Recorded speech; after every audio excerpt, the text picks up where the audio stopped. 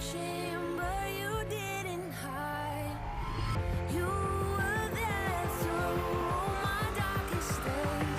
You know me in my eyes, and I feel like I could spread my wings and fly. I burn the sky.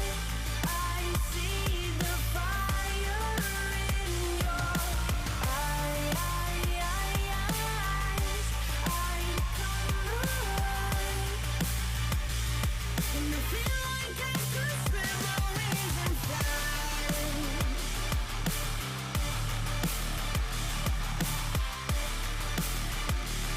And I feel like I could spread my wings and fly. See the fire, see the fire. And I feel like I could spread my wings and fly.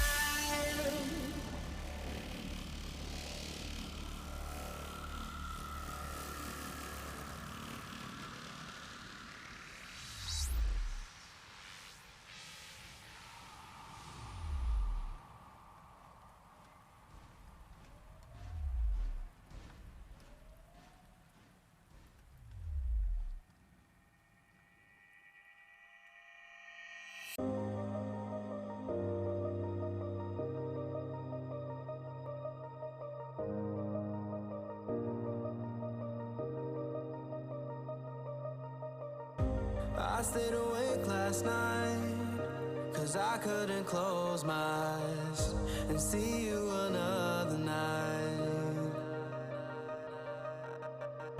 I drove myself crazy thinking you'd take my wildest dreams and tear them all to the ground. So I tried to create a decoy world for you to destroy in my mind.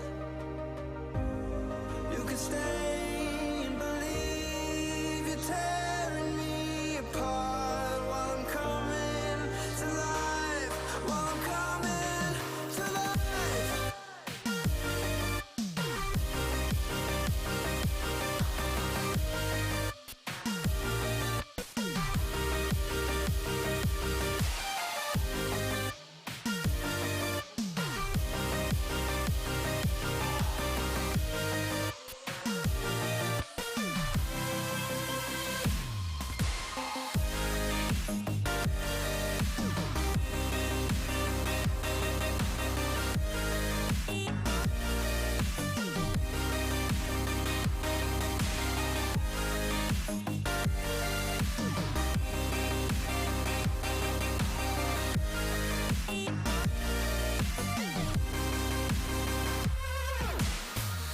I couldn't keep the secret.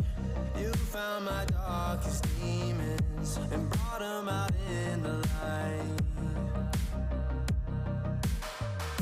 So I ran to all the preachers, despite having every reason to shut down and mobilize. So I prayed to the gods for one last saving grace against all odds. And I built an escape using all my energy just to come back to life, back to life.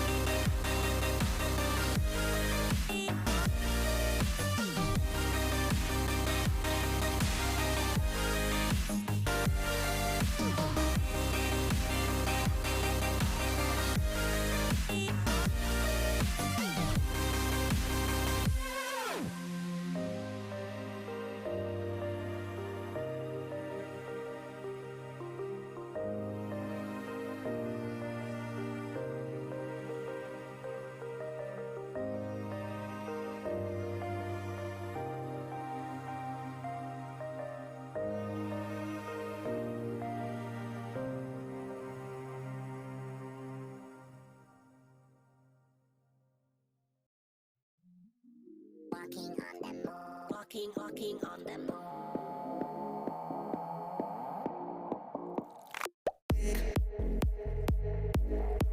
One moment to escape.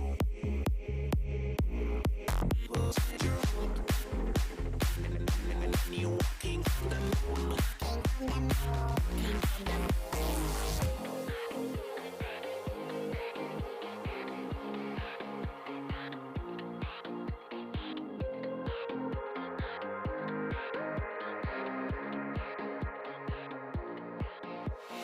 This is how I feel when you take me to some places that I've never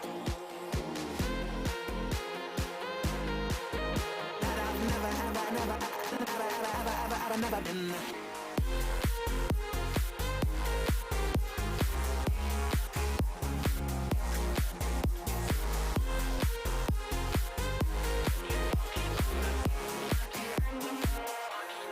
Dance again.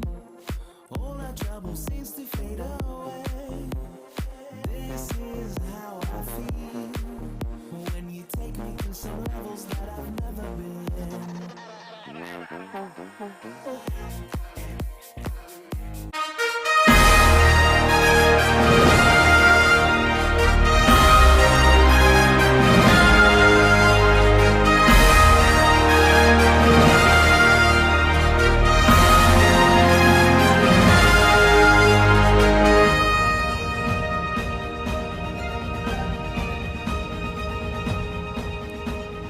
Hello and welcome into the Boise State Game Pants Esports Arena. Tonight we have another part of the Gridiron Rivalry Series, and this one would have been predating probably the most anticipated football game today. It is Boise State versus Florida State. The Broncos and Seminoles were all set to have a rematch on the blue tomorrow. That's not going to happen, but Florida State was still very excited to at least maybe even the score from last year on the virtual field. So we're going to have a crazy showdown tonight. We're kicking it off, as you can see there, with the Rocket League team, their first appearance on the stream this year, and we're going to have a ton of action. We're going to have Rocket League, Overwatch, League of Legends, and Valorant. So 4 back-to-back games, a jam-packed evening. It's going to be totally insane as the Broncos and Seminoles at least get to match up on the virtual field here tonight, because there is not going to be any football game tomorrow on the blue. And as we said, it's starting off with Rocket League. I am Michael Fish Fisher calling all of the action here tonight, be joined along the way by several spectacular co-commentators as we get into the different games. But for Rocket League, we'll be running it solo. And for Boise State, it's going to be interesting to see how this Rocket League team does their first appearance on the stream. I think they are the final team of the Boise State esports teams to not make an appearance on the stream. Of course, we had Overwatch last week. We had a dabbling of Valorant, at least a Valorant tournament earlier in the year. And then we've had League of Legends almost every day of every week since the semester began. So it's going to be a jam-packed night. There's going to be a ton of excitement, hopefully a ton of Bronco victories, but we are going to find out all of that very, very shortly here, as it is Boise State versus Florida State, week 3 of the Gridiron Rivalry Series. And right now, Boise State is undefeated. They took down Georgia Southern in League of Legends to start everything off, and then they beat Air Force in Overwatch and League of Legends last week. So the Broncos 2-0 overall, 3-0 in all the games. So we'll see if the Seminoles have any answer tonight for the Broncos, at least in any of the games as we see here. Kicking it off with Rocket League, Ace Pocket, Baynock, and Cosmo Buster, names you know very, very well, versus Ghost, Fish Her, which I don't know how I feel about that. My name's on the other side. I'll have to see if that might change my rooting interest, and Avalanche on the side of Florida State. So definitely players for Boise State you know very well, a team that is very, very capable of putting up some very lopsided numbers. And for Florida State, we'll see if the Seminoles are able to keep up with them and maybe even match them. So it's going to be a ton of fun. We're going to kick things off with the Rocket League here very, very shortly, and I'm excited to see how this Rocket League team does. All familiar faces. I think the only team that we've seen so far make a debut with names that we truly know from last year. As you get a look at the broadcast schedule, of course, coming up, you see versus Florida State and Gridiron Rivalries. That one's going on right now. We've got HUE Fest coming up this weekend, followed by the Bombbots Battle Tournament, some NBA 2K, and then we get into the Classic Nates with Overwatch, Rocket League, Valorant, and some more Overwatch to wrap up the month of September and head into October. But I'm excited to see how the Rocket League team does. You can see there on the 29th, they've got a Collegiate Rocket League NACE event, so always always a good chance to get some practice in, and with no new faces, this team should be ready to go and perhaps make a statement early to the Seminoles on what is going to happen here for the rest of the night. As we get into Doc's keys to the game for Rocket League, clean rotations with some metered aggression, communicate your position the follow-up, and side control is always key. It's brought to you by Account, whose Identity Trust Global Network delivers real-time fraud prevention, account protection, and enables a personalized customer experience for more than 9,000 leading brands and payment providers. If you want any more information, go check them out at count.com with a K, Count.com. So we'll see if Boise State can follow those keys to the game here as we hop right in. Already starting off here, Cosmo Buster going to put it down into the corner. Fish going to try and clear that one away. Nice little carry. Good job by Ace Pocket defending that goal. Bay not going to wait back as it's nicely put into the center there. Open shot on goal. Nobody able to get there for Boise State as Fisher now driving it down. Going to take a nice shot on goal. Cosmo Buster has to play it off the post. Very well done there. Ace Pocket can't quite get the follow-up. Ghost shot on goal. Going to be turned away as Baynock pushes it down towards the side. Baynock now going to put a shot on goal. Icarus going to be able to clear that one away. Cosmo Buster not quite able to elevate over Fisher for the ball. Ace Pocket going to miss in the corner.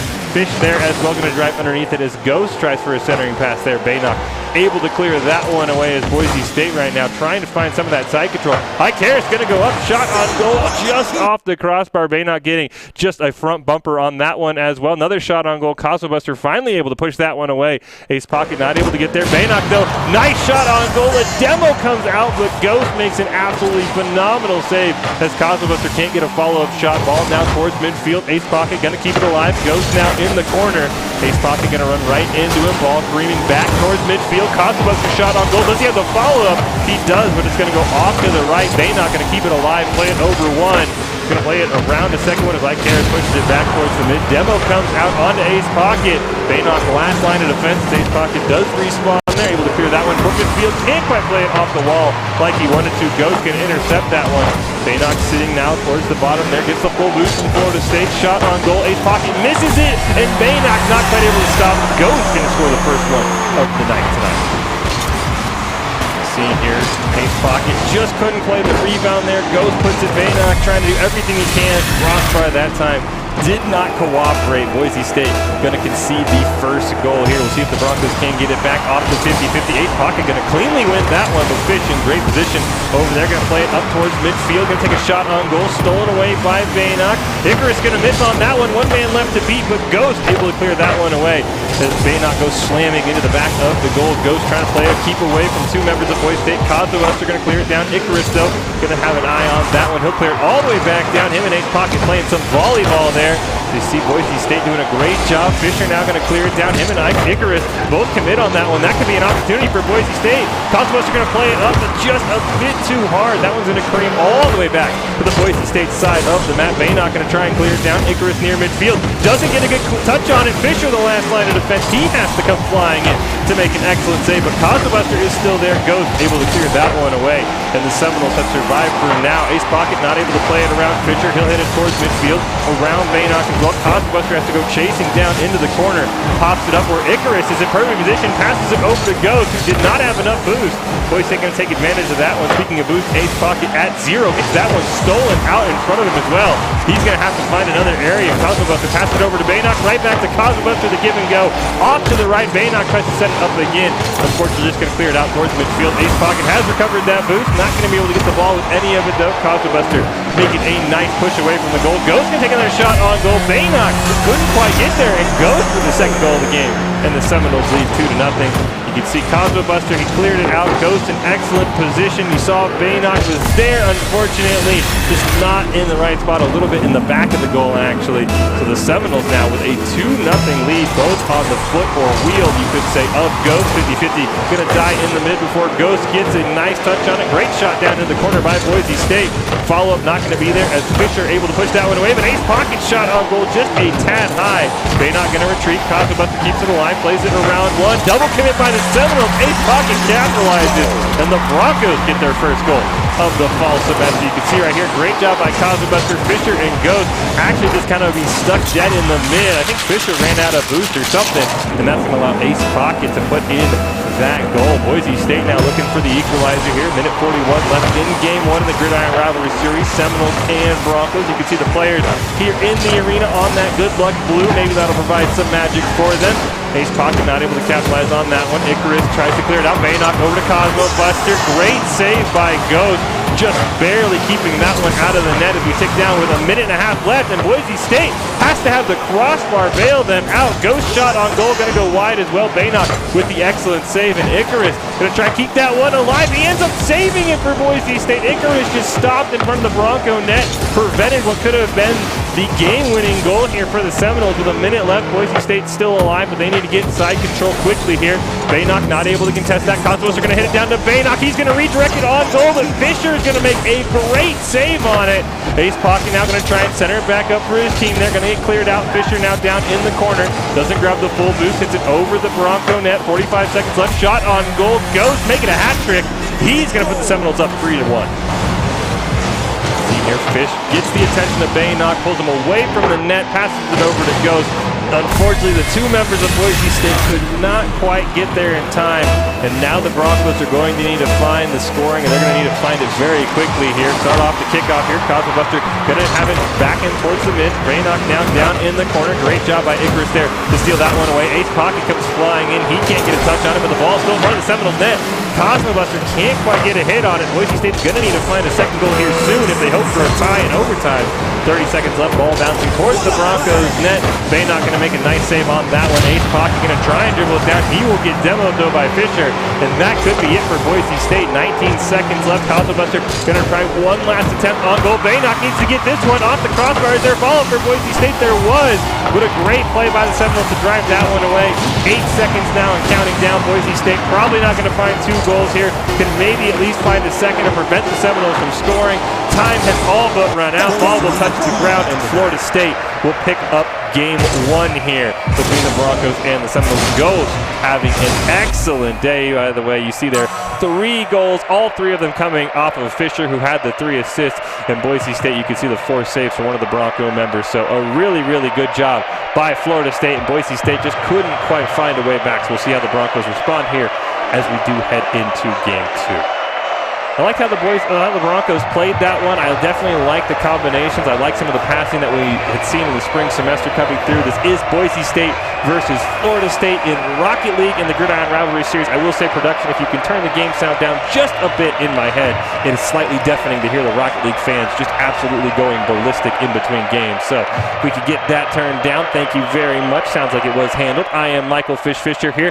Going to have some excellent stuff between the Broncos and Seminoles here tonight, if that was any indication. Because it's not just Rocket League, it's Overwatch, it's League of Legends, and it's Valor between these teams. I know the Seminoles were very, very pumped up to take on the Broncos here. Of course, the Seminoles football team could not travel to Boise for what would have been an excellent game tomorrow, but the esports team for the Seminoles definitely said, hey, we want to take care of business here. We want to show you guys we want revenge for what went down in Tallahassee last year. So right now they're off to a good start as we do get ready for game 2 here. Boise State, you can see, trying to shake off the cobwebs. First time the Rocket League team has been on the stream. Right off the kickoff there, looks like Fisher once again going to get control. He'll play it up over Ace Pocket, down into the corner. Baynock not quite able to get there. Ghost, the man to stop for Boise State. He's going to pass it over to Icarus, and that is a quick goal for the Seminoles. Icarus scores it 9 seconds into the match. Everyone on Florida State gets a touch onto that ball. Nice pass. Ghost nearly ran him off, but wide open net. It's hard to miss on those. So Boise State going to have to already find themselves down 1-0 here. Going to have to complete another comeback here to win game 2. Ace Pocket does a great job off the kickoff. They're going to win it all the way down into the corner of the Seminoles. Tries to play it towards the goal, but Fisher's going to interrupt that one. Great job, though, by Baynock. He comes storming in, plays it around a couple. Unfortunately, nothing quite in front of the net. Ace Pocket tries to take a shot on goal. That one's going to be turned away there by Ghost. Cosmos wants to follow it up. It's going to go right in front of the net. Ghost going to make a huge save, passes it over to Icarus, who gets a huge clear down into the corner. Ghost not able to follow that one up. Baynock going to try and center it over to Cosmo Buster. Nice intercept there by Fisher. Icarus now going to play it off the wall. He wants something on the goal. Tries to make it happen. It's right in front of the Bronco net, and Ghost, he's going to stay in his game 1 form. He's going to score his first goal of the game 2. And Florida State now with a 2-0 lead. And just an excellent play there. Ghost just around Baynock. You can't fault Baynock for the position he was in. Ghost just made an excellent shot on goal in the small amount of room Baynock left for him, and the Seminoles now up 2-0. right off the kickoff. Icarus going to take that one all the way down to the Bronco net. Baynock forced to come off his boost. He will get the full corner one to try and make that save. Icarus and Fisher now in the corner. They're going to pop it up towards the Broncos, and Cosmobuster will clear it down there. Ghost now waiting in the corner. He's going to corral it, dribble it in front of his net. No contest from Boise State. Going to Kareem off a Bronco all the way in front of their own net, and now bounce towards midfield. Cosmobuster, of course, make an excellent save to prevent this from going to a 3-0 game. Less than a minute in. Now Baynock dribbling it down. Fisher corrals it in the corner. Baynock gets the full boost, but can't get much more. Fisher one man to beat. Good job by Cosmos pushing him off the ball. Ace Pocket should be able to corral this one, at least towards midfield. Ghost going to intercept that one, but a great hit. Unfortunately, Ace Pocket and a member of the Seminoles both going to miss on that one. Fisher now dribbling it around a pair of Broncos. Ace Pocket trying to recover. Fisher going to clear this one. Baynock waiting in the wings. He's going to put a nice shot on goal. Huge save, though, by Ghost to misdirect that one. Game won't credit him, but that would have gone in if Ghost had not misdirected. Ace Pocket going to try and dribble it home. Cosmobuster's going to pop it up. Ghost and Fisher both there. They'll clear that one away. And the Broncos have stopped the bleeding, but they need to find a goal of their own. Baynock going to try and dribble this around. Fisher, who is there and stoutly stopping any attempt for Boise State to clear this one. Nice pack from Icarus over to Ghost. He'll get his second of the match, and Florida State with a 3-0 lead. Icarus over to Ghost, and that is now 5 goals in 2 games for Ghost. He has been unstoppable and a thorn in the Broncos side so far. As they head to the kickoff, Boise State going to try and need to take this goal differential back, but they can only do it 1 goal at a time. Right off the kickoff, Ghost going to win that one. Cosmobuster, great position now. He might have a nice shot on goal. He's just going to try and dribble it down. Fisher going to interrupt that one. Nice shot there by Ace Pocket. Ghost waiting in the goal, able to easily corral that one. Ball towards midfield. Ghost now down into the corner. Baynock had just gotten that bottom right full boost. Ghost tried to dribble it in. Cosmobuster going to have to push him off. Ace Pocket beats Icarus to that one as he comes racing down, waiting for Fisher to make a play on it. Ace Pocket going to try and play it around, and Fisher still able to corral, but Baynock able to disrupt that one. Baynock going to put something in the center. Ghost able to clear it. Ace Pocket reads it perfectly, though, puts it right back. Cosmobuster just fluttering over the ball, but Ace Pocket puts a nice shot on goal. Fisher required to make a huge save as Baynock trying to keep it alive. Ace Pocket can't quite get that one. Ghost steals it away. Good job by Cosmobuster preventing any clear from the Seminoles. Ghost now has possession. Ace Pocket going to push it back to Baynock. He'll play it up over 1. 2 man to beat, and Icarus going to clear that one down. Cosmobuster going to be the last line of defense. Ball still bouncing toward the Bronco net. Baynock has to come racing back as Fisher now going to put a shot on goal. He'll get his first of the series, and Florida State with a 4-0 lead. You can just see a huge clear came off from the Seminoles. Fisher puts himself in great position. Baynock just not quite able to get there, and the Seminoles now with a 4-0 lead. Boise State now definitely has to find a way to get back in this game in a hurry. 3 minutes gone by. 0 goals for the Broncos as Cosmobuster right off the kickoff tries to dribble it home. Ghost going to be in perfect position. Cosmobuster puts it back for Baynock, but what a save by Icarus. The Seminoles always feel like they have a man in the goal when they need it, and they should be able to clear this one away as we dip down under 2 minutes. Boise State trying to put some pressure on. Ghost going to clear that one over into the corner. Icarus waiting there. Doesn't quite play it off the wall maybe the way he wants to, but a nice pass over to Ghost, and that's going to flutter in. That should be another hat trick for Ghost. It is in Boise State right now, struggling a little bit on the defensive side as it is 5-0 Seminoles, and Boise State trying to find a way back into this game too. We see Ghost now. He has 6 goals on the series. Definitely something Boise State needs to keep an eye on. Maybe get a demo when he has the ball. But some of the passes from his teammates from Fisher and Icarus have been just incredibly crisp, almost impossible to stop. As we see a huge clear down into the corner. Baynock and Ghost neck in neck. Good job by Fisher there to put it down onto the side of Boise State. Ace Pocket now trying to get the clear. Icarus going to put a centering shot on Ghost. Shot for maybe the first time tonight goes wide to put another one on. That one's going to fly right over the crossbar and the Bronco net. Cosmobuster going to put it in front of his own net, and Fisher's going to capitalize another goal for the Seminoles, and it is 6-0. As you see there, Cosmobuster just trying to clear it away, but Fisher in perfect position. He's going to put it home, and my namesake unfortunately has to score against Boise State. At least I'm going to assume that's where he got his name, because I don't know of any other famous Fishers besides myself. So I'll give him credit for that. At least he picked a right person to copy here. Is now Boise State just trying to find a goal in game 2. Baynock going to try and clear that one away. Ghost waiting in the wings. Baynock going to put that in, but Ghost with another incredible save. Cosmobuster going to try and redirect it. Ace Pocket over in the corner. He'll play it around Ghost. Ball towards the center as Fisher now puts it all the way down on the back of the net. Ghost going to try and put another shot on goal. Baynock, though, able to stop that one. 49 seconds and counting down. Boise State trying to get at least 1 goal here. Cosmobuster out of boost, but still making some incredible plays without any. Baynock now going to have to retreat. Cosmobuster One man to beat, but Icarus going to be able to capitalize on the lack of boost. Now Baynock going to try and dribble that one home. Ghost able to stop it. Ace pocket shot going to be tied up there in midfield. Cosmo Buster now he has some boost finally. Unfortunately, Icarus going to steal that one away. Right over to Ghost. Crossbar going to make an excellent save for the Broncos and keep us at just a 6-0 game here. Good job by Ace Pocket to pull that one away from their own net. Boise State trying to hang on in the final 15 seconds. Maybe get a turnaround goal here to at least give them a feel-good moment for game 2. 9 seconds left. The Seminoles not letting up. Icarus' shot going to go off the crossbar, but here could be the Bronco opportunity. Fisher going to stop that one right at midfield. Cosmo Buster going to make a nice save on goal, and Florida State going to win game 2 6-0 as the Broncos and Seminoles kick off the Gridiron Rivalry Series. Boise State and Florida State in Rocket League. The Seminoles have won game 1 and game 2 thanks in large part to Ghost. He has a pair of hat tricks, one in each game. And Boise State now going to have to find their footing here in game 3 so they can engineer a reverse sweep. I am Michael Fish Fisher. Don't go anywhere if you're maybe put off by the early performance from Boise State. We still have potentially 3 more games left in Rocket League if Boise State can get it done, and we know we've seen them do that in the past. And then we have Overwatch, League of Legends, and Valorant still all coming up between the Broncos and Seminoles, so still plenty of time for Boise State to pull away from the Seminoles and put a mark on this Gridiron Rivalry Series. The 3rd one of the season. Boise State taking on Florida State. The Broncos undefeated in the first 2, taking just League of Legends against Georgia Southern, League of Legends and Overwatch against Air Force, and now we have the full array of video games on tonight. 4 games on the menu. And right now, Boise State not off to a great start in Rocket League, but we can see the players there.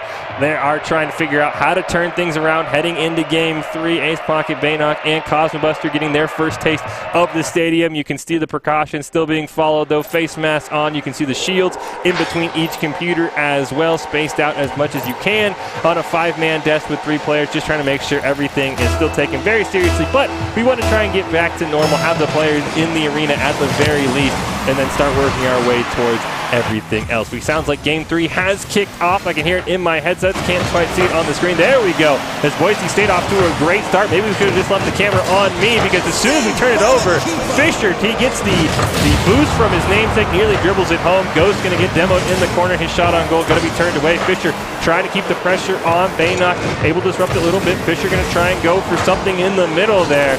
We see a great clear away by Ace Pocket. Ghost, he's been incredible on both ends for Florida State. Is now Baynock going to put in a shot on goal. Icarus going to clear that one down. Nice steal away by Cosmobuster. That shot fluttering towards the net. Unfortunately, Fisher able to turn that one away, beating Baynock to the ball. Now we see Ace Pocket going to clear it down. Cosmobuster puts something in the center of the map. Him and Fisher going to try and deaden that ball out. Baynock, unfortunately, comes racing in. Fisher just going to juke him on that one. Ghost going to put a shot on goal, but a huge save by Boise State. 2 members coming in quite clutch. Icarus now going to come flying in. He's going to try and put a shot on goal, but it's going to take a bad bounce. That's going to open up Ace Pocket. Unfortunately, hits off the crossbar. Can Baynock get the follow-up? No, he cannot. Icarus going to clear it down.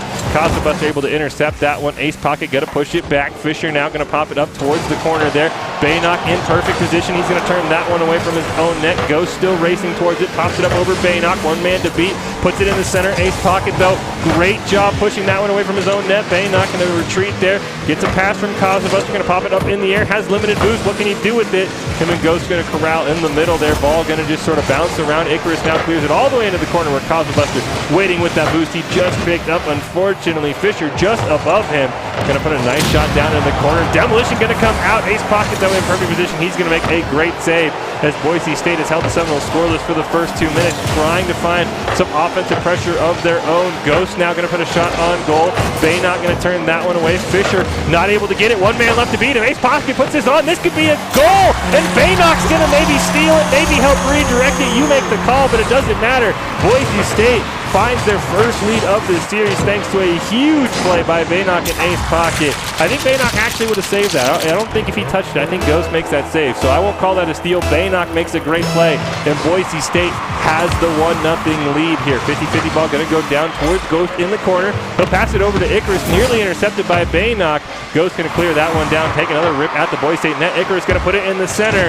Fisher, I thought, was going to be a little bit closer to the ball. I think he wasn't in time. That's going to be a nice clear away by Baynock right past his own net. Icarus going to take a shot on goal. Ghost redirecting it. That's going to ricochet back towards the mid, and Fisher takes a great shot. I think it bounced off the roof of Cosmobuster's car, and that's going to even things up here at 1 aside. As we can see Fisher coming in. That time he was ready for the rebound just off the tip of Cosmobuster's car, and the Seminoles have even things up here in Game 3.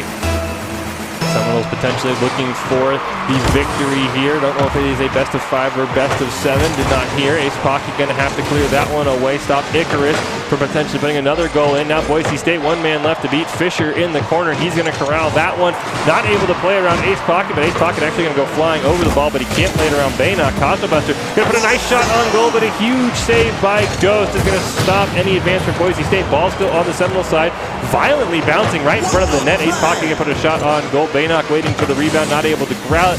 Cosmobuster going to put it down into the corner there. Icarus going to clear it. Ghost can't capitalize on it though, and that should allow Baynock to put it right back towards midfield where the ball will be intercepted by Fisher. Cosmobuster had retreated for the full boost, so he'll dribble it down. Icarus going to make a nice steal on that one. Ace Pocket going to have to go up for it. Demolition going to come out onto Baynock, and that's all the room Ghost needed. He's going to find his 7th goal of the series, and not a more clutch one, as that gives the Seminoles a 2-1 lead. A huge demolition by Icarus allowed Boise State unfortunately to be one man down, and that was all Florida State needed. So now the Seminoles seeing if they can extend on this lead, or can Boise State will their way back and at least find the equalizer. Right off the kickoff, Ace Pocket forced to make a huge save. Icarus nearly drove that one home. Ghost going to keep the pressure up. Ace Pocket clears it around Fisher. Ball going to bounce off his hood. Baynock comes charging in. They kind of dead now, but Baynock takes full advantage. Ghost, the one man left to beat. He'll clear it down. Icarus near midfield. He'll put it down into the corner. Ace Pocket going to play it around a pair though. Boise State might have an advantage here. Cosmobuster coming down. Demolition is going to go out onto Ace Pocket. Cosmobuster cannot corral it. Going to try and put something towards the middle, but Icarus is there to stop the shot from Baynock. Ace Pocket has respawned. Can't quite corral that one. Ghost going to get the clear down. Baynock though in perfect position. He has a couple of members to beat. Plays it around Icarus down into the corner. Going to pop it up in the air. Plays it around Fisher. This is a nice shot for Ace Pocket, but Ghost going to make a huge save on the ball to keep us in a 2-1 game with the Seminoles leading just over a minute left. As Boise State looks for the first win in this series. Baynock shot going to corral wide of the net. Ace Pocket and Icarus fighting for it. Icarus going to win that one. Clears it up towards midfield. Cosmobuster sets it up. Ghost and Baynock going to go that one onto the side of Ghost as he'll just get the ball just high enough. And now Boise State forced to retreat. Icarus going to come in for the shot on goal, and it's going to go in. Florida State capitalizing on a huge clear.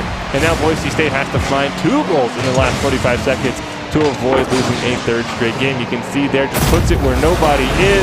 No one for Boise State. They had one high, they had one low. They did not have one in the right corner pocket. So for Boise State now, they've got to find a goal here and quickly. And right off the kickoff, Cosmobuster might drive it home. He's going to bounce it back for Ace Pocket. It's not going to matter on the redirect, and Ace Pocket is going to get the goal Boise State needed. That's going to get him back in this game. You can see Cosmobuster puts it up. A charging Icarus tried to make the save as the fish go flying, and Boise State has a way back into this game. 40 seconds left now. We'll see if the Broncos can do it again. They need at least one more goal to equalize everything. Ball going to go back into the corner. Cosmobuster going to pop it right back down to the Seminole side. Great intercept there by Ace Pocket. Baynock now going to put it up in the air. You see all the Seminoles converging on that ball. Ace Pocket still hanging back. Cosmobuster now in the corner. 30 seconds left for Boise State to find the equalizer here. Ghost now in the corner. He's not going to be able to corral it, but a nice follow-up by Fisher. That ball's going to cream off the crossbar, go towards midfield. Nice intercept there by Icarus. That ball, unfortunately, Fisher and I think Cosmobuster going to combine for a very awkward hop, and that unfortunately might do it here for Boise State. As you can see, Fisher hit it down. Actually, Cosmobuster just didn't get it. It was a great angle by Fisher, and that's going to make it 4-2 Seminoles. Now, Boise State, they did score that second goal in 5 seconds, so they can get a quick kickoff goal here. That may be able to allow them one last-ditch effort. Cosmobuster, 8 seconds, 7 now counting down. Baynock going to put a shot on goal. Fisher going to clear that one away, and that should seal it for the Seminoles. Ace Pocket and Cosmobuster come crashing down. Ball's still alive until it touches the ground, but unfortunately there's no 2-point shot in Rocket League. It'll touch the ground, and the Seminoles will claim Game 3 here between the Broncos and Florida State. But that was a very, very tight game, especially coming off what we saw in Game 2. Boise State getting the first goal and really keeping it even almost the whole way, but a great last-second goal by Fisher, extending the Seminoles lead, preventing any sort of comeback there, and Boise State unfortunately not able to capitalize on it. A little bit more about the Florida State esports program. Esports at Florida State provides a foundation for our school's many competitive gaming teams. We have teams in current gaming titles and are looking to expand if there's sufficient collegiate player base. I mean, you can obviously see that they are more than willing to fund as many teams as possible, or at least field, I should say, as many teams as possible, as we have a League of Legends, Overwatch, Rocket League, and Valorant team here for the Seminoles tonight, taking on the Broncos, the most of any team we've so far played in the Gridiron Rivals series. So you know that they're willing to be competitive. You know Florida State in the traditional sports is a very storied school, and I'm sure they're trying to parlay that over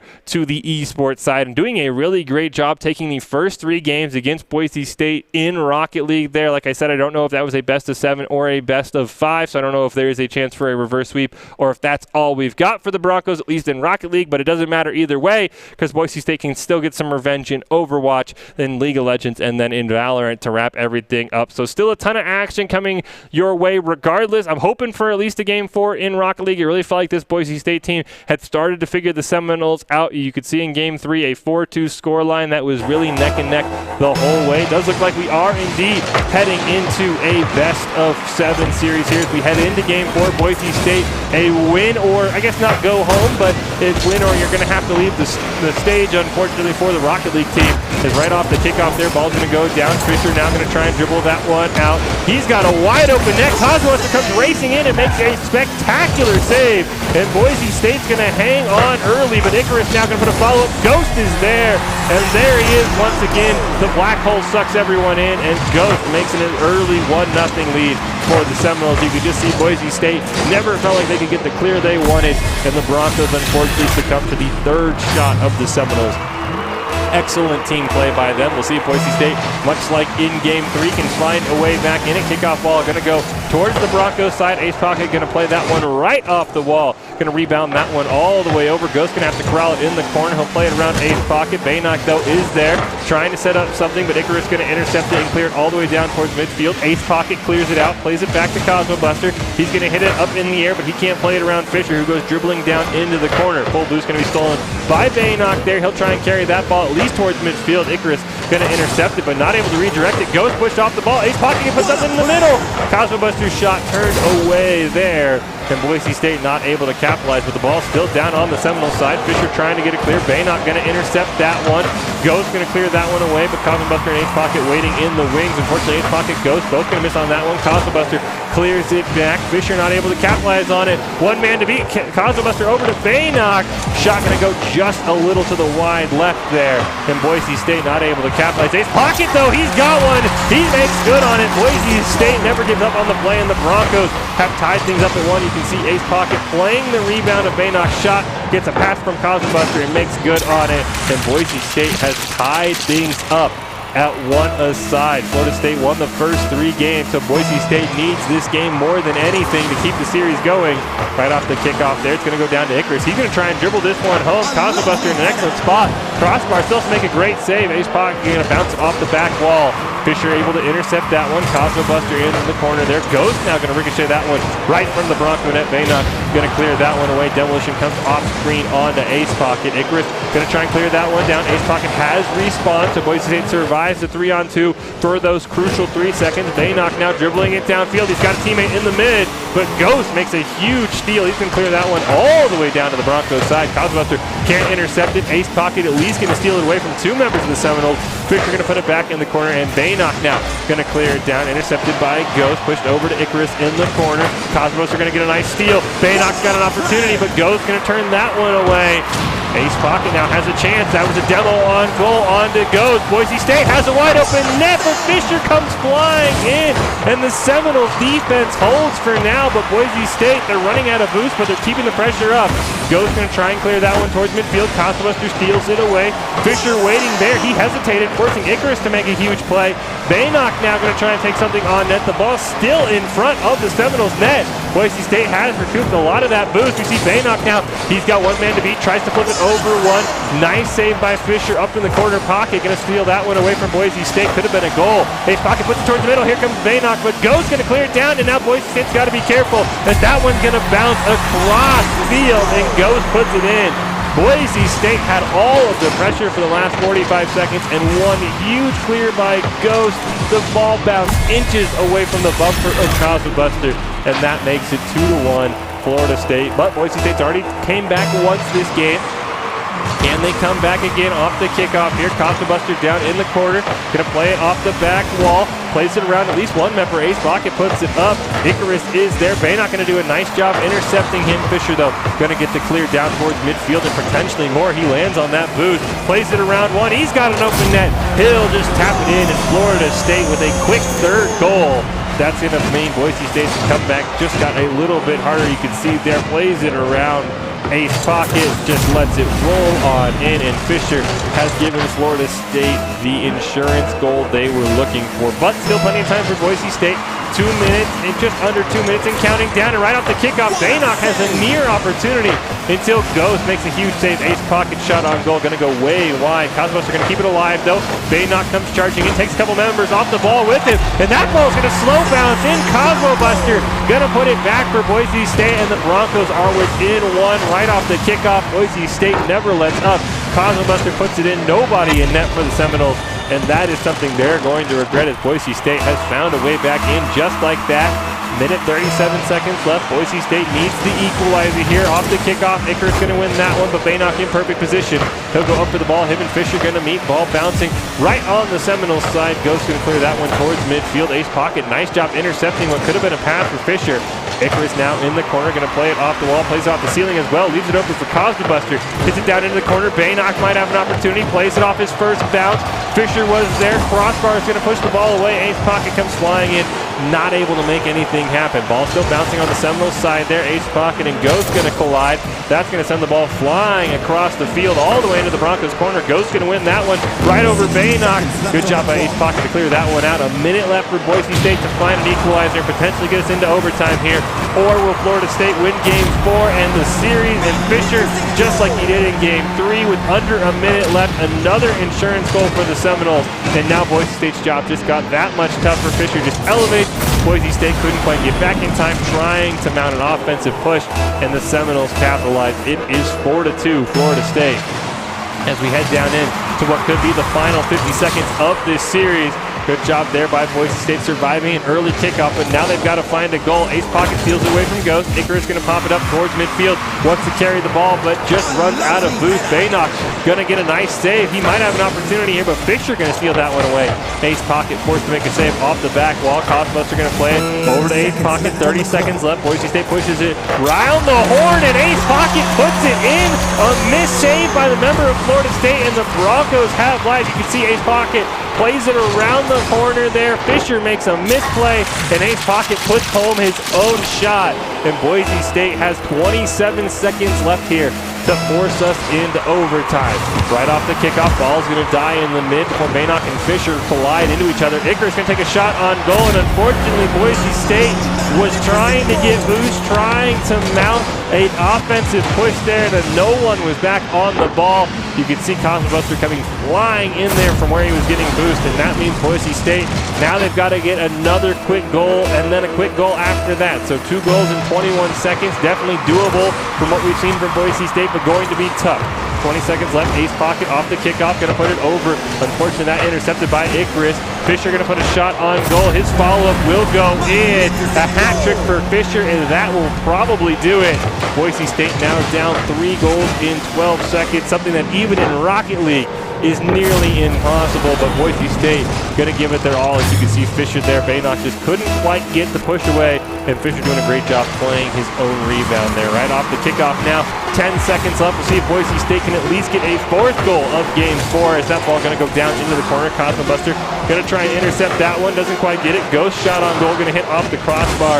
0 seconds left. Looks like Florida State's trying to find another one here. That ball's going to touch the ground, though, and Florida State will be victorious. The Seminoles taking Rocket League 4-0, but not without an effort from Boise State, especially in that game 4, tying the game on multiple occasions, clawing their way back to within 1 goal in the final 30 seconds, but unfortunately just could not get it done. So Florida State will claim the first of the 4 in the Gridiron Rivalry Series tonight. The first of the Gridiron Rivalry Series Boise State has dropped, at least game-wise, but there's still Overwatch, League of Legends, and Valorant for Boise State to be able to come back. So it was a great job by Boise State. They came quite close to being able to at least force us into a Game 5, but unfortunately, they were not able to get it done. But you still like to see what you saw from that team of Ace Pocket, Baynock, and Cosmo Buster. I'm sure great things are in their future. It looked like the schedule said September 29th. There was a NACE event coming up for Boise State, so something to keep an eye on as those players prepare for that. Well, that will be all we have for Rocket League, but like I said, you want to make sure you stay tuned. We have Overwatch, League of Legends, and Valorant all coming up tonight. I think we had either top 5 plays or something coming up from the Rocket League team, and then we'll be heading over into Overwatch, if I am not mistaken.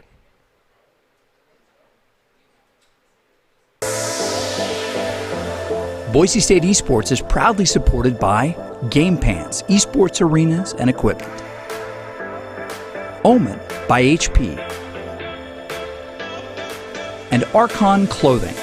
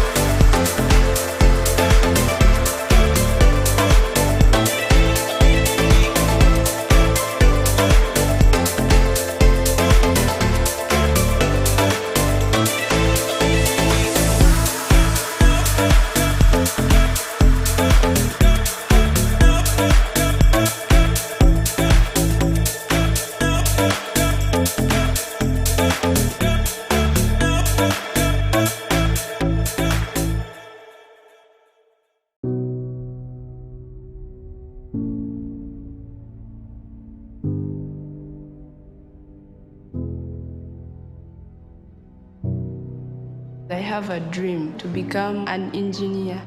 After becoming an engineer, I have to go back to where I came so that I can develop my country.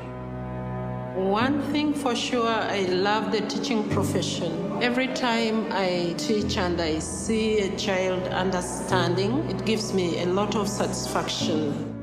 There are 75 million children and young people in the world today in crisis of conflict and natural disaster whose education has been disrupted.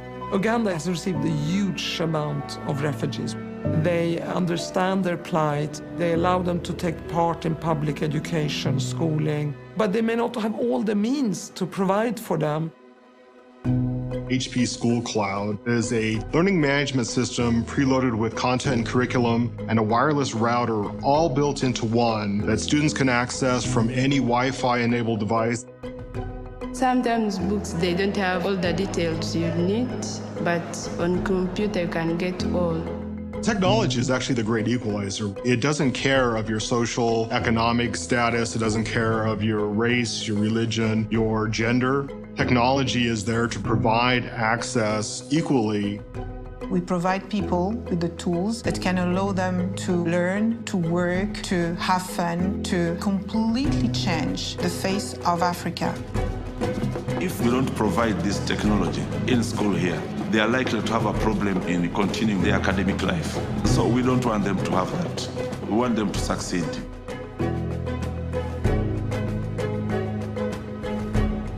Being a refugee doesn't stop you from achieving your dreams. You just need to keep up, then look forward and fight for what is best for you. You may not choose where you're born, but you can choose the type of future you want to have.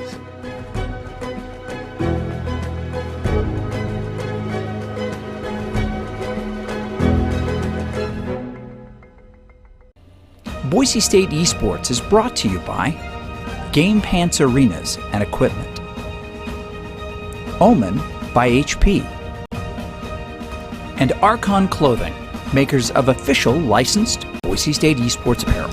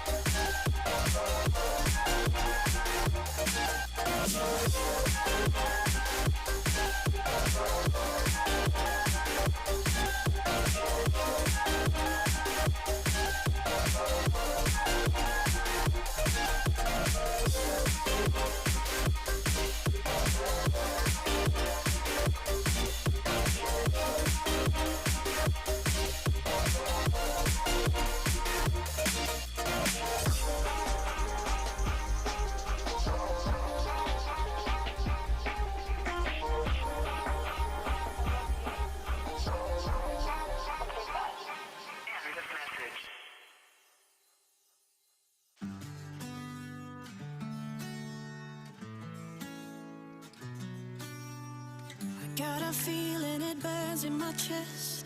It's growing larger with every breath I take. When I fight it, I hide it, it takes me down. Yeah, I know we created a mess. It's growing bigger with every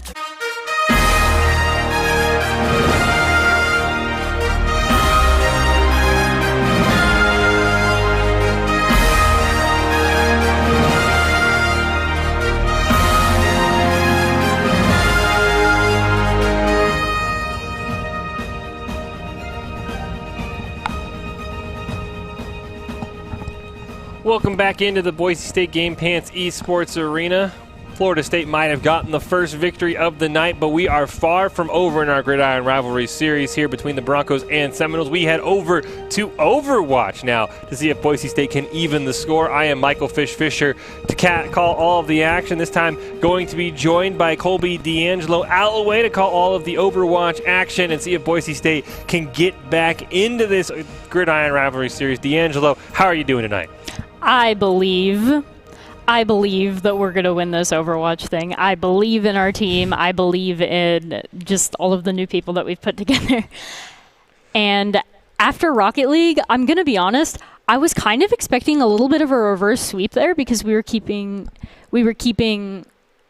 relatively even on the scores with the past two, and so it was really a little bit kind of disappointing that that didn't happen, but there was the potential for it to. They like got my hopes up, and then like, so yeah, I'm ready to like smack some people in Overwatch. That would just make me feel infinitely better.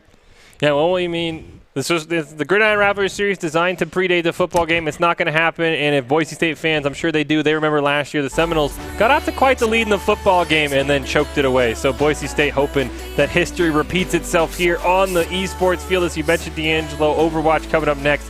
You're expecting a beatdown for Boise State. And as you're hoping. You predicted a beatdown. Let's be honest here. Yeah, because it is Boise State versus Florida State in Overwatch, the second of our 4-parter tonight in the Gridiron Rivalry Series. And D'Angelo, if Boise State Overwatch is to get it done, give me the one player for the Broncos. I know it's a team game, but give me the one player who's got to stand out for you in order for Boise State to pick up the W here in Overwatch. If Guac's not there, it doesn't exist. So he joined us last year, and this has been a joke between like IC and I for a good little bit because he's a really good strategist and he's like just pretty huge brain. And so if he's not there, if he's not calling, it doesn't exist.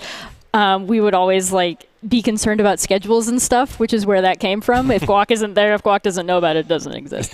So I'm fully expecting him to pull some huge brain stuff. I've also heard a lot of really nice things about Plato, so I'm super excited to see what he does. Although I don't know him personally, I would like to, and I hope that he just absolutely messes some people up on DPS. That would just make me very happy right now. Well, there you go, Boise State fans. Plato and Guac, the names to watch out for here as the Broncos and Seminoles as we get ready to go into Game 1 in Overwatch on Control. So I guess we go with Game 1 keys for you, D'Angelo. How does Boise State start out with an early team fight win? We don't know the map, but how do you start with an early team fight win in Control where it is sort of – Lijiang's going to be the first map, just hearing. So how do you win the first fight on Lijiang? So how do you win the first fight on Lijiang? So there's 3 different maps that have very different win conditions, but in general, the meta right now is it's weird because dive tanks, but as long as you're running mirror comp, so if both teams are running meta, you want to run it kind of like goats, even though you have dive tanks, which I realize is like really, really weird. But what's really important to winning fights in general, in any meta really, is getting the first kill.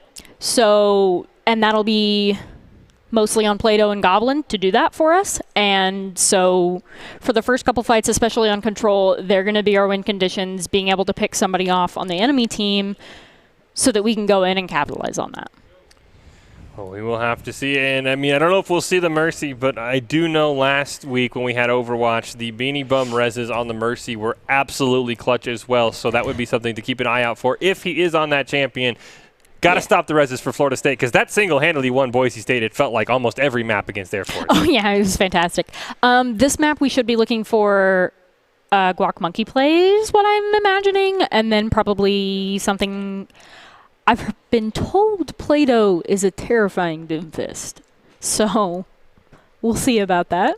We'll see if he pulls that out, if the map lends itself to it. I've also heard that he has a lot of success on hit scan heroes. So we'll be looking for those sort of things.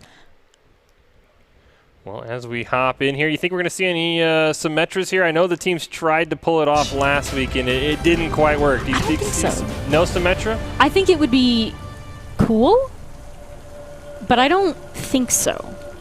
Because she is a little bit of a gamble. Because if you don't win first fight, you have to swap off, and you just can't do anything. So she's a little bit of a gamble, and I feel like in a game like this, you want to play to the most sure win condition you possibly can. And she's not necessarily a sure win condition because you have to win that first fight. Which, I mean, we already want to do anyway. That's true. Yeah, you want to win every fight. I mean, that makes sense. True. You want to win all the fights, but the first fight is definitely the most important. Made even more so with the Symmetra comp. Especially on this map. This map is really good for it because you can just teleport right to the point.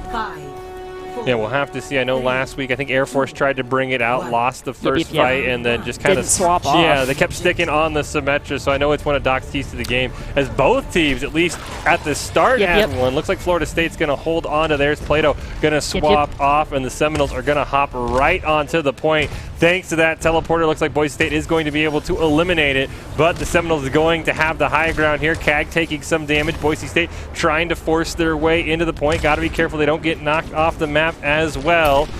See, G-Man gonna drop very low. there it Goblin's is. gonna go There it is. bang, bang in the head. Boise State's gonna get a huge pick to start this off.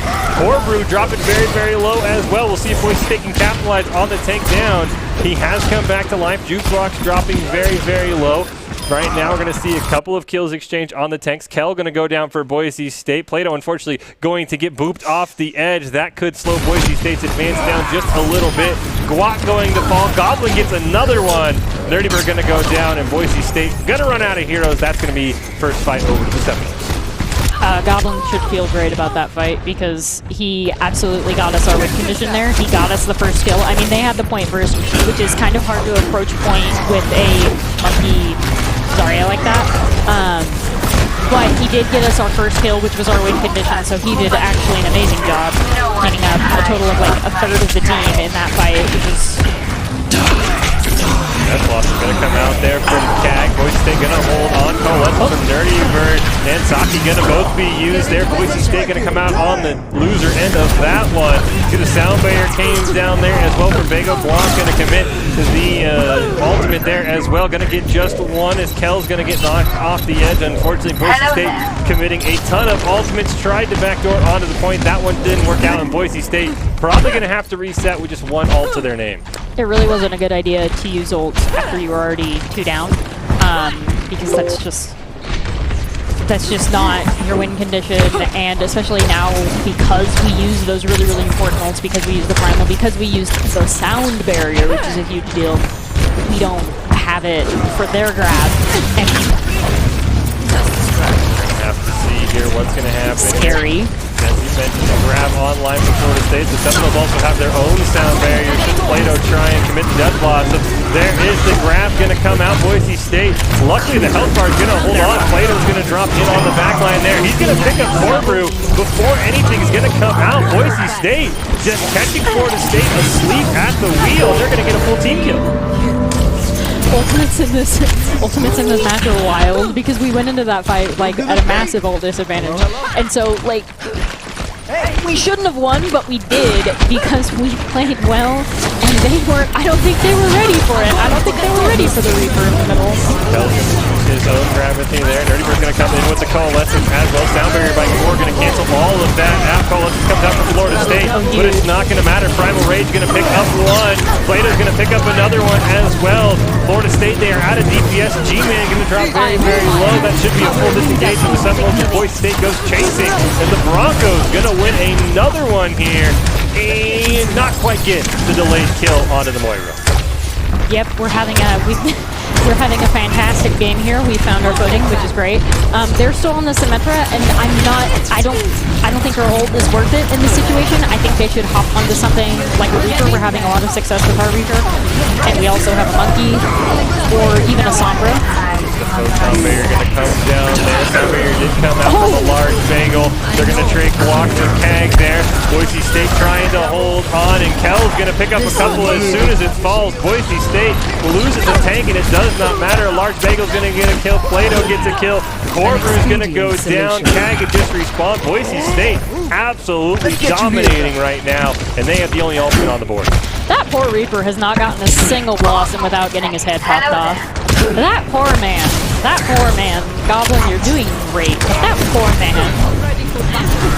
Not up for Kel. See if he wants to commit it here. He's going to use it right there. Shield's going to be used by Jukebox to try and keep the Seminoles alive. It's not going to matter. Corbrue and Jukebox going to go down. G-Man's going to join him in the grave. Kag says that looks fun. I'll come in as well.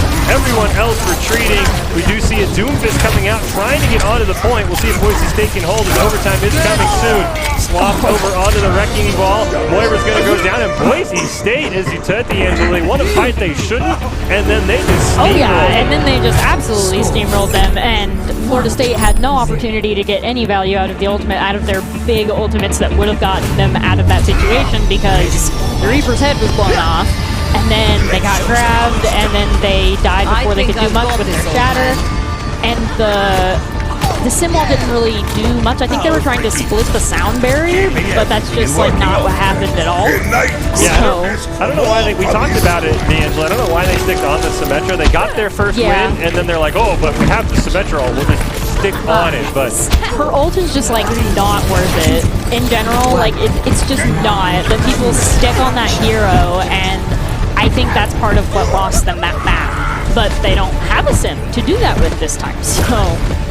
Yeah, a couple of swaps onto some different heroes for both sides there as the fight breaks out. Boise State onto the point.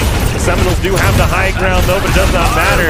Jukebox shield dropping very, very low. Kato dropping low as well, but they are able to get the turret there on the Goblin. He's going to be on the back line. He's just putting some cheeky damage in on Florida State. They have no idea he's there.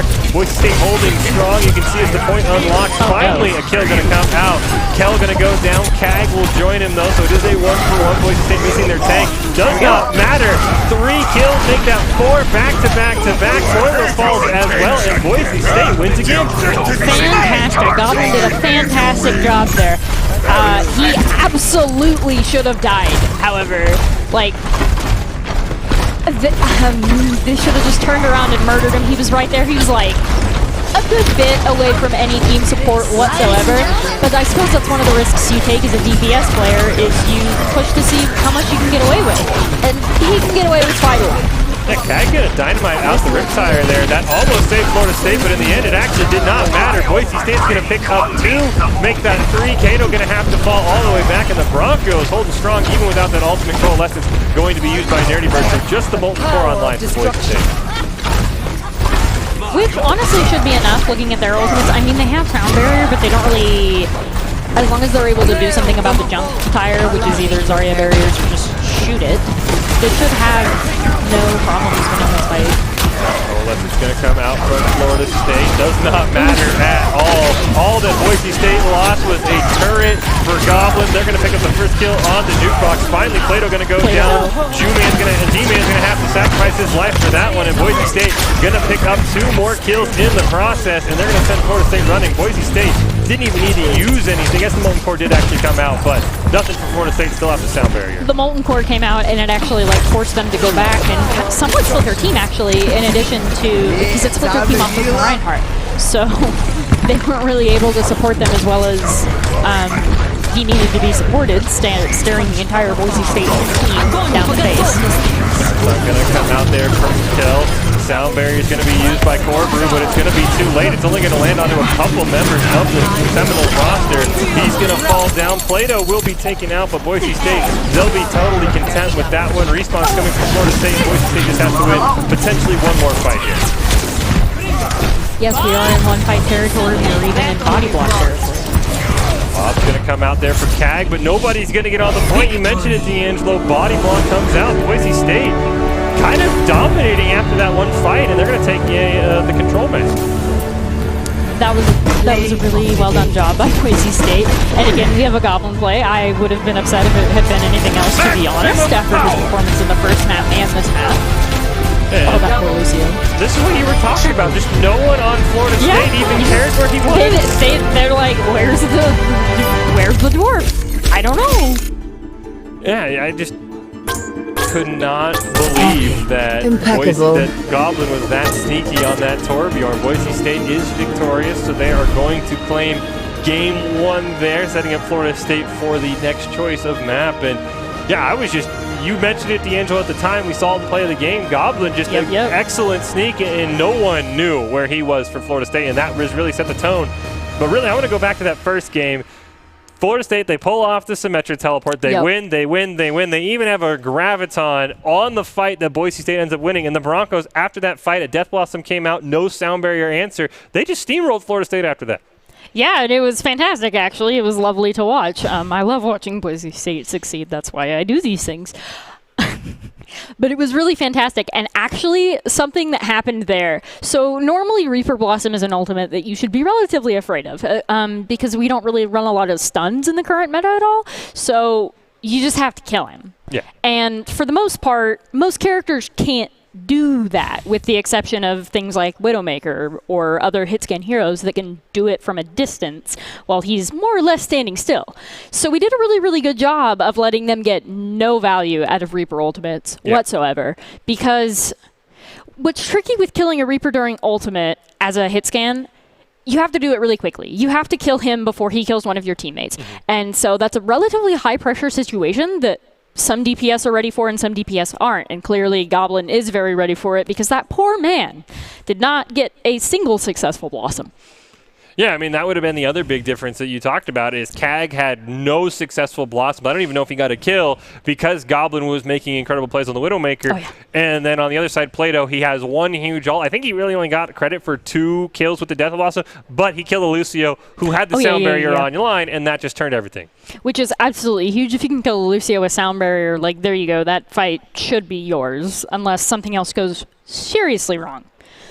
And that was actually amazing that we were able to recognize that the Lucio had sound barrier and kill him before he could get it off, because it's also tricky to sound barrier a Reaper ult as Lucio. So normally you think his sound barrier is like, oh, it's the counter to a Reaper ult because Reaper ult's a DPS ult. But actually, there's ways for the Reaper to kind of play around that, because you kill him before he gets the animation off. If he's within like 10, 15 meters of you, you kill him before he can get the animation off, and he wastes his ultimate, but it doesn't save the fight. So, I mean, good on their Lucio that he didn't just blow it, but also, as Lucio, going in there with a sound barrier, needing to block a Reaper ult, you need to not be on the ground, or anywhere near the ground, because Reaper can't really get you if you're on the wall or on high ground, because he doesn't have a ton of mobility vertically. And, I mean, he has his teleport, but that's, like, so telegraphed. Like, you have time to get across the map, like, as Lucio, before he's within even, like, 20 meters of you. So, that was actually a really, really nice play by Reaper against that Lucio there, because Lucio would have been able to deny them the win condition for that fight, because that fight outright killed one and then put enough damage on another, so we were up 2. Up 2 is at the point where every team pushes. Every team that is coordinated pushes. When you're up 2, that's just what you do. That's just when the odds are so in your favor, you have to seriously mess up to lose. And we did a really, really good job of not letting that Lucio get their win condition. Yeah, I mean, we were seeing some of the replays here from Boise State's win going on here. And yeah, it was kind of incredible. And the other thing that really stuck out to me, and you even had mentioned it when I had asked about playing a Symmetra, was you have to know when to swap off of it. And that was the thing staying in that replay. You just had a Symmetra sitting on the photon barrier that just kind of fell over once Boise State won the fight. It really felt like Florida State was like, hey, we have this cool check mark. Let's hold on to it as we head into our second map. I'll be curious to see if they make that same mistake again. Yes, it's always difficult when you have an ultimate on a hero. It's always difficult to know when you need to swap off the hero. But there are some ultimates in the game that are just not worth it. In that case, Simwall was one of them. Deadeye might be another one that you shouldn't really care much about swapping off. Conversely, you don't really want to swap off of ultimates like Sound Barrier or Graviton, because you can usually get a lot of value out of those. And Reaper ult may or may not be worth switching for, depending on how much success your Reaper is having with ulting. Yeah, I want to be curious to see how Florida State wants to try and complement Kag on either the Reaper or whatever he was playing. I think he tried the Mei in the second map, and he got obliterated. I mean, Kag is just not having any fun right now, unfortunately. So we do head over to Kings Row. I'm assuming we didn't get any pre-warning about that, because they know how at least I feel about Kings Row. So what should we expect from Boise State here as we hop into this map? Well, so it looks like we're running the Monkey Diva, which historically we've had a lot of success with in scrims with this particular group. So I'm really excited to get cast for that in action. And so... See right now, Boise State puts some damage on. Nice flank there by Kel. Going to put some damage in on the back line. The Seminoles trying to sneak around. Boise State just waiting. Now they're going to find out the Monkey and Nerdy Bird on the Mercy. Boise State, perfect position. Kato's going to go the first one to go down. Moira going to join very, very soon. So now up 2, as you said, D'Angelo, this is a fight where Boise State can push their advantage. They're going to take down Kag as well. It looks like he swapped over to the tank world. Does not matter. More health. He's still down. Corbrew going to fall as well. And Boise State with a decisive Fight 1 victory as they try and pick up the pieces. That was pretty fantastic. First fight win. First fights are always important. now sneaking around, doing his best Goblin impression over on the side. We'll see if Florida State has any idea he's there. Bob very, very close, 4% away and climbing as a large bagel's going to get the first elimination. Boise State doing an excellent job. Bob online. We'll see if they want to commit it. Holding on to it for now. No other ultimates up for any side as Boise State pushing away. Popcorn going to fall down. Cag once again will go down. He had swapped over the monkey. It did not matter. Florida State finally trying to get pressure on the point, but G-Man will falter, and Boise State holds strong once again. Bagel popped off there, killed the Moira, which was fantastic, and then killed the Reaper after that. Up two, you push, you win. That's just how fights in Overwatch work. Boise State's going to have 4 ultimates online, just the one for Florida State. The Coalescence is going to be available for the Moira. Boise State actually going to come up on their 5th one here very soon for a large bagel. There's the Riptire to start things off. Unfortunately, going to be taken down immediately once again. Bob going to come charging in as Goblin is going to be the first one to go down. Boise State trying to hold on. Popcorn and G-Man going to fall. Cag and Kato going to make it 4, and Boise State, let's make it 5 at this point. Let's make it a team kill. Boise State, they don't even need 6 players. I believe we just witnessed play of the game. How dare you not count Bob as a player? Yeah, Bob was popping off there. Bob was just basically, he substituted it for Goblin. He's like, hey, you run back on the respawn, I got you. Oh yeah, absolutely. It was fantastic, just pumping damage into the middle of them. Okay. Oh no, that's bad. Kato gonna get a huge pick. We'll see if the Resurrect can go off. Nerdy Bird is gonna get it off. You saw the attempt there from Cag to jump in, not going to be enough, and Kato's going to be the one to pay for it. Boise State up 1 right now. G-Man dropping very, very low. He's going to go down, so Boise State goes up 2. As we do see Guac has popped the ultimate. He's just slapping his fists around left and right. Goblin on the back line there. He's trying to do what he can. As we see the Ana go down. Another one going to go down for Boise State. Nerdy Bird will finally fall, but it does not matter. Florida State, they just get 1 pick, and then they kind of have to go back to their base. Yep, absolutely. And as we're approaching these final fights to determine whether or not to catch first point. Damage comes on to Kel and Plato there. Boise State a large bagel right now. He's just content being a pseudo DPS, allowing the Orb of Harmony to do any healing he needs. Kel has the self-destruct. Bob going to make a second appearance on the map as G-Man has gone down.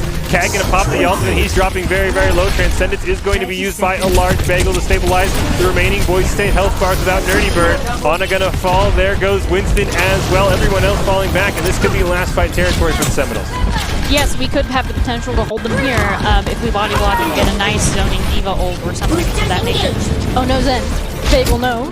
Bagel has gone down. 10 seconds left. Kel holding on to the Diva Bomb. We'll see where he wants to drop it. Sound Barrier immediately committed. There's the Dragon Arrow as well. And this has been the first time Florida State has popped off. One elimination going to land, but unfortunately it's probably not going to be enough for Boise State to hold here. 1 tick onto the point going to be picked up. Kel in the Baby Diva form. Looks like Boise State is going to have to be content, allowing Florida State's final push to be enough as we see Kel falls, and it looks like the Seminoles just barely able to get the payload. And I mean, they had a significant ult advantage there, so it was going to be relatively difficult for Boise State to hold them off. So now we get to cast for the rest of the map. And now we get the rest of the map. I was surprised Kel didn't try and Diva ult a little bit quicker because Corbeau this time, he didn't want to get caught napping. He's down barriered as soon as they were running onto the point. We see Goblin, he's in on the back line. We'll see if anyone from Florida State is going to be able to find him out, doing some damage to whatever health bars he can. He's trying to pull some people off the point. Pulse Bomb is available. Might be able to dash in here in a 2-prong pipe for Boise State right now. We do see Ana is on the back line. There's the Pulse Bomb. Not going to be able to get anyone there. Nano is going to come out onto Cag. He has the ultimate available as well. Nerdy Bird going to commit the Valkyrie. Immediately, Guac going to use his own ultimate. And Cag, he just finally ults now after the Nano had gone down. That's a misplay for Florida State, but right now the Seminoles have not been punished. Finally, Kato is going to drop low. Goblin going to have to blink out of the fight. Is able to get that health back there and has to try and do whatever damage he can. Guac has fallen, but Boise State's gotten another one now, so the Broncos are up 1. Make that up 2 now with Cag falling, and Boise State doing an excellent job after a nice little push by the payload there, holding off here as Large Bagel trying to do some damage onto the back line there. Boise State looks like they forced a Seminole retreat for now. Need healing. 60 seconds remaining. Seconds left for Boise State there. A large bagel just trying to get any pick he can. Goblin now, he has somebody on him. He's going to have to retreat. Kang dropping very low. He was isolated from the rest of the team, so he will miss the sound barrier. Guac did get anti, so he's going to have to retreat. Boise State going to wait out the sound barrier now. Great job by them. They're only going to have to lose Plato's Bob for it, so that's going to be huge for Boise State as they're not going to have anything to deal with now. Kato going to fall down.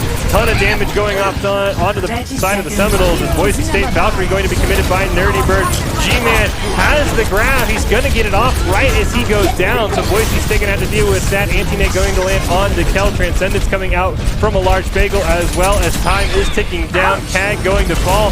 13 seconds left. Here comes the death block from Popcorn. He's going to pick up a couple actually. That might buy enough time for Florida State to get back onto the point. He will fall. Diva Bomb is available once again. We'll see if Kel tries to use the zone. There it comes out, and it's not going to matter. Boise State picks up a nice defensive hold. This was everything we could have hoped for and more. Boise State lost a grand total of 1 fight, and this is exactly everything we needed, to be honest. Yeah, Boise State did a really good job. As you mentioned, they only lost 1 fight, and that was when Florida State kind of just threw everything at them and said, hey, we have 0 seconds left. We want to commit every ultimate. Boise State's like, we have the rest of the map to defend. Let's hold off here. Yes, which was fantastic. And we did hold off. They didn't manage to cap point 2, which is fantastic, because usually if you cap point 2, usually it's kind of easier to cap point 3 and just continue on and do that sort of thing. We had 34 eliminations to 14 deaths, so that was actually really, really good. We were definitely killing a lot more than we were being killed, which is very important. You rarely see a team have a near like 3-0 KD ratio in Overwatch. That's kind of actually insane. Especially. That is actually kind of insane, and I'm actually sure that a good portion of it was our little Zenyatta on the high ground, Bagel just pumping damage into them, and then also Boise State's amazing DPS in both Plato and Goblin.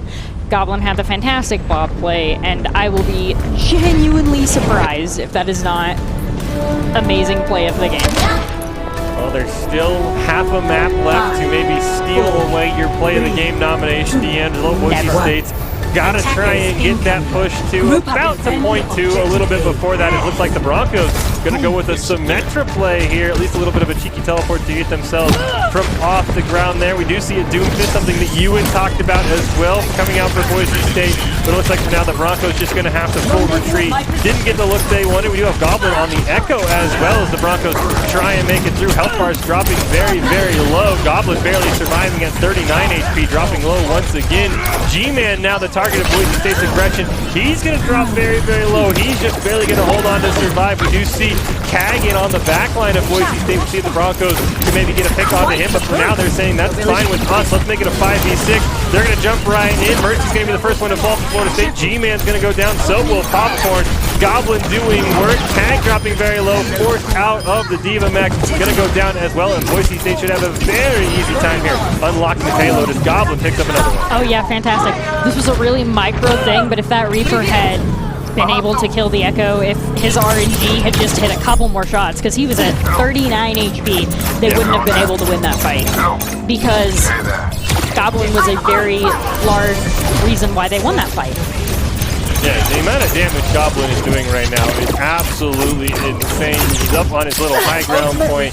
Finally does get spotted out as the ultimate is online. Does look like we have swapped over to a Sombra on the side of the Seminoles. So we'll see if that EMP can come up on in time for them to make a play here. Valkyrie and Lion as well, but it doesn't matter. Corberu and Mercy both going to go down. Graviton committed on the rest of Florida State. They have no support, so that is going to be a lack of healing. Kag has fallen as well. G-Man's going to join him, and Boise State making some excellent picks. They jump onto Kato. He's dropping very low. He'll go down as well. Boise State with an excellent fight. Prepare for duplication. Now it looks like we're going to try to hold them around the corner while the rest of the people push the cart, and that's fantastic. because this puts us in a really good position, particularly with that Echo ult, to hold this to cap the point. Hack going to go off from Popcorn, so that's going to slow down the Echo ult just for a little bit. It's back up online. A large bagel is going to go down. Boise State can only push the payload so fast, unfortunately. G-Man is here. We do see, there it is. Goblin's going to use the ult, going to turn into a wrecking ball of his own. The Nano has gone out on the G-Man as he is going to drop the minefield. Sound barrier available, going to land on very low health bars for Boise State. Minefield going to come out from Goblin, and Plato does go down. Valkyrie committed there by Nerdy Bird. Goblin going to shift back into the Echo form. Bob's going to come out as Popcorn falls. Plato in on the back line. Does have the Meteor Strike, but he is respawning. Nice Resurrect going to come out onto Popcorn as well, and it was such an amazing resurrection that the whole game crashed. It was such an amazing resurrection that the entire game crashed. The entire server crashed. The entire server. Wow, that's fantastic. That was a fantastic res. That deserves a lot of credit. I think Beanie has been dethroned for most impactful res. Yeah, I mean, Beanie just got one person up. I mean, that man literally managed to take down 12 people with a Mercy resurrection. That is, talk about Battle Mercy, that is next level Battle Mercy. That is truly next level, and the only thing that would be more glorious is a full team kill as Mercy. A full pistol whip team kill as Mercy. So speaking of full things, it sounds like the teams after that server crash, they got together. We're going to have a full reset of Kings Row. So wipe off everything that Florida State did, wipe off everything that Boise State did. We're going to have a full Kings Row reset from both sides, which I have to say probably favors Florida State because they got to see exactly how maybe to attack Boise State. Well, the Broncos were probably well on their way to winning that map in probably the next minute. So Florida State opting for, and Boise State opting for a full reset of Kings Row after the server crashed on an insane Mercy res. And I gotta say, the Seminoles, pressure's on you to get a little bit further than you did last time. Yeah, and I mean, I'm sure they will. I mean, Overwatch is definitely a learning game where you get better. I'm relatively confident that Boise State will stick on the Echo because we were getting a lot of value on the Echo, particularly in that area between first and second point where there's lots of flank routes and that sort of thing. And Echo was also the reason that we were able to tap first point, first fight. Yeah. Just because of the amount of damage and the sticky bombs and the laser. The laser is terrifying. I mean, but you did mention it's not like Florida State just rolled over to that Echo. Popcorn was probably 1 or 2 hit markers away from shutting that down. Echo lived at 36 HP at one point, so Florida State's got to feel decently confident that they can shut down a Boise State push of their own when we do get to that point. Oh yeah, absolutely. And with numbers as low as like 36, 39 HP, it's just RNG at that point. How many of Reaper's shots actually hit the character model versus they don't. Yeah. And that's kind of irritating that you couldn't, that the randomness of the game is what enabled them to win that fight. But also, that's just kind of how Overwatch works, how heroes like Reaper, Hog, and those sorts of things work. If you just get closer, you can't miss with the shotgun. True. The pellets can only go so wide. So if you stuff the muzzle right in them, they will go down. But yeah, I'll be curious to see. So if you're just joining us, if you just missed it, we had a server crash on Kings Row. The teams have decided to go together and put a full reset in on Kings Row. So wipe out what Florida State did, wipe out what Boise State did. We'll run it all back. Boise State's excellent defense, just a fading memory now, as it looks like we have hopped back into the game here, and it looks like much of the same for Boise State. Looks like we have that Zenyatta on high ground again. A large bagel. I want to see some Zen snipes. 2, 1. Attackers What is going to happen here? It does look like this time we had a substitute T-Fast coming in for Florida State. He saw what Goblin did, and he's going to hop onto the Echo. Or maybe not. Thought that was the start of the game. We'll have to see if we just have to get back in or what. If it was, Boise State had taken down G-Man, so they were up 1 and looked like they were on their way to being up 2. The server's just not cooperating with us. The server is just not cooperating. It's still mad about that Mercy res, I suppose. It's like, how could you let the Mercy res get off? No, you're not going to play. Oh yeah, we'll have to see. It does look. Oh, I got the sound back in my head.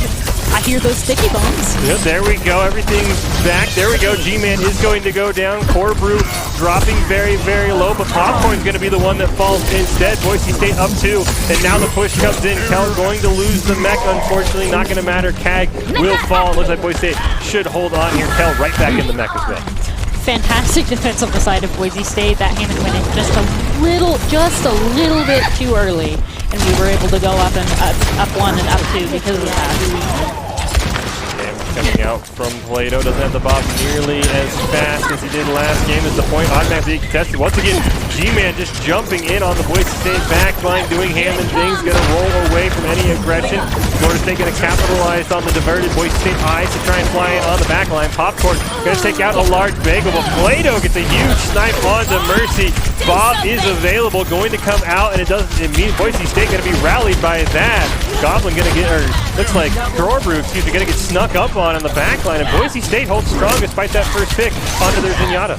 That was absolutely amazing, and I believe we owe that to our Ash Plato over there for sniping the Mercy out of the air and sneak attacking their ass. Yeah, the Mercy falling is really where everything turned around and put Bob up as well. We do see 3 ultimates available for Boise State, 4 up on the side of Florida State. Goblin and Glock close enough. Theirs might come out in the middle of the fight. Blade at 70%, Valkyrie and Minefield both going to be committed. Popcorn dropping very, very low. Corbu dropping low as well. Diva Bomb going to come out. Valkyrie from Nerdy Bird going to be used as well. No eliminations on either side. Whole Hog going to join the fight, and Plato's going to put him to sleep. Plato has to be careful though. He's at 20 HP, climbing now thanks to the healing from the Orb of Harmony. Another kill, this time onto the Mercy, and Boise State survives the ultimate train from Florida State and should be able to turn this around. Plato gonna get Bob available once again with a minute and a half left. And it looks like the Seminoles gonna force to be pushed back as TFAT falls there at the end. This is definitely still pathable for Florida State because they have the Nano Blade. So we need to stay very spread out and make sure that we keep at least one support alive for that. And if we can play extra tricky, even get a Rex. Oh, they're going to need one as a large bagel has fallen. G-Man in the back trying to just distract Boise State. Nanoblade has not been used yet. We do see the Transcendence is available should it be needed. Riptire is going to come out, and G-Man is the first one to fall. Riptire is going to pick up 2, fantastic. There it is. There it is, guys. There's what we need. Now, the only problem for Boise State, I guess that you could mention, is that the Nano Blade was not used, so it's still going to be available. Yep, it still exists. They still potentially have an opportunity to cap this point.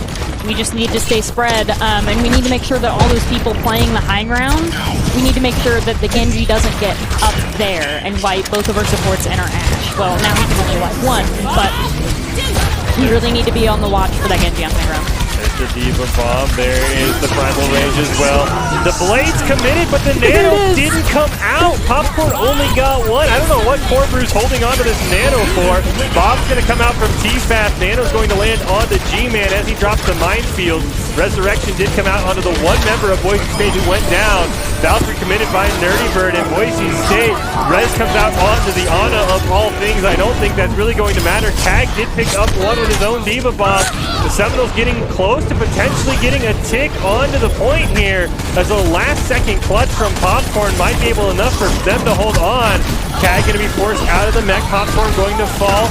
Nerdy Bird will go down to the Lucio. Boise State trying to stop anything from coming out in terms of cap. They are so close, the Seminoles are, to getting a tick. That tick finally going to come online, and Boise State, I thought they were going to have the hold of a lifetime, but it looks like they're going to be forced to once again, in overtime, concede the payload.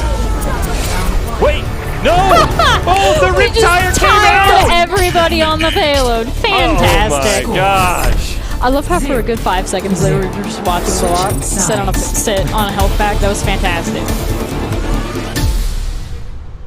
Initiating and match. There we had 22 eliminations to 8 deaths. So a little bit less kills, but significantly less deaths. Much more efficient, much better. Yeah, I was honestly like, there's no way Boise State can go from just barely losing the point in overtime to actually holding on to the point. But they did, thanks to a spectacular what would have to be play of the game, I would have to think, D'Angelo, the double Riptire when Florida State had assumed all was good to save the payload from being capped, so only 2 ticks went on the Seminole side. Absolutely never assume all is good when there's a Junkrat, because that's when he's just going to get you. And you could see, I think it was Cag and the Diva, whoever Diva was for Florida State, was hunting down the Junkrat, trying to say, where is he, but couldn't get there in time. Just an incredible ending. You know what? I'm glad the server crashed, not because Boise State's defense held, but because we saw, and we didn't really get to see it, unfortunately. The camera didn't, was watching someone else. One of the most clutch Riptires you'll ever see. An amazingly clutch Riptire. Yeah. The best that Boise State's done by far, at least. And truly just going to be our winning condition for this match. Because if you're able to deny them full cap of first point, it just makes life much easier for you.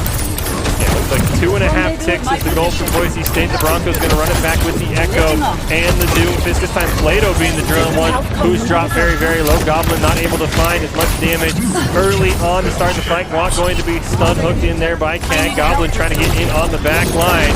He has found G-Man. You can see the damage he's putting out. T-Fast barely going to fall once again. Coming down to a couple of hit markers, but it does look like the Resurrect is going to land. Boise State right back in it. Plato on the Doomfist. G-Man, he's going to fall down once again. Boise State should have a very easy time capping that as Cag is going to fall.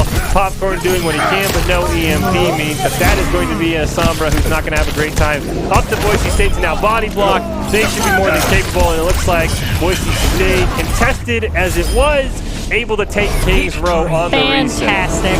Amazing. Goblin went up there, started it, got a kill on the Reaper, and then Plato went up there and finished everything Goblin started and proceeded to wipe the rest of high ground. Oh, hey, you called it. Yeah, this has to be one of the most... It's actually not. This is a different... It's a different 2K tire. Yeah, I mean, that's okay, but come on. Come on. He's just that good. That tire actually was also really helpful because it denied them from getting more people to the point. But it wasn't as amazingly clutch as killing the only 2 surviving members on the point. Yeah, next map up is Dorado. Boise State could get their own sweep in this. We already saw the Florida State Rocket League team get a 4-0 sweep over Boise State. Boise State Overwatch now going to try and go 3-0 against the Seminoles on Dorado. I hope this server crashes because it clearly doesn't know how to pick player of the game. That's my only takeaway. This server needs to crash because you picked the wrong Junkrat 2K with the Riptire. I believe in the Boise State win here. But also, I really, really would be very interested to see the Junkrat's perspective. Because I'm going to be honest, I completely lost him. When he was hiding for the tire, when he was hiding from the Diva, like, I lost him too. And then the tire came out, and I was like, where was he even? Yeah, I mean, and I wanted to see what the rest of Florida State was doing because they were on the point. I mean, I had already even called, all right, payload's going to be capped because you could see Boise State had either died or was just retreating. I want to know what, I mean, you knew Diva was playing hide and seek with Junkrat. Where did the other 3 members go? I mean, you can't just leave 2 members on the point when there's a Riptire available. Would have loved to have seen that from everyone's perspective here, as we do get some of the replays from the map, though, for Boise State. Victorious on Kings Row, doing an excellent job. That was a fantastic sweep of their high ground, by the way. Yeah, that was incredible. Now, some of these replays, they might not line up simply because we did have a full server reset in the game. Boise State was actually on their way to winning Kings Row the first time. Server crashed, so... Yeah, the highlights are a highlight. We're not going to take anything away, but if you see, like, wait, this doesn't add up, something's not making sense, that's how everything got there, because, there was a server crash, so that's how we got there. But that was huge. You see in the replay. Yeah. Popcorn had the Nano Blade, and I don't know what core brew, I don't know if he committed and he wasn't in line of sight, but if you have Nano Blade and you never nano until after the blade's gone out, that just doesn't make any sense. It was probably a line of sight issue or miscommunication between the Ana and the Genji so he needed to get up on the high ground because he needed to kill the Zenyatta, the Mercy, the Ashe. That was going to be his best chance. Otherwise, he was just going to be like chasing a tank down Kings Row, first point.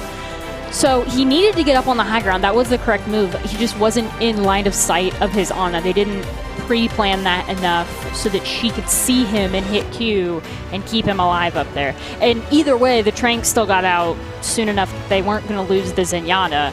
But it is still possible that he would have been able to pick up some other kills over there if he didn't get absolutely melted. Yeah, he went 100-0 real quick during the blade. You could see there at the very tail end the hide-and-go-seek game that went on between Florida State and Boise State. The D.Va actually got the punch elimination onto the Junkrat as the match ended, but that was an incredible end of the match. You definitely want to go back and check that one out. But we will head on to map 3. It is Dorado, Boise State with a chance to close things out and even up the Gridiron Rivalry Series here at 1-aside. Florida State taking Rocket League, and now Boise State on the precipice of taking Overwatch in a clean sweep. I believe. I mean, you called it. I believe in our Boise State boys. You called it. You said you thought Boise State would maybe sort of, get some revenge and smash an Overwatch, and the only thing that slowed Boise State down was the server, because I said, they were on their way to winning that for that Kings Row map. But I love the result we got on the run back, because the players had decided to rerun back Kings Row, and Boise State did even more phenomenal. So as we hop onto Dorado, D'Angelo, what are the keys for Boise State to wrap this series up? Well, we need to keep getting those picks before the fight. We need to keep being the one that gets the first kill instead of getting killed first, because that's ultimately how you win first fights, is you need to make sure that you get the first elimination. And on a map like Dorado, on a map like First Point Dorado on defense, you can get the first elimination, but still not necessarily be safe to dive in. So it'll actually be interesting seeing how they navigate that and how they navigate high ground, because high ground is a really, really big deal, particularly on this first point. Yeah, and then for Florida State, what would you be looking out for if you see something that's going to allow them to get first point? What would that be? Something that would allow them to get first point. If you see something in a fight, in a composition that you think is going to allow Florida State, that you say, okay, I feel comfortable that the Seminoles will probably get first point here? If they got an elimination onto one of our DPS, because our respawn is so much longer than theirs if they're on attack. If they get an elimination onto one of our DPS or one of our supports, it would be really, really hard to take that first point. Unfortunately for Florida State, their work is cut out for Boise State, bringing the pharmacy comp, and Sombra and Reaper are going to have to find their ways in order to do any damage to that Pharah. So we'll see if the Seminoles can do it. Maybe an insane hook from G-Man could also be the difference maker, but you have to feel like Boise State has the high ground advantage, as we talked about, even when there is no high ground, simply because Goblin can get up in the air. But right now, Florida State just sort of pushing the point uncontested. Damage is sort of coming out from those Pharah rockets, but nothing too crazy right now. T-Fast dropping very, very low. Now we see the Brig is going to be dropping low. Flank attempt here by the Seminoles, and nicely spotted out there by Goblin. He's going to have very close to that rocket barrage online as 2 eliminations make that 3 come out for Boise State. G-Man going to fall very soon as well. Boise State has to feel comfortable with how that fight went. Fantastic. We waited for them to get to exactly where we wanted them, because that's the point of this comp. That's the point of having the Pharah pocket with the Mercy and the Monkey D.Va. That's the entire point of this comp. Is to let them get to a point where you can have everybody get onto them at once after they've already been spammed with damage from Pharah for like 20 seconds. Again, spams again. Rocket Barrage doesn't even need to come out to pick up the first elimination. It'll pick up 1, but it will result in the death of Goblin. At least for now, Nerdyberg going to get a res right in the phrase of G-Man. The Boise State reses have been unmatched this semester. No matter who is on the Mercy, they are going to lose Plato, but Boise State has to feel confident. The Valkyrie comes out, Tag very low. T-Fast is very low. Popcorn going to be healed up there. Kel does have the D.Va bomb as well. Popcorn not going to be able to survive on that one. G-Man looks like he's just going to retreat, and Boise State feeling very comfortable right now. Feeling very, very comfortable. Boise State is also having a really, really lucky time, or really, really amazing time with their tanks protecting the Mercy through the reses. We've seen it with a D.Va bomb. We've seen it now with a Monkey Bubble, enabling us to get truly, truly impressive resurrections off. Yeah, the resurrections have been absolutely insane, as a couple members are going to go down. D.Va Bomb's going to pick up another one. Boise State has to be loving how this map is going. Oh, yeah. G-Man's not even going to make it back into his safe place. He's going to fall down, and Boise State just absolutely dominating, but there's still a minute and a half left. Boise State is doing a really, really amazing job of staying just out of reach of the enemy team until they have their win condition. So until somebody's either dead or they've had enough damage on them to kill them, we're really playing an amazing game of keep away here. They're just playing an amazing game of, hey, Florida State, keep respawning and padding the death totals, because this is just incredible at this point. I mean, you see another 4-man wipe coming out there. The Rocket Barrage used. G-Man not able to land the hook. EMP is online, but with all that high ground, it's going to be quite hard for that Sombra to be able to land an impactful EMP. Yep. We also have the Gravitic Flux online. We have the whole Hog, the Nano online as well. If they want to compare and comp it with something, it's all going to come out there. 1-man EMP is going to land. Gravitic Flux going to come out as well. T-Fast going to fall in the process. EMP going to land on the Guac. He does not care. That monkey is angry. Dropping very, very low. Nerdybird going to be the first one to go down, so Boise State does not have a resurrection available. The Nano did finally go out. I think it comboed with the whole Hog. It did not make a single bet, though, for Boise State. Great job by a large bagel to maintain all these health bars, and Boise State should be well on their way to making an excellent hold. Yep, Bagel did a really nice job that fight, not only maintaining health bars, but also maintaining sustained damage on targets and a tranquility to keep your diva up. Because the more people that you can save from an EMP, the better. See, overtime has come out. Multiple members of Florida State are on the point. They've finally gone with the hit scan there. T-Fast going on to the McCree, so we'll have to see if Goblin is any more cautious. We can see very close to that Rocket Barrage, but taking a ton more damage. Valkyrie going to be committed by Nerdybird, trying to keep Boise State alive. There is the Death Blast coming out from Popcorn. He will fall in the process. Diva Bomb not going to land onto anyone. Rocket Barrage trying to clean up the pieces. Is only able to get G-Man's mech for now. Baby Diva going to go down. T-Fast falls, and Boise State with a great round 1 hold. We'll see if they're able to run it back and be able to win this 3 games to none. Oh yeah, that was fantastic. Florida State is not having a good time with Reaper rolls. No. They really are not, because last map in Lijiang, it was Widowmaker just popping his head off. This map, it was Guac as Monkey, who would have thought just walking in and killing the Discorded Reaper.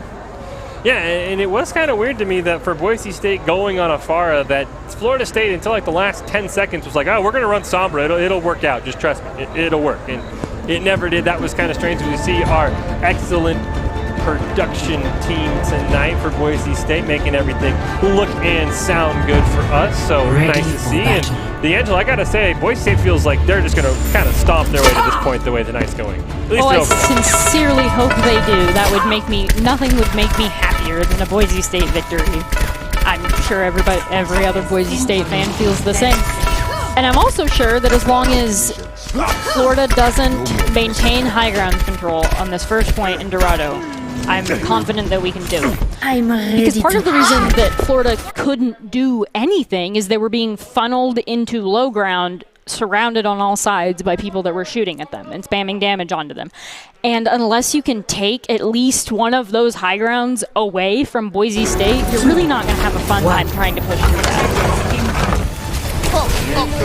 Florida State, as you mentioned, they've just not had a fun time at all. As a large bagel, he's going to jump right in, up onto that high ground. He says, whose high ground is it? It's ours. He's going to try and boot someone off, putting some damage in. G-Man going to be the first one to go down. T-Fast does have some turrets available. Popcorn's going to get the snipe onto Goblin, so Boise State down 1. But as you mentioned, D'Angelo, a lot easier for the DPS for Boise State to respawn when they are attacking than the Florida State defense. Goblin already back in the fight. Plato going to get an elimination on the T-Fast. Health bar is very, very low for Boise State. Kel going to be forced out of the mech. See if the Baby Diva can sustain. You can see the critical all across the board for Boise State. The payload, though, getting quite close, less than 10 meters away from where they need to be. Goblin going to pick up 2. That might be enough for Boise State. Kel going to take down the turrets at least. The T-Fast had set up. You see right now Boise State stuck. This is where the Florida State push died out. Orbrew going to go down. Tag dropping very, very low. Payload being pushed. Contested just 3 meters away from the point. Here comes the infrared sight. Boise State has everything they need to know and more. The point's going to get there without any eliminations being needed. And Boise State a 3-0 victory here in Overwatch over Florida State. Fantastic. That was a fantastic execution by Boise State. They were all holding one high ground instead of a multitude of high grounds. So it was easy for Boise State as a team to go into them as a team, disrupt, get them off high ground, take control of the high ground, and Goblin got some truly amazing Widow picks after they took the high ground. Yeah. and Boise State continuing those amazing KD ratios, 29 to 4.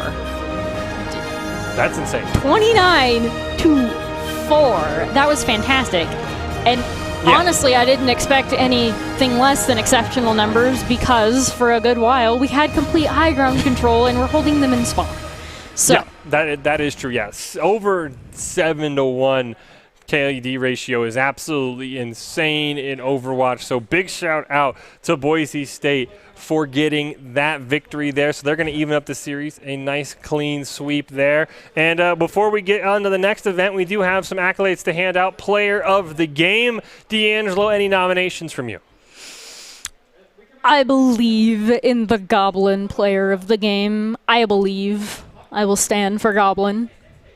Was Goblin one? Was he the one on Junkrat on Kings Row? He was the really, really dominant Widowmaker player, and also I believe he did play Junkrat. Yeah, I was going to say, whoever played Junkrat on Kings Row gets it. Whoever got the tire on the two people on the point, they get it. Just by default. Yeah, as you mentioned, Goblin made some incredible plays. I'm not going to take that away from him. I think he was the Junkrat. Yeah, but whoever got the 2K rip tire, not the one that we saw in the play of the game, not that one. I don't care about that one. The one to stop the payload cap and probably save 2-3 minutes, maybe even a loss on Kings Row. You have no idea how second point was going to go. So whoever that was, I think it was Goblin. That's my nomination because that was huge. That was the most impressive ultimate we've seen in a really, really long time.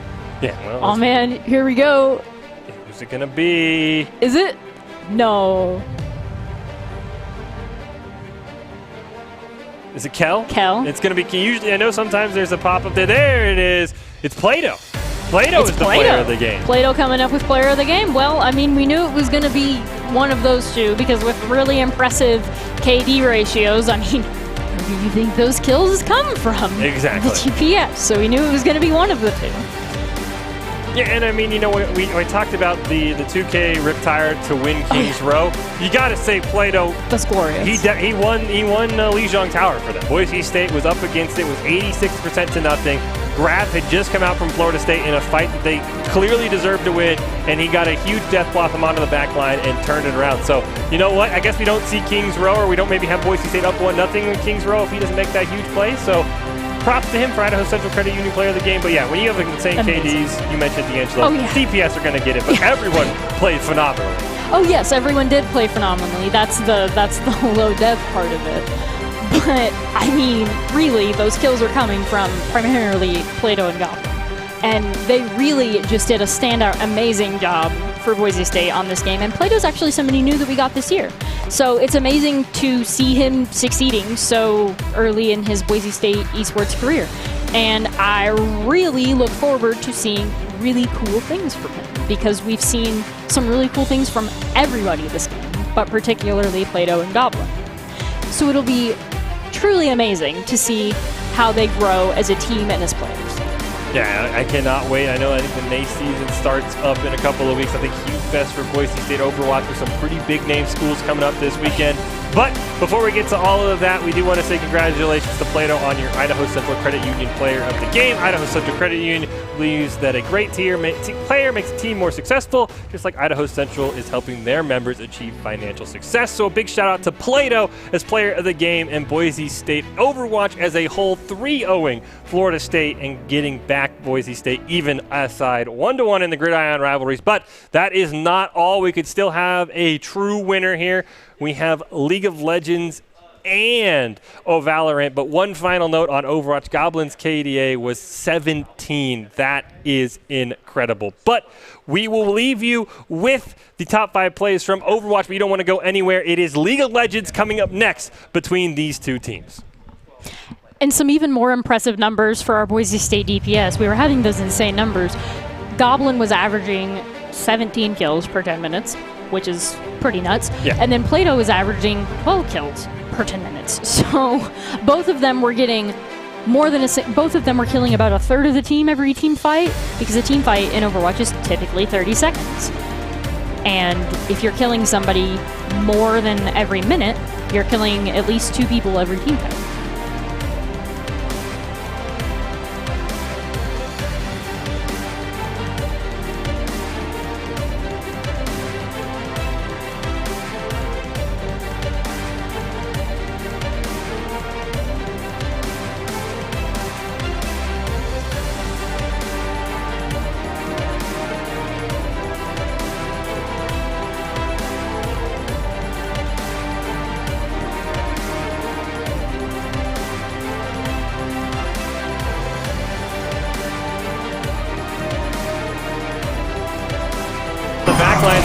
to pick up Corbu before anything is going to come out. Boise State just catching Florida State asleep at the wheel. They're going to get a full team kill.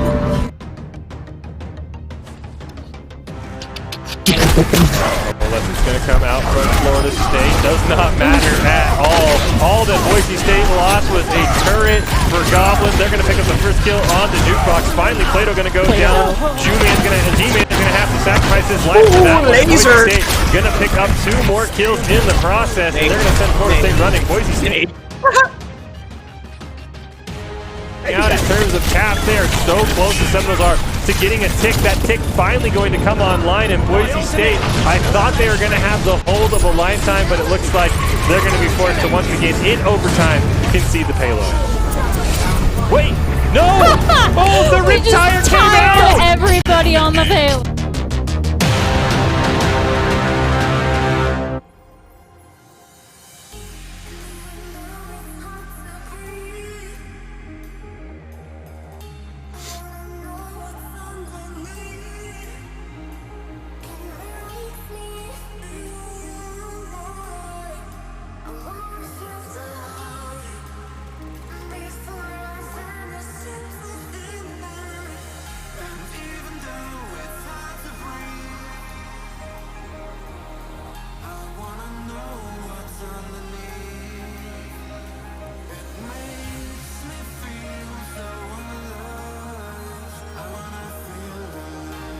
Oh, Como rocking the Avengers? Let's go!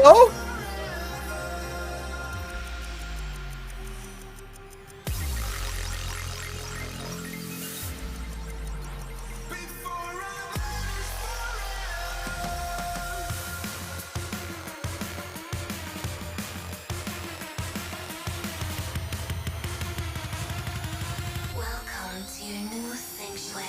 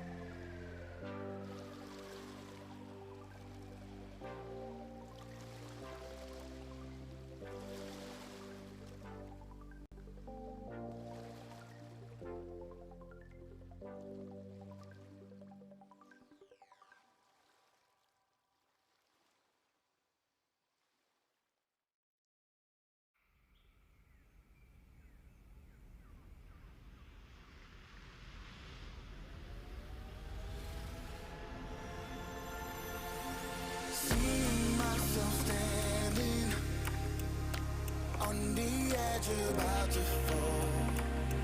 Don't know if you like to see me out there in need while I'm struggling to breathe on my own.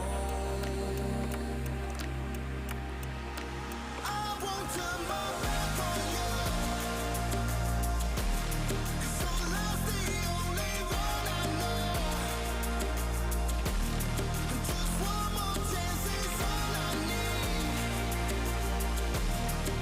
I'll lift you up and set you free.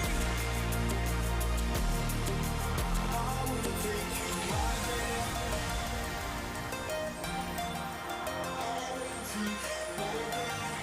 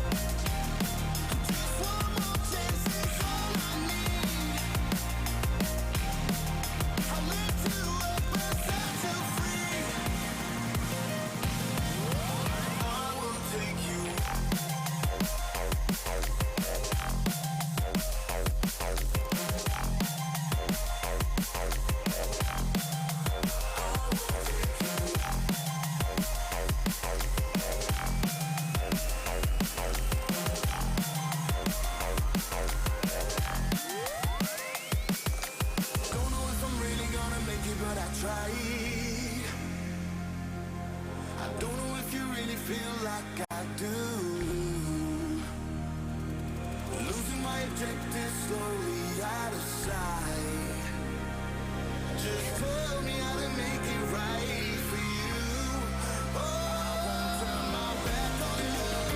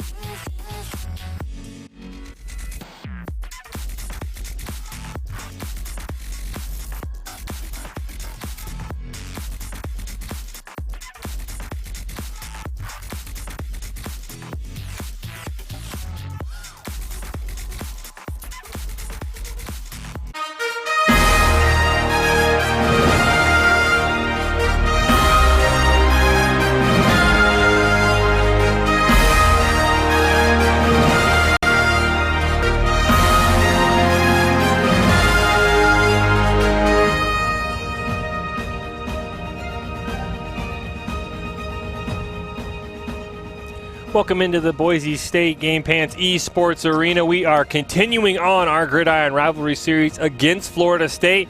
The Seminoles taking Rocket League 4-0. Boise State answering back with a 3-0 victory in Overwatch. And now we are on to League of Legends, where the teams will be playing on the Worlds patch 1019 coming out earlier this week. So the first look at the patch that the pros are going to be playing on. Some big nerfs to keep an eye out for. Azir's attack speed on his W being brought down. Be curious to see how that affects Ascent's play. Also, Lucian and Caitlyn being nerfed in some AD carry and mid lane roles. So be very curious to see how the Worlds patch impacts what we're going to have coming up here between the Broncos and the Seminoles.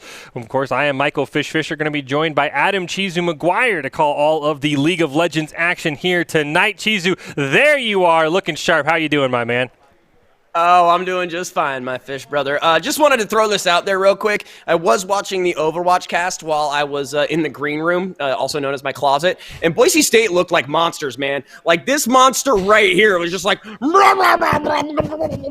was just absolutely disgusting, and I better get in some league.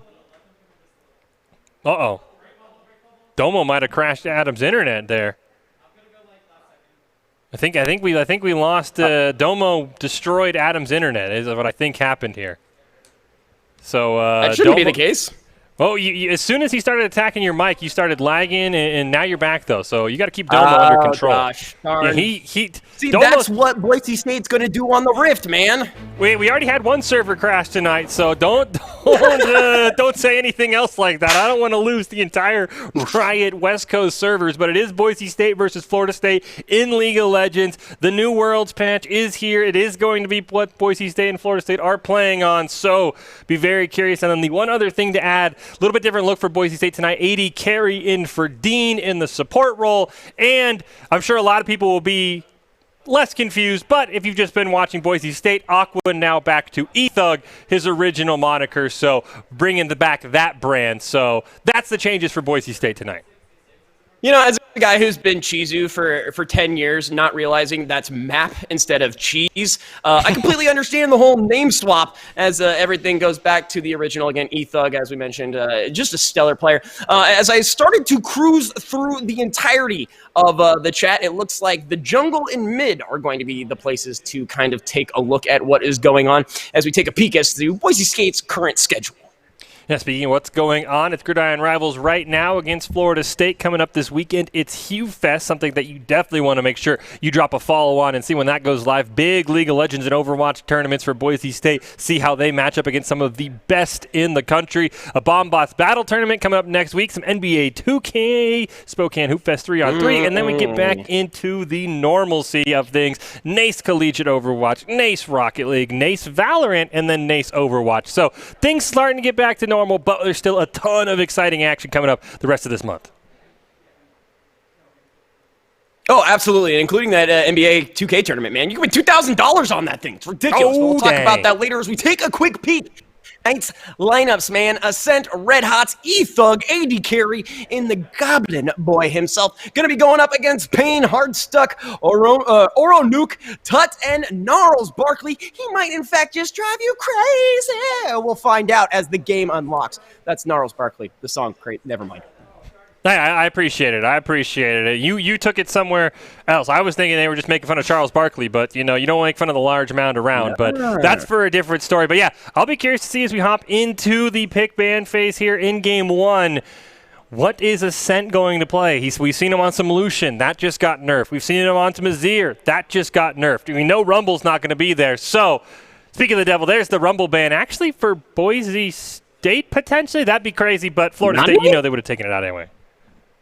Man, I mean, that should be the case, but let them take it out for you. What are you doing? Unless there's some kind of, like, mystery Highlander best Rumble NA situation going on between these two teams. Seems to be like a Tanya Harding to Ascent's kneecaps there. Yeah, I'm going to have to assume, unless otherwise noted, that they just swap sides, because there's no way. Yeah, there we go. Okay, everything makes sense in the world now. Woo!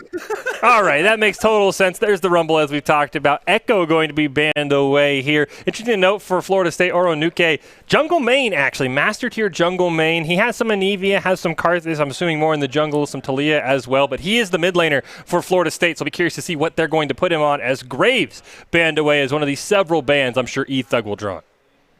Oh, dude, I mean, we got to keep into the mythos, if you will, that it really doesn't matter who E-Thug is on, just the pure skill of that champion, or that player with the myriad of champions he has in his back pocket. That's just one of the few. Seeing Camille removed as well as Skarner, nobody wanting to get locked down in a singular place, whether it's in a Hex Tech or a Frozen Crystal.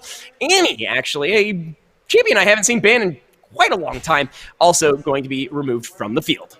Yeah, and kind of interesting. It is crazy to me that Boise State has, I think, 3 top laners at this point who all play Camille in some regard. I'm going to guess that is Pro Draft that is going to be messing with me there because you can't ban Rumble and pick Rumble, Florida State. So we'll have to see who that really is in the Pro Draft. Yeah, absolutely. And wait, okay, now I'm officially confused as I rip my own headphones out. Rumble was banned, and then it was hovered, and then okay, it's gonna be Lucian. That doesn't make that actually makes a lot of sense there. Again, could be going in the AD slot, could be going in the mid place that we have been seeing a lot of individuals with high mechanic skill exploiting that champion there, and Lulu looks like it's going to be the pickup there, number 1 for Boise State. Yeah, Lucian actually just got his base AD growth decreased as part of the Worlds patch, the one champion that was trending towards the 100% pick ban at pro level play, something that Boise State, or that Riot, I should say, did not want to deal with. So we'll have to see how Florida State handles the nerfed, if you will, Lucian there. There's the Rakan and the Twitch being picked up there. So Lulu, to me, tells me it's probably not bot lane. We've seen this before for Boise State. Double Enchantress, double AD carry. As we know, that's E-Thug on the Twitch. He is a 4th on that champion. Yeah, not to throw this out there, but the resident beard of the League of Legends cast says, if this is a Lulu mid, I am going to cry on stream. Don't toy with me. That could be Ascent actually running that champion in the mid lane. Haven't seen that for quite a while, and not necessarily, everyone likes to play champions that just kill things. They kind of forgot that, well, if you build her super AP as opposed to the Enchantress that she is supposed to be, she can put out some pretty disgusting stuff, not to mention lock down the mid laner to just be completely opened up. Don't even get me started on the ultimate if it gets to that point to get yourself out of ganks, as we do see Yumi locked in, and then I'm assuming the Karma is going to the Seminoles. I could be wrong. Yeah, we did also have the Camille. Looks like it's changed to Lilia there in the ban phase here. So have to work with Pro Draft to see what is going on, as you mentioned. So yeah, there's the 2 Enchantresses picked up for Boise State. So that Lulu probably going anywhere but bot lane, I would assume. Right. So it's either, we've seen Red Hots on the top Lulu, so that was okay. We see the Olaf pick in there, and then the Ornn ban, so still not sure what's going on with this Karma on Boise State side. Don't know if the Broncos maybe jumped the gun or what exactly happened, but we are on to the second ban wave there as Ornn's taken away. So Camille still potentially on the table, but with all these Enchantresses for Boise State, I don't think we'll see her. One of the things I did want to bring out, and not to be like the guy who repeats things you don't want to remember, but if there is a champion that has had a tendency to absolutely roll through Boise State, it's the world's angriest Viking. Like straight up Valhalla style has been a thorn in the side of this Boise State crew, but I like what they are drafting here, other than the fact that, well, nobody really does well with armor, health, MR. I guess what I'm getting at is they're all squishy, and that will tell me to shut up right there, as it looks like Yumi is banned but then picked, and I'm so confused right now. Fiora banned, Veigar going to be banned, Silas going to be picked up, and a set. So there's the tankiness I was kind of talking about. Karma can build a little bit of that tanky, not to mention her shield becomes absolutely disgusting to try to rip through. So this is kind of a just make sure E-Thug can do what he wants, and then if that doesn't work, you can just put it on set and see what happens. Yeah, I mean, I'm going to guess that it's the Yumi is picked and it's maybe like a Yone ban or something for Pro Draft. So yeah, I'll assume that the stuff at the bottom is the ones that are accurate. That is a ton of scary damage. It is actually a Lucian bot lane for Florida State, so something that you haven't seen for quite a while. Oh, there's, okay, so now... I'm so confused! All right, so now let's. I think we've got everything now. So it is still the Lucian bot lane with the Rakan. It's the Lilia jungle on the side of Florida State. Camille and Silas being picked up for them. And then Lulu, Twitch, Yumi, Karma, and Set is going to be the one for Boise State. So as you mentioned, for Boise State, it's throw everything on Ethug. And if that doesn't work, hey, maybe Set's still alive and he can play it to whatever he's going to do. Because I'll be curious. We've seen Ascent on the mid lane Set. They did take away the tanky version, so I would assume it's Red Hot's on top lane Set, but you never know with a comp like that. To be completely honest, you know me, again, as partners, casters, best friends, if you will. One tank, neat. I would like just a little bit more stability when it gets to the later game. Now, I'm going to also devil's advocate myself from earlier weeks. I was a Lilia fanboy. I absolutely adored that champion. Over the last couple of weeks, she has completely disappeared from my danger zone radar. You know, danger zone. Every time that champion shows up, I get a little scared on the inside. I want to see it work out, and that's what I'm saying here, is we've seen a lot of Lilia picks that fall flat on those four legs, straight into the dirt, and there's no recovery. So if the Seminoles can actually get that to work with a more well-rounded team comp, I have great feelings for them, but again, I have to stay on the Boise State side for taking the actual four unbelievably squishy champions and then a big boy to come on in and drop them down. Yeah, the one thing that does confuse me for Boise State is going to be who is in the bot lane with Yumi, because usually we've seen the funnel where, okay, it was the Twitch and another AD carry. There isn't another AD. There will be an AD carry because he's in the game. Ha ha ha, jokes aside. We'll get that one out of the way right now. But who is going to be bot lane? Is it going to be the Set that they're trying to funnel to? Is it going to be Karma or Lulu to, to prevent Baratel from crying on stream to save us from the Lulu mid? So that is the one thing I'm curious to see. But we can have all of our questions just gratefully answered for us, Chizu, by the lovely Glovely, who should be joining us here very, very shortly from the stage to my right here once we get him in view. That was my Glovely emote. If you are subscribed to the Boise State channel, you'll know exactly what I'm talking about, or if you've been here for just a little bit. But he might be able to break this down, so why don't we bring him on in, minus the bow tie, son. I'm disappointed in you, but either way, what have you seen when it comes to this draft? Well, we look at this composition, and Twitch is obviously this powerhouse. It's a hyper carry funnel champion that they're trying to build a composition around. You have the Yumi, you have the Karma, you have the Lulu, all great champions for protecting this Twitch, for giving him additional hit points, essentially, to keep him alive longer in these fights. The Set just acting as sort of an additional peel, because, oh, your tank is jumping on top of it? Well, I'll just pick him up and carry him away from the Twitch. So you've got a great lineup for protecting that particular champion. So for Boise State, the key to victory is going to be to get ahead early, be able to blow up those enchanters so they're forced to use their protection spells on themselves to keep themselves alive.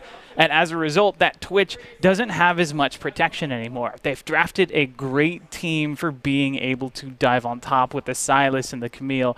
So can Boise State play that? Can they get ahead early so that they can be powerful enough to take out those key targets quickly?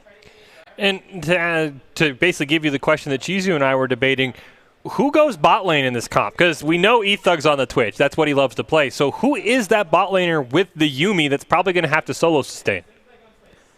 If I had to guess, I've seen Set play as a support, but I've also seen AD carry Lulu be played before. I'm not completely ruling it out. They certainly have quite a lot of versatility in where they can go and what kinds of champions they can put down there. It depends on who they want in more of a, I want to put on as much AP as possible kind of role.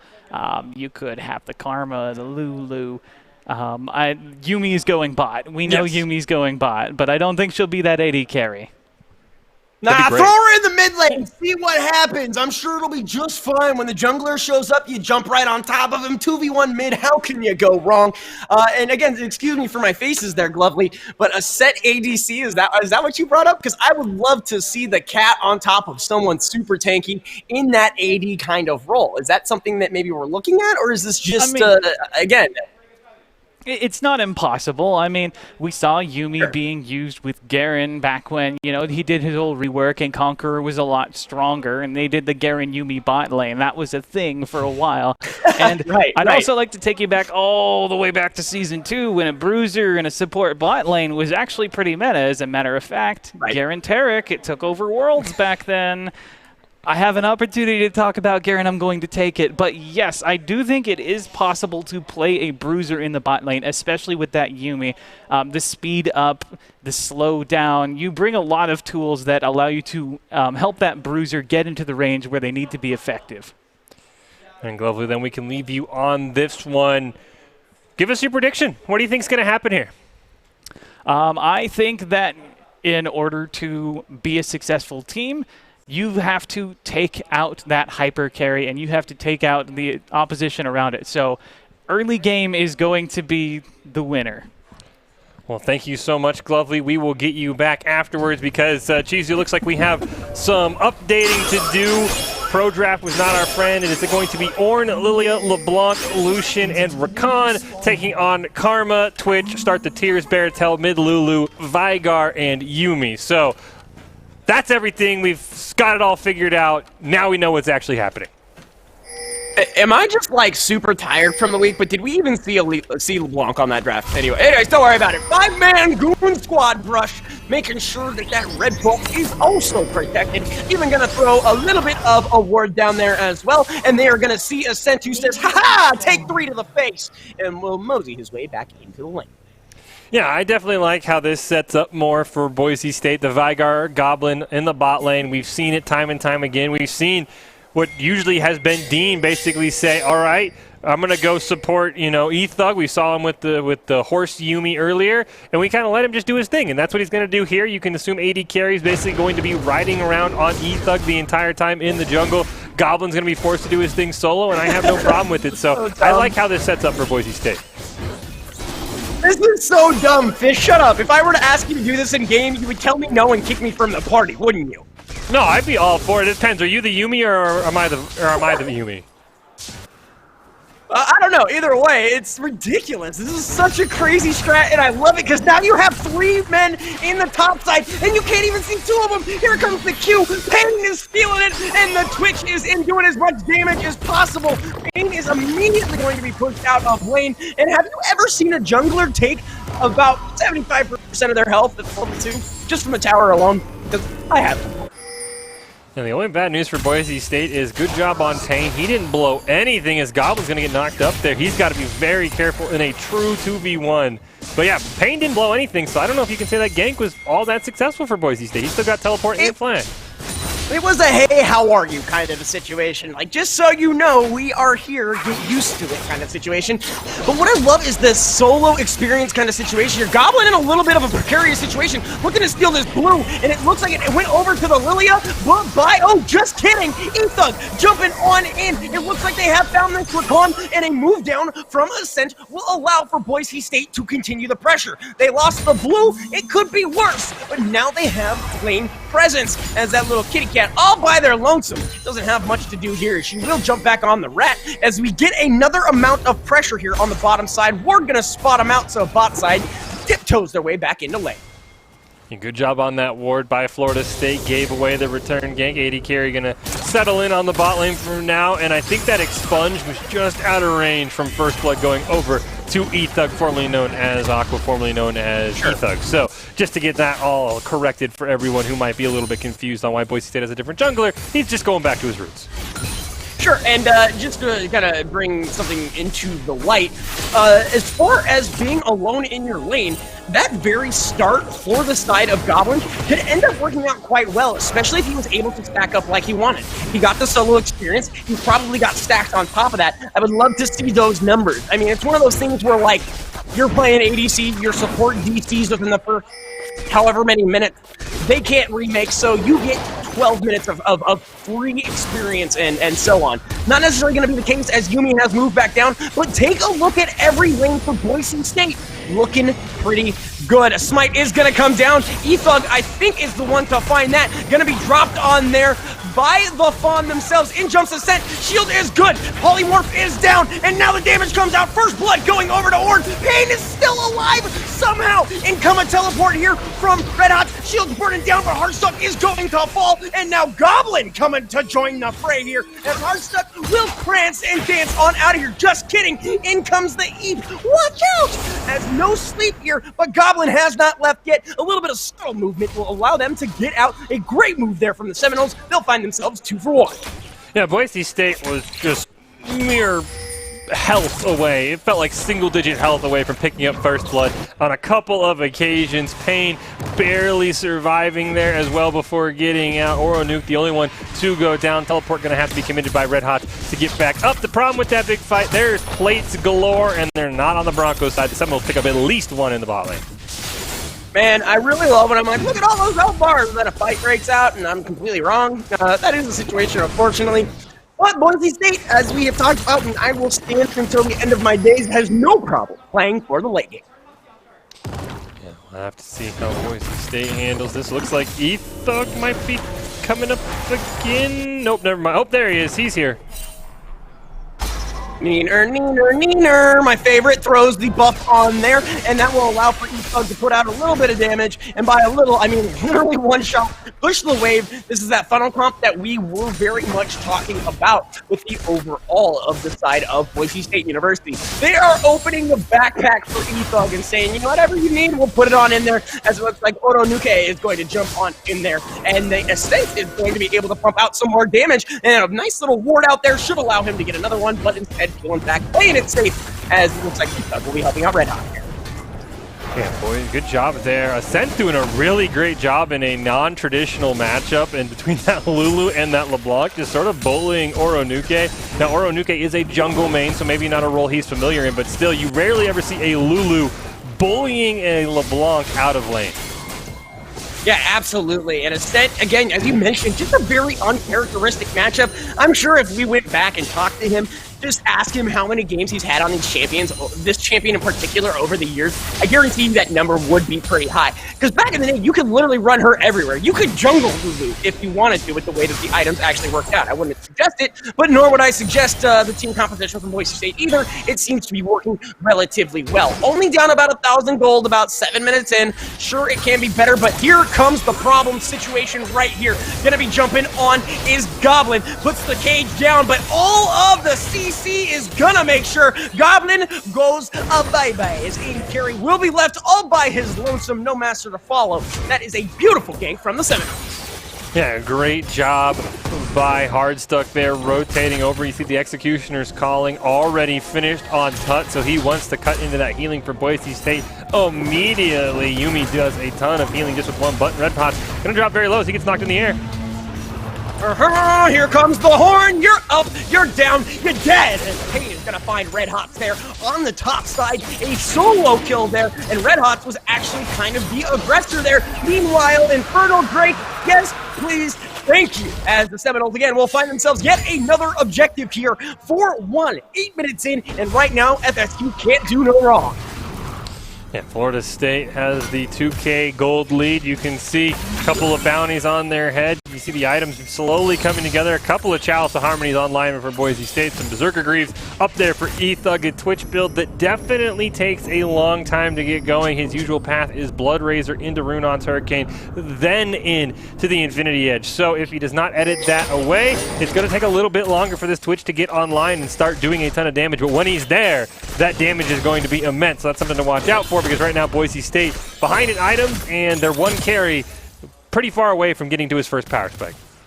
All right, so here's what I want real quick. I want you to just kind of close your eyes for a quick second and think about 10 minutes from now, less than that. We saw Payne go 1v1 with Red Hots. Relatively squishy, has movement speed, has a shield, and absolutely bodied that champion. Now imagine later in the game when he's capable of doing that to a multitude of people, but we do have a fight on our hands. Goblin says bye-bye, tut-tut, you are out of here. Gnarls Barkley forced the flash, gonna find Hardstuck there. Boise State clawing their way back on the back of the kitten. What it looks like here, we're gonna find ourselves a nice little pink ward, clear that one out and do the same. But what I was alluding to is I want you to watch late game team fight because this Ornn is fully capable of hitting all of these members and absolutely destroying their health bars. Yeah, I mean, Ornn's going to be a thorn in the Boise State side. Pain is literally going to cause pain to Boise State and just trying to break through that Ornn wall of damage. And I think it's going to be really key, as you talked about, for making sure Red Hots can survive as he just barely avoids the knock up there, avoids the brittle. Red Hots cannot allow this guy to get fed, because if he is, it's going to be game over for Boise State. Not that he didn't, like, give him the situation, and that was some fancy feat by my boy Hots there. Stands away from everything and is even able to lock down the Ornn. But he just kind of gives him a little tickle fight here. Ascent getting dropped on Eve. Look out! The ultimate gonna be burned here as it looks like Ascent's gonna take a little nappy poo in the mid lane. Heartstuck gonna pick up that one. Boise State looking for something on the top. A flash from Red Hots, absolutely unnecessary, but is going to allow for Boise State to continue to pressure, but a not so fair exchange going in favor of Florida State. Is Summoner spells expended that didn't need to be, but they are also the ones that found the kill, and I don't think it's done yet as we look bot lane. So here's the horn. And it comes on in as Heartstuck is going to be dropped there from Red Hots. Ethog is found out. See you later, and she already has so much, but the Mantra Q, second explosion, is going to do it. Pain, the tower's the other way. Go the other way. Meanwhile, bottom side, we have ourselves a fight. Yumi ultimate is going to be burned. Ascent down to 100 health. 80 carry and Goblin looking for something, but here comes the calling. Only about 20% of that is going to hit. 3v2, Florida State is able to hold on. Ascent almost falls in the fray. There is chaos all over the rift. There is Red Hots. He still wants to kill. He smells blood. The camera thinks something's going on bot lane. He's got to be careful. He's got to get a little bit of a healing there. Nice job headbutting the wall. That's what I do every single day after work. Here comes the LeBlanc to close that one out. Oronuke going to get that. That's not what Boise want to see, but Ethug, he had thoughts, but the cage not going to land. I think he might try and get into this bush, but I don't know if they're going to be able to get a kill here. That's kind of the thing that, I mean, again, not to like pick on Boise State, but maybe like try not ganking the tankiest member of the entire team. I mean, I'm just a caster. I'm not an analyst. Maybe Glovely has a better idea. But that's probably 3 or 4 games we've seen on the top side that have basically resulted in nice try, guy, for Boise State. Looks like Red Hots is going to continue on. Pain may have overstayed his welcome, and this will allow for Red Hots with new items to come on back and say, hey, how are you? I missed you. No or mid lane to help you this time. Get out of my lane. Airy going to secure that kill. That shutdown gold over to Red Hots, as you could see there, finishing his first item worthing on the Aether Wisp there. And you can see the Abyssal Mask already completed for Pain, which you have to question. Yeah, it's going to help you in lane, but this comp should scream, Ethug's the carry. Where's the Sunfire Cape? Where's your armor? What are you doing with this magic resist? Well, you can kind of chalk that up. Sorry, Red Hot's getting dropped on here by Heartstuck. I will answer your question in just a second there, as it looks like Red Hot's taking so much damage. Tries to use the brush to his advantage and is doing so. A teleport is coming in, but is going to be matched from the side of FSU. Goblin just like decided to walk into a 1v3. Here come 2 more of his allies though, but they're toast. This is still not in favor of Boise State University. All they can do is hope to get one. They find it on the back of 80 carry. Call of the Forge God is in. But like I said, Ethug, Toasty, Magosti, 80 carry gone. Is that a quad to the Ornn? Mother of God, you have got to be kidding me. Stop ganking the Ornn. And meanwhile, bot lane, looks like Florida State should pick up a couple of plates there. Probably in one more wave from getting that one. A quadra kill onto the Ornn. There goes that whole argument. That Abyssal Mask is probably easily going to become a Sunfire Cape. Curious that he didn't want to bring Demolish in any case in his keystones there. If you see the Unsealed Spellbook. Red Hot's going to try and defend. Still 160 gold over to the Ornn. I mean, and you look at this, Red Hots is burning everything, throwing the kitchen and the sink and the laundry room at this dude. Meanwhile, nothing is happening. Bottom tower falls. Boise State is just falling apart. They need to find some way in. I mentioned the late game. They need to actually get there. Yeah, you can see the Athene's Unholy Grail finished on Red Hot. They're going to provide some extra healing when he does shield Ethug. Ethug has finished the Blood Razor, now working on what I would have to assume is the Runon's Hurricane, so he's a little bit into his build. Nothing finished in the mid lane there. Hextech Revolver online for Goblin. He's going to probably go grab his Super Soaker. Boise State going to pick up the Ocean Dragon. Mountain will bless us for the rest of the map, something Boise State would love to have, just because those extra shields are going to keep their squishy members alive. So Boise State definitely needs some dragon control right now, because that is going to be vital. By the way, while all those happening, Heartstuck picked up Shelly there, so they're going to have a chance to drop that anywhere they want. No plates, first turret already gone, but it could be another tower no matter wherever Florida State wants to put it. Again, this is one of those situations, oh man, Ascent's going to go 9-9 to baby. There are 4 there, including the quickness and the pop, lock, and drop. 80 carry the remaining member as Lucian finds himself a double kill. I would go so far as to also say this is probably a mid lane turret. Shelly going to be dropped. Oh, Carry! Carry is put to sleep permanently. Just kidding. He still has something there as he's able to jump onto Red Hots. This mid lane turret finally falls, and now here comes the flash and the dash there, and what a serious amount of damage coming out from Goblin. But meanwhile, the rest of the team jumps in. Flash is going to be burned. Health bars so absolutely tiny. The Q is going to come out there, not able to land. The second one is the Vagar, and now Boise State will run back, and just like the kitty cat, lick their wounds. Meanwhile, top lane, the Forge God himself, Pain, is going to deliver that upon an inanimate object. Another one there for FSU.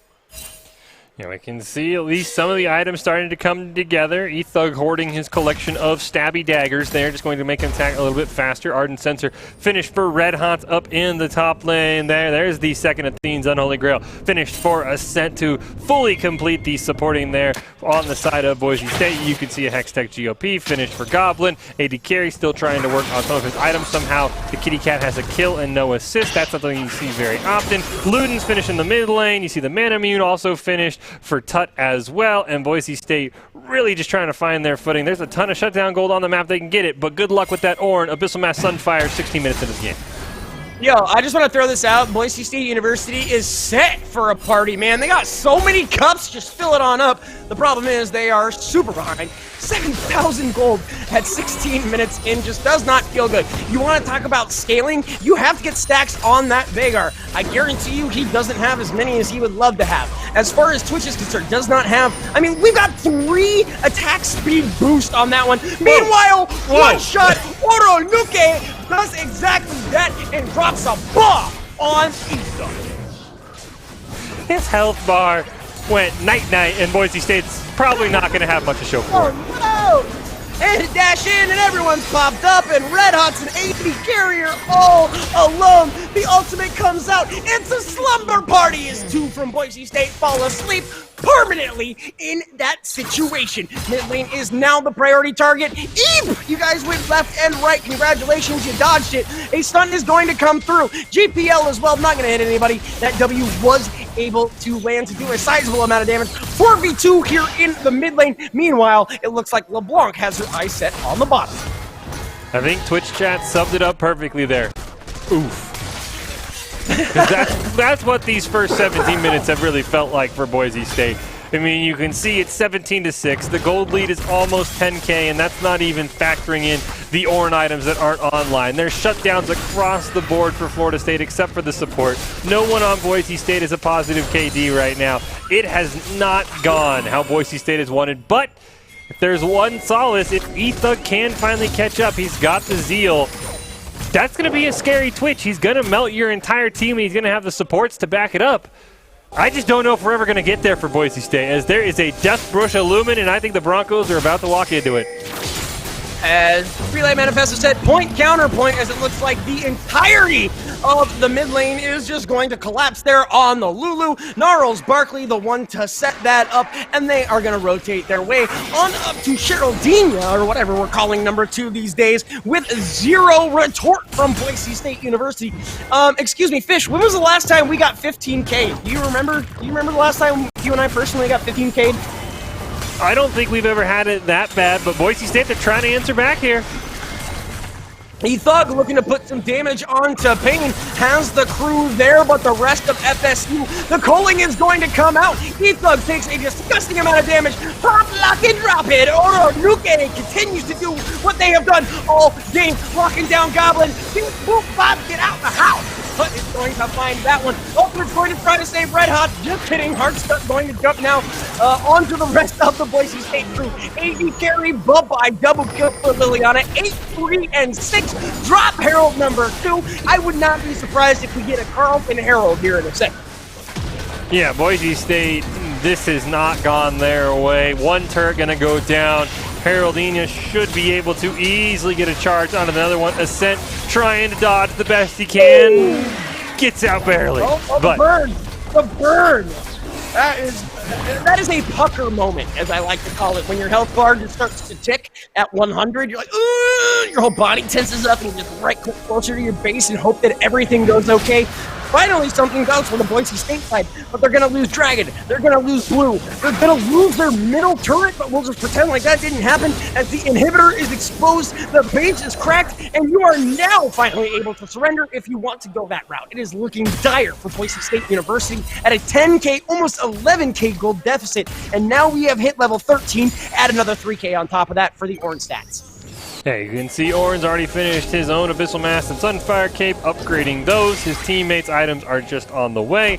You can see Boise State, you're starting to get a semblance of what they wanted to do. Ardent Sensor on 3 champions. Athene's Unholy Grail on 2.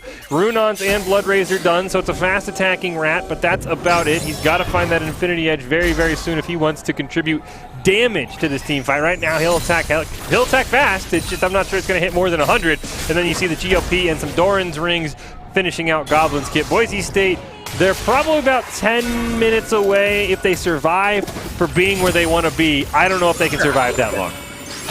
Well, and that's kind of what I was getting at. It's like you can only throw so many steroids onto a bodybuilder before they just croak from a heart attack. And like I feel like that's what happened here for Boise State. They're like, let's just do a bunch of enchanters. You know, it's cool, enchanting and then letting Vanguard do the thing and then letting Flick do the thing. That's not working out for him. Again, the Mantra Shield coming out. Call of the Forge God coming in. Not going to hit any there as Boise State has found a double there. In jumps the Rakan, though. Shutdown gold coming across. And now LeBlanc looks to party with the side of Boise State. A double. We got a triple. Give him the quattro. There may be a penta in the wings as Goblin looks to get on out of here. Flash is going to be burned. Going to settle for the quad, but my goodness, that could have been a charity penta for the side of FSU.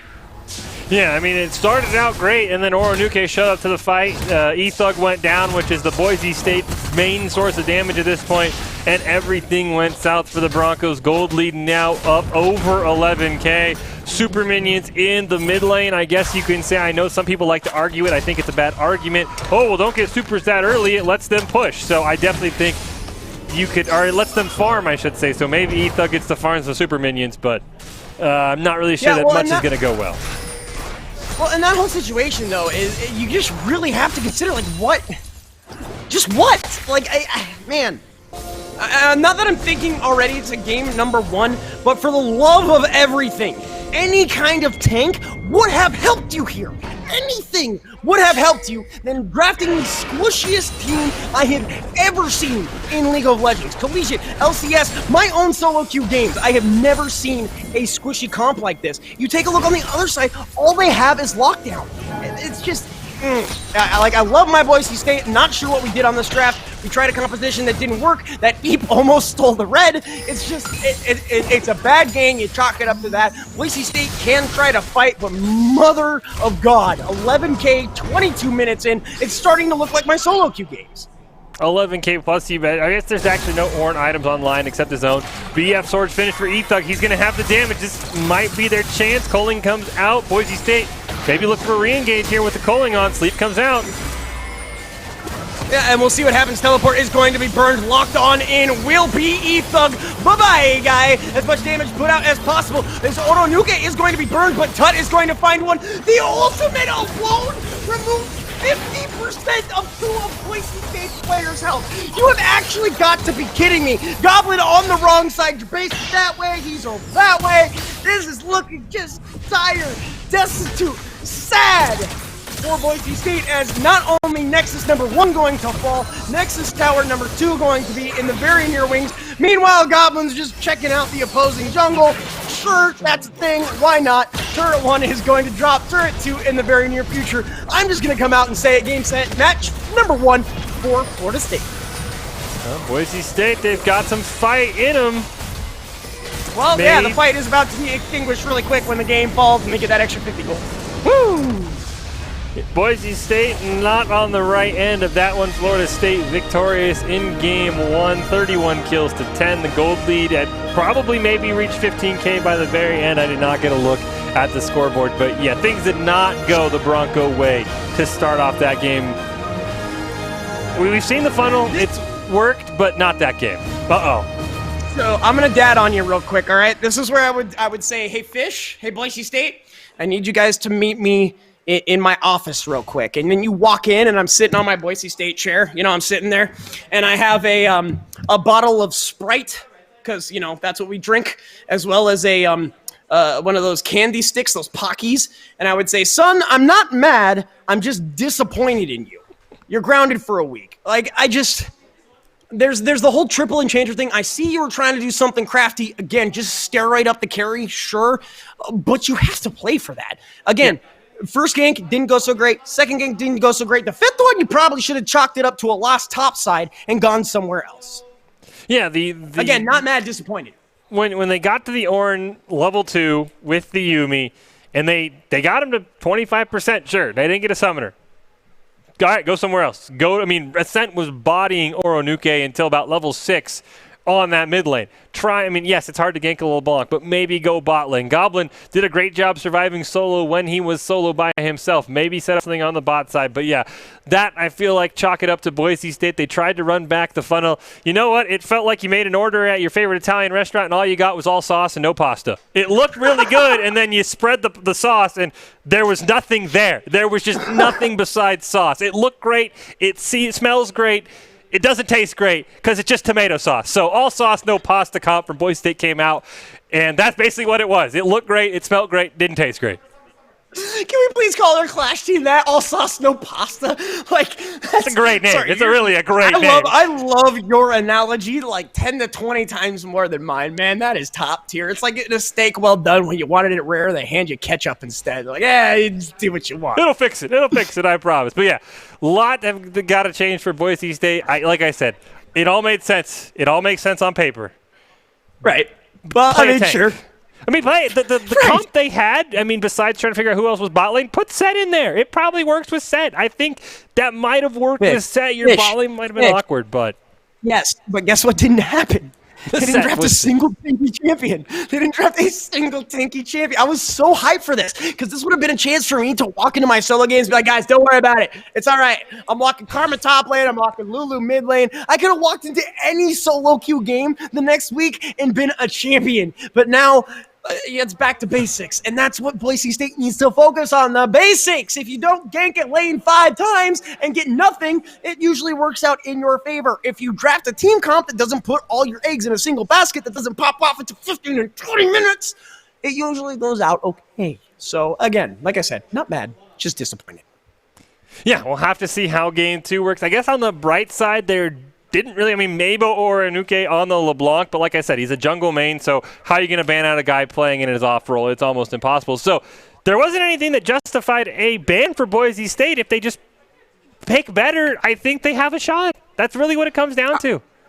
I think the Lilia could serve a ban, just because that's true. Immediately, as I say, like, yo, this champion's falling off the face of the earth, she comes in and just smacks everybody in the face. But that's what you need out of a Lilia, and she got it in spades. Early points, not only in your jungle, and I say points as in like point of contention, if you will. Yeah. So early points in your own jungle. Don't get invaded by level 2. You're looking pretty good. They spent more time going top lane. In fact, they didn't even wait till minute 2 to go to top lane. As far as the overall is concerned, Lilia needs the kill resources. She was like 8-3 in a million at any point in time. You just point to the screen and go, yeah, it probably was right there. Not to mention Boise State just did not have anything to prepare for it. If you go to sleep, you can't move, you can't burn summoners. All that happens is you just kind of get like a bunch of quarters and a sock, and they just keep hitting you until you wake up. And then you don't, though, actually, because you're dead. Like I said, I'll go on the bright side since you have taken the negative here.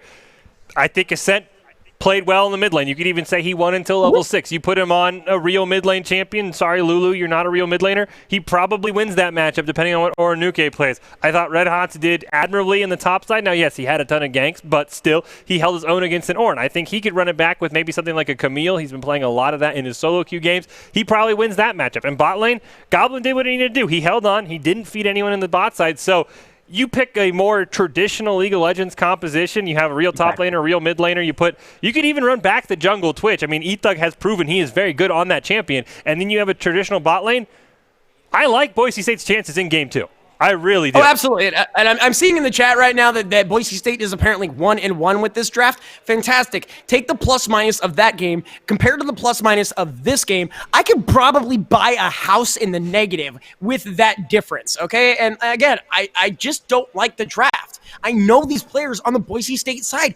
Give Red Hots give them the Malphite. Where was that? Yeah. It wasn't even banned. What are we thinking by throwing that much into the pot? So I'm going to stop being angry. Boise State, come back and win game 2, and you're not grounded for a week.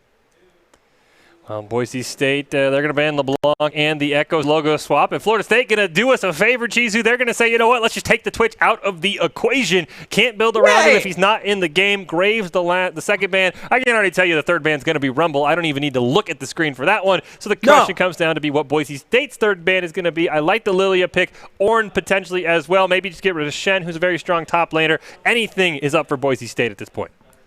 This is where, if I am going to pray to whatever deity is up there, that this is the time where they do not ban the Rumble. They're like, what? We gave them champions they're good with. We might as well just leave the Rumble open. And that will be the gravest of mistakes for the side of the Seminoles. You see that Lucian ban? You do have one more left. If Ascent is able to... Chizu, I don't want to hurt your feelings. It wasn't the Twitch. They updated it right as you started your rant. They updated it to the Rumble being banned. He's gone. Well, there's the Camille picking. That's unfortunate, man, because right now that's what Boise State needs is a super miracle and an unbelievable, powerful champion and a draft that works with it. Ash will fill that void as a meta champion. You are going to find yourself a Jhin on the opposing side. Yeah, we see Camille, the last ban away there by Florida State, taking that away from Red Hots in the top lane there. We have calls for jungle Ash. I've made it work before with a similar comp. Ash and 4 supports in the jungle. I made it work. So if I can make it work, Boise State can make it work. They're definitely more talented than I am. Lilia going to be picked up again, so that not being a ban, Lucian banned away despite the nerfs, means that's going to be something Boise State has to watch out for again. Hey, look at that. The Centaur's back as it looks like the Seminoles going to find themselves a Lilia here. Worked out great last game. Maybe she can get those resources that she received in the first game. But you know what? Fish, I can't even handle this right now. That's my favorite champion in the entire game, and it has currently been locked in. Yeah, I'll be curious to see where that Zach's going to go. I know we've seen some Zach jungle against Boise State. We've seen some Zach support from Boise State. We've seen some Zach top lane. So I'm curious. I'm going to be curious. I want to know where he's going to go. He's definitely sort of fits that flex niche that Boise State likes to play around. I'm not going to lie to you. I remember the game that I was like, guys, throw me top. I got something. And I threw this out. And the next week, Red Hots picked it up and was in the top lane and absolutely looked like me. Just kidding. I looked like him as I played my games. I want to see this in the top lane. I love what Zach offers in that exchange. What do? You hit people with your wet noodles, you heal, and you wait for your jungler to show up. Morgana going to be picked up, and Diana, the final one here in phase 1 for the side of FSU. Yeah, so I think we can rule out the Zach support options. Still could be the jungle or the top lane there. Looks like on the meanwhile, Florida State probably looking for a top and a support.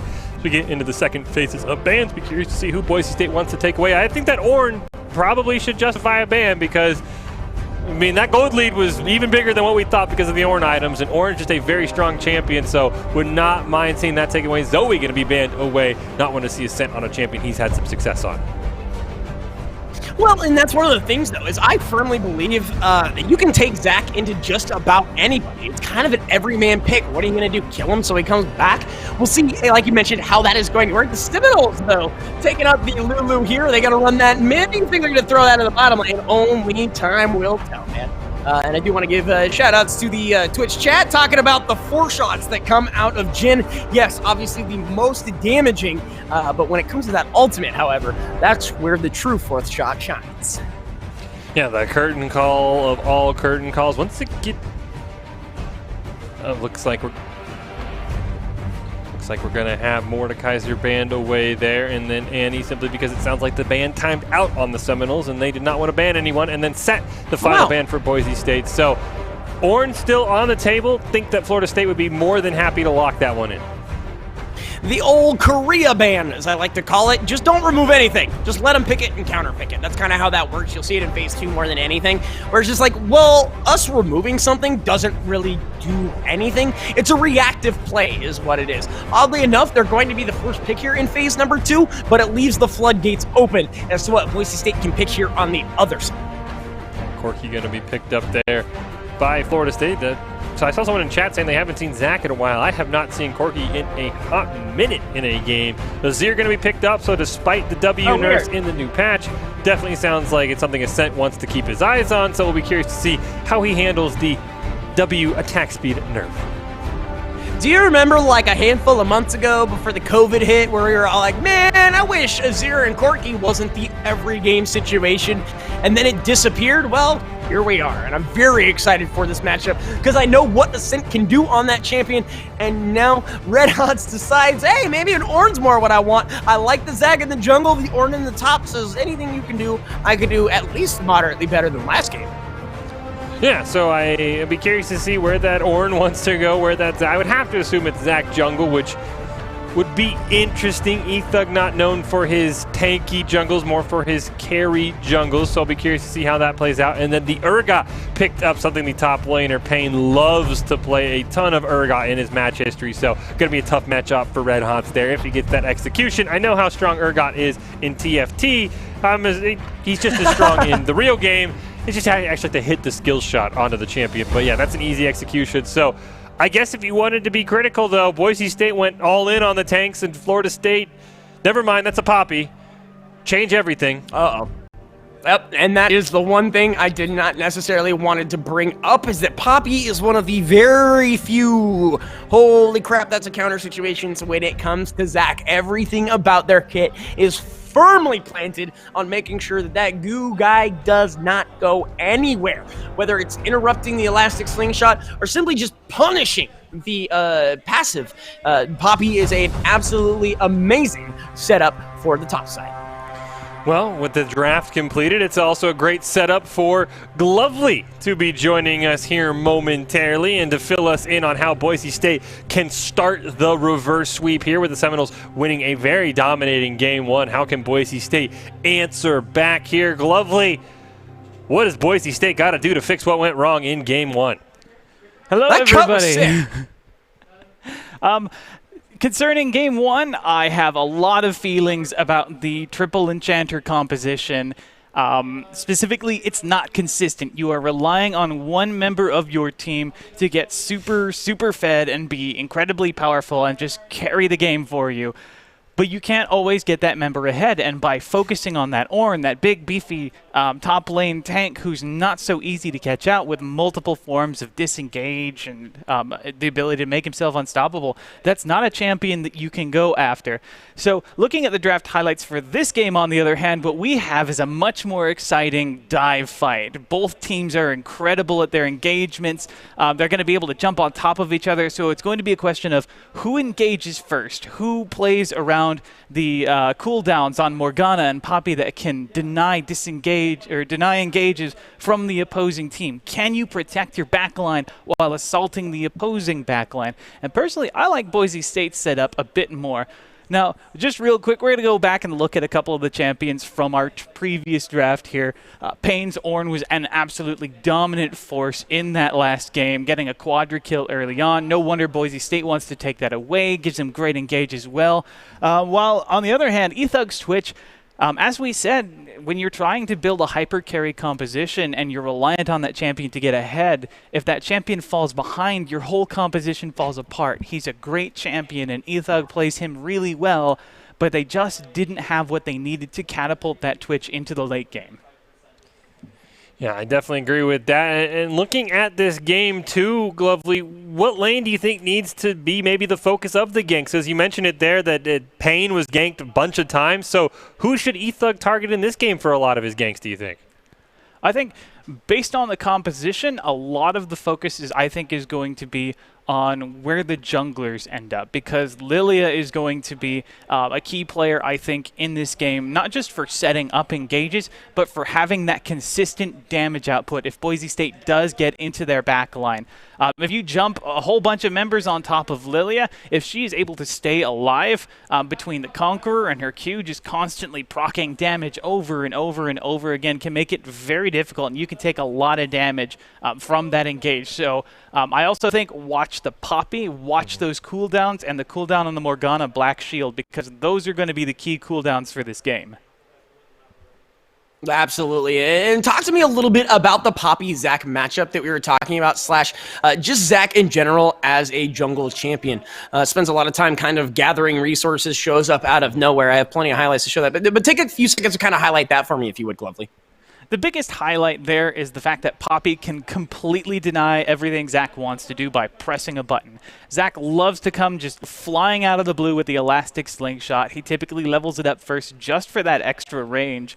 While Poppy, sets up a barrier around her that stops all of the dashes coming through. So Zac is like, okay, this is it. This is my big chance. Here I go, guys. Whoosh, bam, smack into a wall. So I think the Zac needs to go to other lanes. I don't think Poppy is a champion that you would want to gank anyway. As we saw in the previous game, Boise State focused their ganks around that top lane. And while Poppy is, I think, a lot less safe than, say, the Ornn is, who can dash anywhere, while Poppy needs a target, I do think that she's still very difficult to gank, especially for the Zac. So turn the Zac, I think, towards the bottom side of the map, get your own bot lane ahead, and use that pressure to take over the game. And I will say, and we can end on this, Glovely, the one thing that is sort of throwing me off is we've seen eThug play a variety of carry champions. He's done very well. The one game he played Skarner, Boise State kind of struggled. Do you think there's any concern that they're not going to have that consistent score and damage coming up from eThug now that he's on the Zac, who's more of a tank? I do think it still plays in with his very aggressive play style. We did see he'd like to be in the lanes and on the gank path, and Zac is a great champion for that. I do think Boise State might lose a little damage because they are going with the Zac, but I mean, AP Zac is technically something you can build. I've seen it with Leandri's Torment. It's not a bad pick. You can still have a bit of burst, of course, and you still have your crowd control options. Well, Glovely, thank you so much for that. We will stay tuned and hope that we see you come back for a Game 3 between these two squads, but it's up for Boise State to be able to force us to that point. So it is going to be interesting to see. We had the full Glovely breakdown, Chizu. That's my one concern, is that Skarner game. We saw it, and Boise State nearly came back in that game, by the way, but it just felt like there was that little bit of damage missing. eThug usually provides that. He's usually got a positive scoreline. He's usually doing a ton of damage. So that was my one concern, AP Zac aside, that less damage for Boise State going to come out. It's going to be all on Ascent and Goblin to carry the load. I'm gonna run this out here, okay? I have a super, oh my goodness, hot take. Are you ready for it? Yes, you ready? I'm ready. Buckle I'm ready. up. This game is going to last longer because Boise State not drafted one, but two tanks. Yep. Yeah, there you go. That's a good call. For this round. So as far as I'm concerned, this is just match one. We're gonna take that first one. We're just gonna light it on fire, throw it over there, and just see what happens from there. Because that's one of those demoralizing games. Again, you chalk it up to the draft. Now that you have something stronger, you just goose blah blah that away, rub the temples or whatever, and go into game number 2 with a positive mental attitude that you will absolutely stomp this time around, or at least make it a game. Because again, that'll at least bring the morale up mentally. Well, as we fully hop in here, you can see looks like everything was correct. Poppy, Lilia, Corky, Jin, and Lulu taking on Ornn, Zac, Azir, Ashe, and Morgana. First time in a while, by the way, we've seen Goblin on a champion that can crit. So that'll be kind of fun to see. He's usually been on that Vygar, which he's played pretty well. A couple things to catch my eye to start. Corky going to go with the Cole to start here. Look at that. You got the top sides. They're beating each other, and they're doing little poor old cutie faces.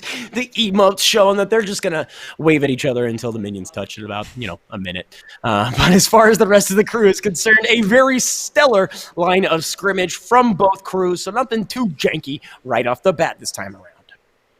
Yeah, it looks like maybe E-Thug going to start alone at his Wolves. Zach, one of those junglers that definitely has a good enough clear and a good enough terms of passive healing to kind of do that. I will be curious to see how Boise State wants to handle it, because when your jungler usually doesn't start at his desired camp, red buff for bot side, blue buff for the top side, you usually kind of hang around, hide in a bush, don't give it away to your opponent. Looks like Boise State's going to do just that. They'll try and convince Florida State that maybe he was at red all along, but actually they're going to go to the lane early, so I'll be curious to see if Florida State, any pinks come out, being curious as to where E-Thug might actually have started.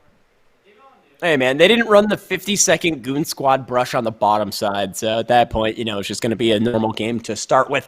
A little bit of poke coming out from the Azir there, giving a little bit of agency as far as the first level is concerned.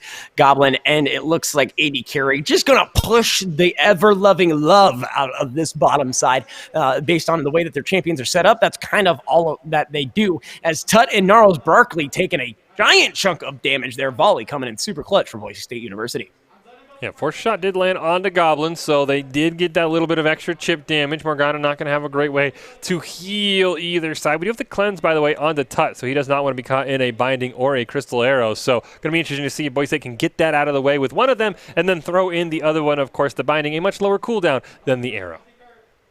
Well, absolutely, and you need to think about the volley as well, because sometimes in those dire situations, you can kind of bait out the cleanse from a volley, gets rid of all the slows and stuff. Pain going to be jumping in here on Red Hots. Both tanks looking at about 300 with shields applied, but that is one of those things that you need to keep track of on the bottom side, is that if you try to cleanse everything that's coming in, you can't cleanse those other twos, whether it's the Q or the Enchanted Crystal Arrow that we were talking about. That, or even followed up with the Call of the Forge God. The CC is going to be burned real quick once we get to the team fight stage, and assuming that everything doesn't end up like round number 1, we will actually see a mid and late game. Yeah, and I definitely like how Red Hots is trading here, even without the Grasp of the Undying, still coming out ahead. Looks like Goblin going to throw in some vision there. They do spot out Hard Stuck, double buffed and everything. E-Thug now just finishing his red buff, so he is double buffed as well. We might have a nice little fight over the Scuttles. Everyone's rotating down. The Eep comes out. Yeah, absolutely, and NK Heartstuck right there is looking to just get on out of there as fast as humanly possible, as it looks like in jumps, and well, really nobody, as they are just going to stand here and continue to pop each other around. No aggression early in the game. Both of these teams looking for the mid to late. Yeah, one thing to point out, though, the bot side CS, because of that rotation, Tut up by 8+, and they are equal in waves. So definitely going to be something to keep an eye on if Goblin can keep that CS differential to a minimum there. As we see E-Thug going to go doing some counter jungling, but the pings come out. They know he's there. It's only a matter of time before Hardstuck finds him. Yeah, and they are going to get collapsed on here. A pinch here from the mid lane as well. Stop. He still has, or jungle, I'm sorry, still has his passive, so that's going to be a really hard burn there, but is going to be able to get out without much issue. Yeah, I was going to say, if Florida State stuck around, they could bait him with the self-revive or the passive and be able to maybe pick up first blood, but everyone fully realizing that's probably not the play you want to do. They will go back to passively farming all of their lanes. You can see most of the health potions kind of have been chugged through on both sides. Cole at 30 stacks and counting down. Boise State has to feel comfortable right now. Gold lead slightly on the Seminoles' favor, but a lot of that revolves around that bot lane difference of 11 CS.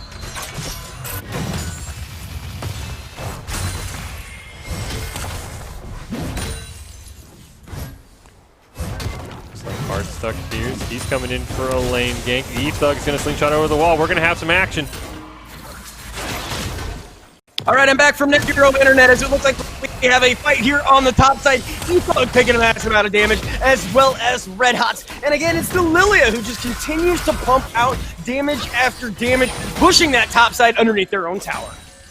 Yeah, and we talked about it. I know Barrett's mentioned in the chat when the Zac was picked in. We talked about how Poppy counters it. Slingshot tried to come in from E-Thug, ran right into that wall and went splat on the ground. Countered up the knockup there. That allowed a lot of damage to come out on the side of Florida State. But I do like how mid lane's going once again. This time a set on a more damage-oriented champion. Definitely bodying Oranuke, is that Corki is going to be forced to back. And I already don't like him because he's not using Corki. Is that your deciding factor as to whether or not you like a Corki? Yes. Oh, absolutely. But I missed exactly what happened, so thank you so much for filling me on in. I really got to get out of the early 2000s. I'm running on Net Zero right now, and like, it's not me any favors, so I apologize there. But it looks like so far so good for all teams involved. Not much of a gap, 6 minutes in. Oh, we do see Tear the Goddess finished on Oranuke. He can start stacking that up. BF Sword finished on Goblin. Stinger finished on Ascent. We'll have some attack damage on the soldiers in top lane. We do have a Doran's sword picked up and a Ruby Crystal picked up by Pain. An interesting back after that Corrupting Potion. And then a Ruby Crystal built on there by Red Hots. And he'll finish his Bombi Simber in the bush. Yeah, and that'll just allow him to do as much as he can just by standing around and being a rad dude, if you will. And again, the rest of the crew's looking pretty good. Zach has himself a little bit of a CS lead, so he's certainly going to enjoy that. You can counteract that with the ADC's difference, but as far as items are concerned, looking pretty good for everybody considered. Yeah, BF Sword on both sides. Red Hot's probably going to lose most of those trenches. Congrats to the Undying, but here's the Horn. Horn is gonna land. Pain without love as Orn is going to push him down into the ground. First blood over to the Boise State Broncos as Oranuke is going to also be found out on the mid side. Here comes the elastic slingshot. It's bounce time, baby. Make him kiss. Not gonna happen. Shield does come out. E-Thug just giving an old, hey, how are you? Oranuke, though, taking a nice sizable amount of damage there from just one move from the side of Ascent. 80 carry is waiting in the wings, looking to drop, is not able to land the binding, so he's gonna drop a ward. He's on out.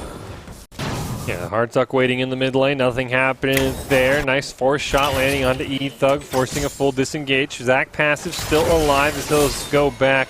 And, you know, Bill upgrade his boots early. Once again, Ionian's Lucidity boots finished there on the side of E-Thug. Definitely not something you see very often, is someone finishing their boots that quickly. No one else in the game besides 80 Carry even has boots for Boise State. So definitely going to be a fast Zach, going to have some low cooldowns that should allow him to gank a lot quicker.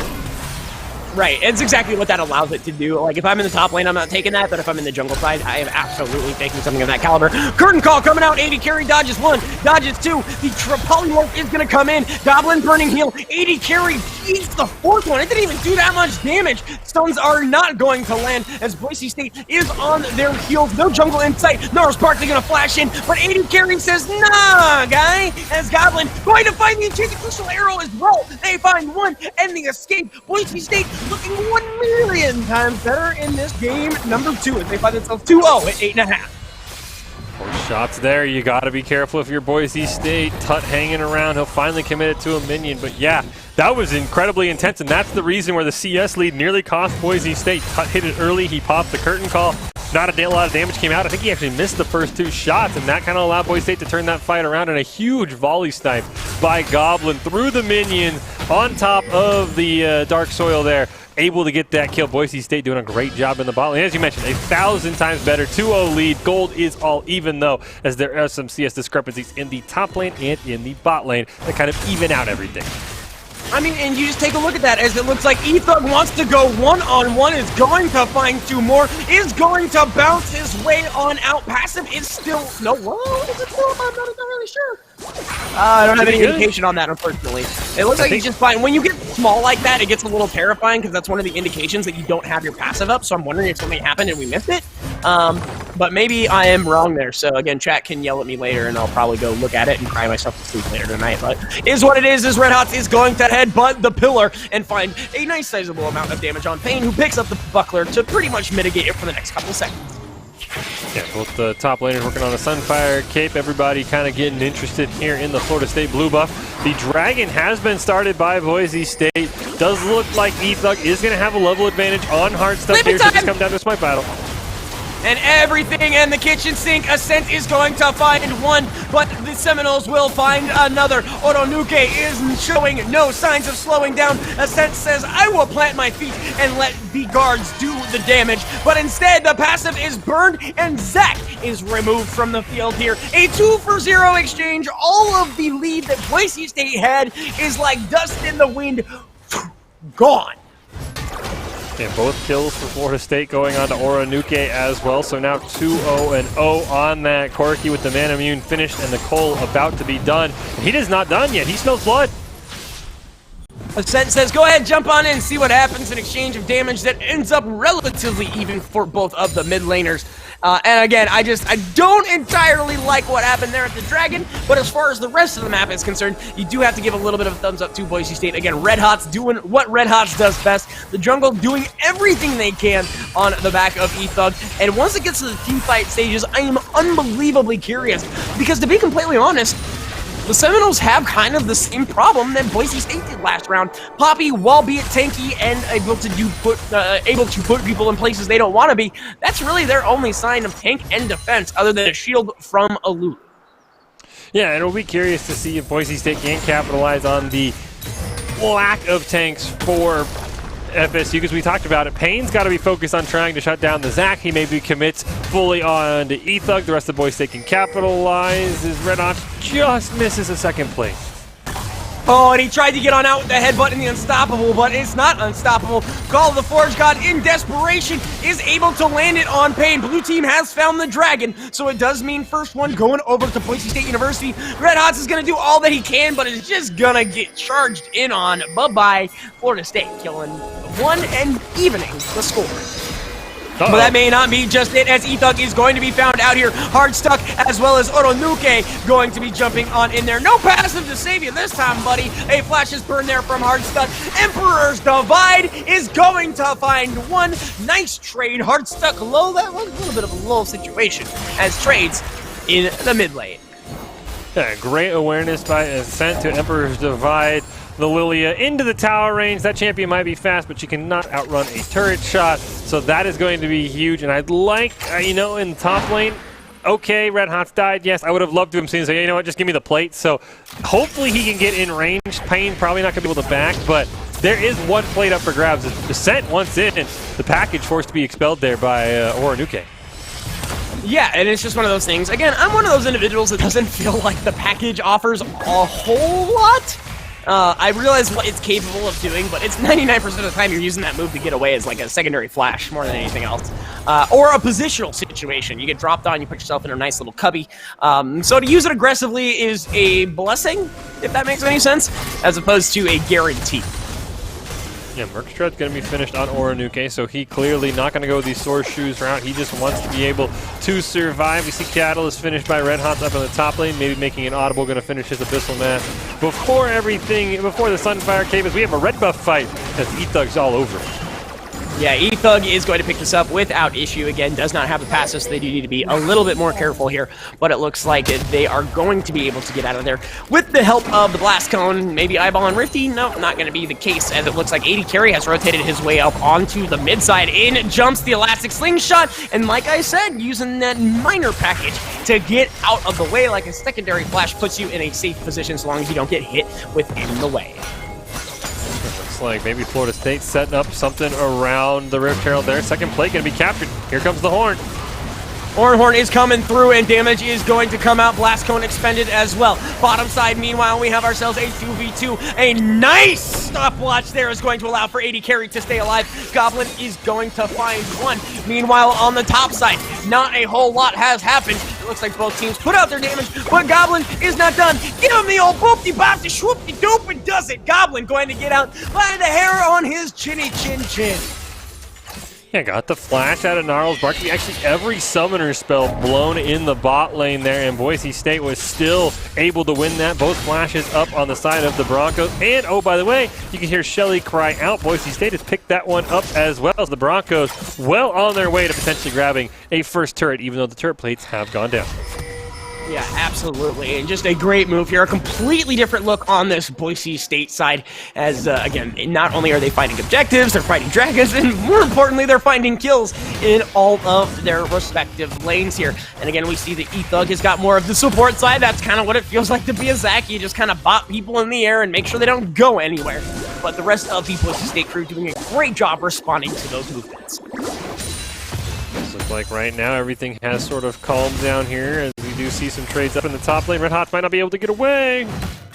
Payne is going to put out some damage. You see it's not coming out a whole lot. Going to pick up that buckler there. So as far as health bars are concerned, Red Hot's moving on out of there. But it looks like FSU Payne is not going to stop simply at that as the pressure continues here on the top side. No jungle to be seen. Means that should be relatively easy. Red Hot does not have to go back to base to buy. He will for his health. So hopefully that new pickup there will be enough for him to sustain this lane. Should be just fine. Yeah, he has Unseal Spellbook into Ghost, so he should have some more escapability up in the top lane, but not going to be able to get back to the turret as quickly when he backs, so he wants to be very cautious with first turret still on the table for both these teams, that he plays them very cautiously as Gnarls Barkley is in the mid lane, and Ethug doing his best support effort there, clearing out some wards in the Boise State jungle.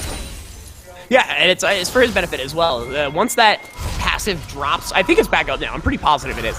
But it is so easy to drop this champion. I mean, again, he's not building the tankiest of the tank. I mean, he is to a little bit more the health side than anything else. But he will be taking raw damage from a lot of these individuals, especially once the Corki hits his E. He's going to be just removed from the battlefield if his passive is not up. So something that Boise State really does need to take care of and try to figure out, as it looks like right here. Florida has seen a little bit of Boise State's plan. Caution pings coming out everywhere. Ultimate is going to be burned. This is actually a 4v2, 4v3. They are going to find one as Goblin is going to pick up that first one. Shutdown coming out for Jin, but Morgana finds the answer there. Meanwhile, Payne says, oh man, where's my team? Gets popped up in the air as it looks like Tut here trying to put on as much damage as possible. Call the Forge God coming through. Passive burn there from Zach, and that is going to be that. As I talked about it, it happened. Emperor's Divide divides absolutely no one. Oronuke going to find the Morgana. Red Hots wants to jump into the pool party. Ascent finds one, and now is a 2v1 as Ascent tries to get out of there like a bird to the worm is able to do so, but a dragon to the Seminoles will be the end result. Yeah, and it really felt unfortunate. It looked like Ethug, he had the Q on, I think, Poppy and Oronuke, and he thought he wanted to slam them together. As he died, he moved them away from the second Orn part of the Orn Horn, and that really is where the fight turned around. They couldn't protect Ethug. They didn't get the knockup and the brittle onto anyone. So if that Orn Horn lands, it's probably a clean ace for Boise State. Zach gets up, they get the dragon. So that one little inch on Red Hot missing that horn, what changed that fight and allowed Dragon to go over to Florida State. But the Broncos still picked up some. You can see there, Ascent 3-0. He's finished in Ashes too. He's feeling himself right now. Yeah, and it's just, again, one of those things where it's mountains, molehills, and a whole other bunch of analogies, if you will. Boise State was able to find some resources, unfortunately losing the overall. They did pick themselves up as Rifty that we are going to see drop now here into the mid lane, so it does make up for whatever happened on that side. Just a little bit of give and take, the tug of war, as Shelly gonna find half of that health right there. Meanwhile, Goblin putting some massive damage here on Payne. Have fun running away when you're slowed. Volley gonna come out for him at 50%. Yeah, first turret still on the table for all of these teams. Rift Herald not able to capitalize on it. You can see items starting to be finished. Looks like Cinder Hulk has been finished by E-Thug there. The Abyssal Mass done for Red Hots. Nashor's Tooth, we've talked about that one already. Essence Reaver and Zeal online for Goblin. And then the Zon is up for AD carry as E-Thug goes charging. That's my favorite thing to do as Zach, as you're like in that 1v1, you feel super confident. The ultimate going to be burned here as a bunch of individuals from the Florida State Seminoles going to find E-Thug there. Meanwhile, Red Hots on the losing end of a 1v1. Oronuke going to find the Forge God and put him in a body bag. Yeah, Oronuke, he's finished the Triforce. He's got the Mana Immune stacking. He is not someone you want to mess with. The rest of Florida State, you know, pretty tanky. You can see the Runic Echoes finished on hard stuck there. Sunfire finished up in the top lane for Payne. Infinity Edge and Zeal online for Tut. And then just some standard support items and Lucidity Boost online for Gnarls Barkley. So yeah, that is a Corki that I don't think Red Hots can go toe-to-toe with yet, especially with his lack of armor. But really, Boise State, he's level 14. They don't have anyone who can match that. The highest Broncos level 12. They've got to be careful of Oronuke. Nah, that's fine. You just let him hit you for 1,000,000%. It's not a big deal, right, guys? Yeah, I mean, Merman is done now, so it's a Mana Immune. Good luck. Trinity Force doesn't pump out tons of damage or anything, and a BF Sword on top of that, it doesn't hurt that bad. 4-0-3, 650 CS, 650 bounty, 200 CS. What could possibly go wrong for Boise State's Red Hot? I'm gonna go in the top lane. That man was scary. Good luck, whoever's down there. Absolutely, man. And again, we're just, it's just uncharacteristic here for the Boise State University players to have these kind of situations where individuals are just this far ahead. Again, it's not even so much a team gap at this point as it is just the individuals in the overall. 4-0-3 Corki. That's pretty solid, and he does pump out true damage to a certain extent once it gets into that. But 210 at this point, like, that's pretty damn good if I'm not mistaken. Let's see, Boise State can get it back here. E-Thug, can he find anything to make him? Nope, nothing to kiss with. He was looking for the ward. He was looking for the ward. I found that out the other day. You can hit a ward while you have the Q on, and it still brings him in. It's brilliant. Unfortunately, here's the Ornhorn now. They want blood. Paul the Forge God coming through, and in jumps the Elastic Slingshot as well. Nothing doing, just an expenditure of your abilities. Boise State not going to really find anything except for some pressure. Still trying to get this mid turret down. They've got one in the top lane for Boise State, one in the bot lane for Florida State. Baron is on the map. Either team more than capable of taking it down. But right now, Oranuke, he is just content to split push right now. Boise State doesn't have an answer. Tut sitting on that 4 shot. It's going to land. Goblin taking a huge chunk. E-Thug looking for an Elastic Slingshot, possibly a bait, not going to find anything there, cancels it and heads back into his own jungle. Eve not going to land. 4 members going to pressure here on the mid lane for the side of the Seminoles. Gnarls Barkley is going to find himself a home. Just kidding, we are back out of here, as it looks to be a stalemate here at 22 minutes in. Yeah, Dragon up in a minute. I'm assuming that's the next objective. Everyone's fighting around. Oranuke gonna back. I don't know what he could be buying as the arrow misses. Tough though.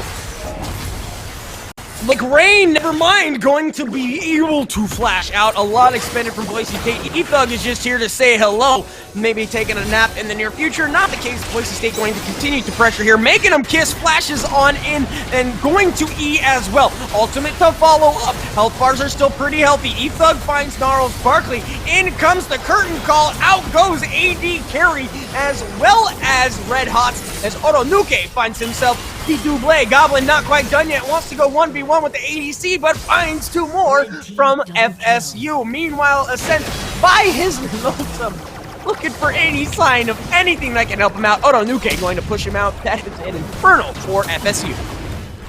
Yeah, I definitely thought Boise State, I liked how they took that fight after Oranuke had backed. Unfortunately, Corky made it right back into the fight, and he said hello and goodbye as Ascent AC's blood. Yep, looks like that one's gonna, yeah, you got the kill, but you gave over the dragon as well. So, I mean, I guess it works out if that's the way you're gonna go about it. But again, Boise State kind of, again, it's 2,000 gold lead as far as the last, I will say 15 minutes. It has been a slow roll into a fast acceleration here from FSU. Boise State still has signs of life. They do have color in their cheeks. They just got to find a way to capitalize on these team fights. Maybe even find that Corky 6-0-3. That's a giant stack of 700 gold. Yeah, it's really been the story of both mid laners. You can see Ascent's 5-0-0. Both of them have multiple items, Nashor's Tooth and Leandry's on the side of Ascent, and then Triforce, Mana Immune, or Mirror Mana, and then a BF Sword and a Pickaxe, what I would guess would be working towards maybe a Storm Razor, maybe a Infinity Edge, something very expensive for Oranuke that's going to make him nigh unkillable in terms of just the raw amount of damage he'll be able to output. The 80 carries have finished their own items, i.e. and Rapid Fire Cannon versus Essence Reaver and Arunon's Hurricane. And then the Warmogs picked up there by E-Thug. But oh, by the way, the Ornn items are online. Gold lead might be smaller than it appears.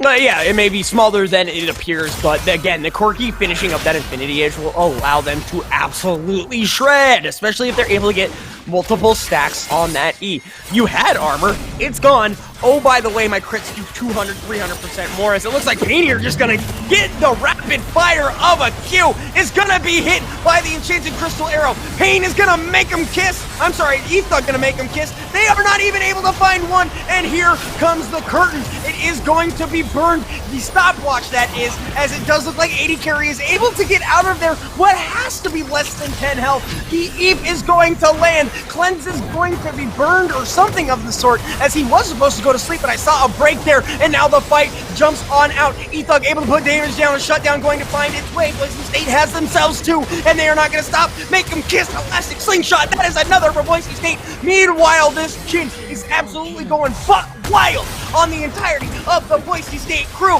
Can he count to 4? How is the Sesame Street on this guy? As 1, 2, 3 strikes, you are out, as Boise State manages to win that fight.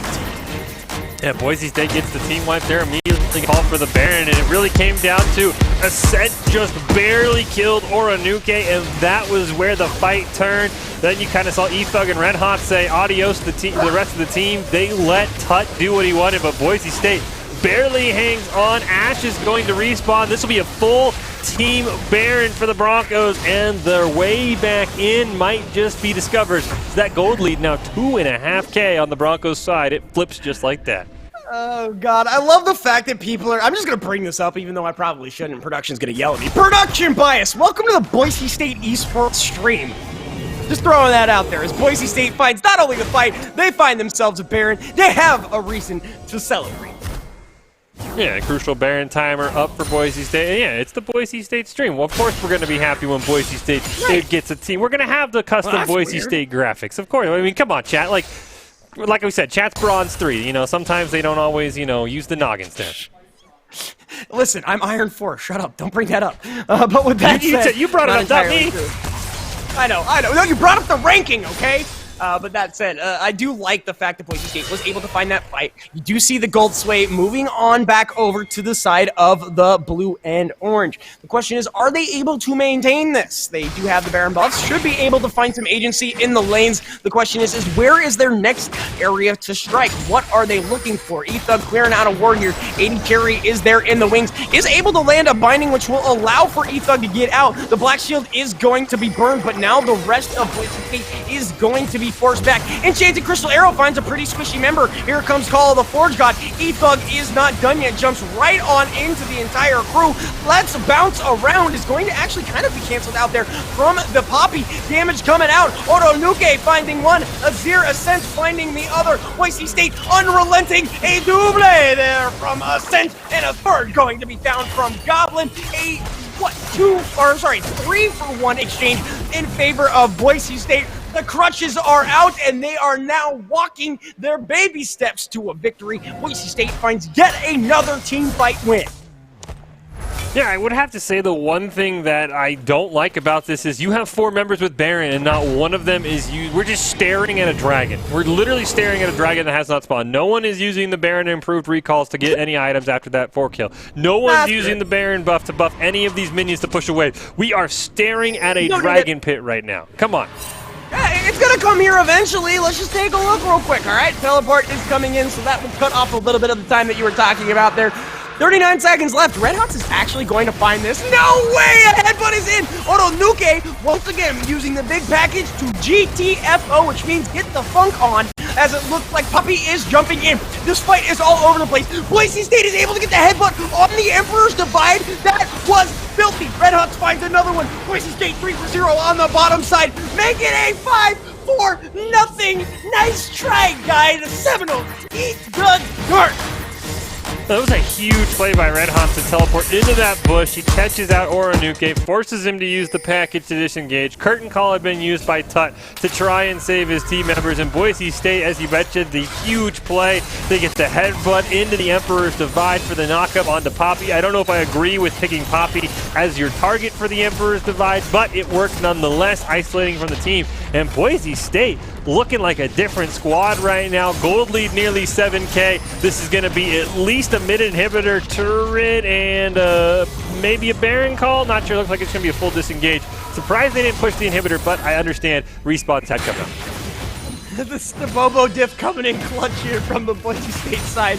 I do want to bring up that interaction is super cool. If you want a interesting kind of setup, a Gnar into an Anivia wall, a Vayne into an Anivia wall, into the Azir wall, anything that puts up a wall. Individuals like Gnar and Ornn are absolutely disgusting when it comes to the team fight if you can make yourself aware of the impenetrable walls, if you will. You have a couple of the Ornn items coming in through as well. Molten Edge going to be finished there by Goblin. The Zanya's Hourglass upgraded as well for Ascent, so I guess he has no plans to accent himself with a purple hat in the near future there. So going to have some extra AP. I believe it puts it up to 100 AP, so puts it online with my favorite triple AP items. So definitely like those Ornn upgrades. Probably have the gold lead at about 7 or 8K, and the Crystal Arrow comes out. Ooh, and here comes the rest of the crew. Gnarls Barkley is darn patty gone. Another Gnarls Barkley song. Headbutt comes on in as it looks like Tut is out of here. Looks like rain. Ethug says nice entrance, I think I'll stop you. That's going to be the case. The word coming down, they felt like fighting that more than they felt like fighting BSU. It looks like Nexus turrets are next. There's a lot of gray still on the side of the Seminoles and a lot of CC in favor of Boise State. They are pressuring as hard as they can. No Baron buff to help them through this time. A sizable amount of damage actually put through. Pain looking to hit somebody is going to whip it. Strike 3, you're on out of here. And now Oronuke going to be forced out back towards his base. Boise State has found what they want, and they are Torigun. Okay, we see that Baron's up in less than a minute. The Broncos going to head on over there. Everyone for Florida State should have some color back in their lives by the time it does spawn.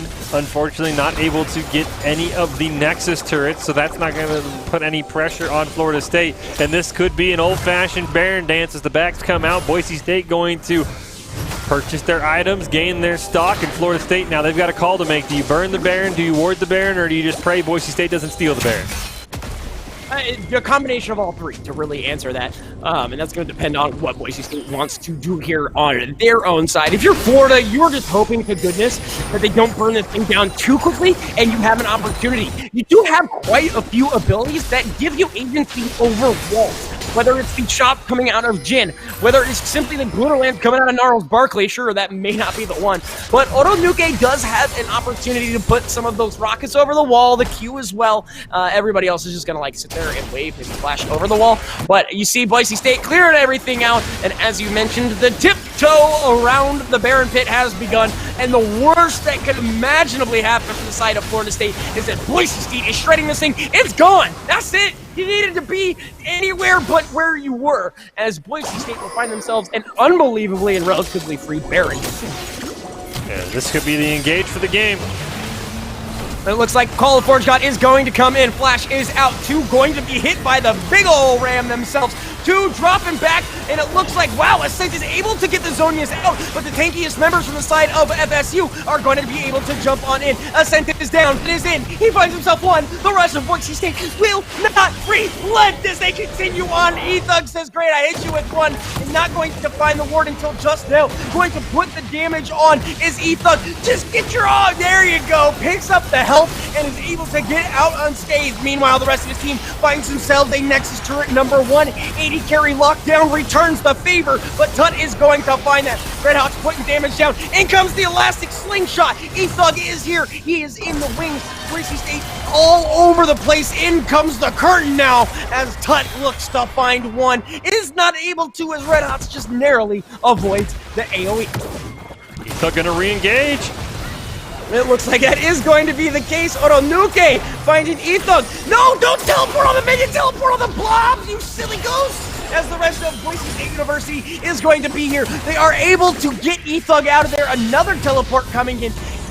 Sorry, sidebar, if you have a Zach on your team, teleport to the blobs! Are you kidding me? They don't die. Anyway, that being said, still works out in Boise State's favor. A big ol' woo for that.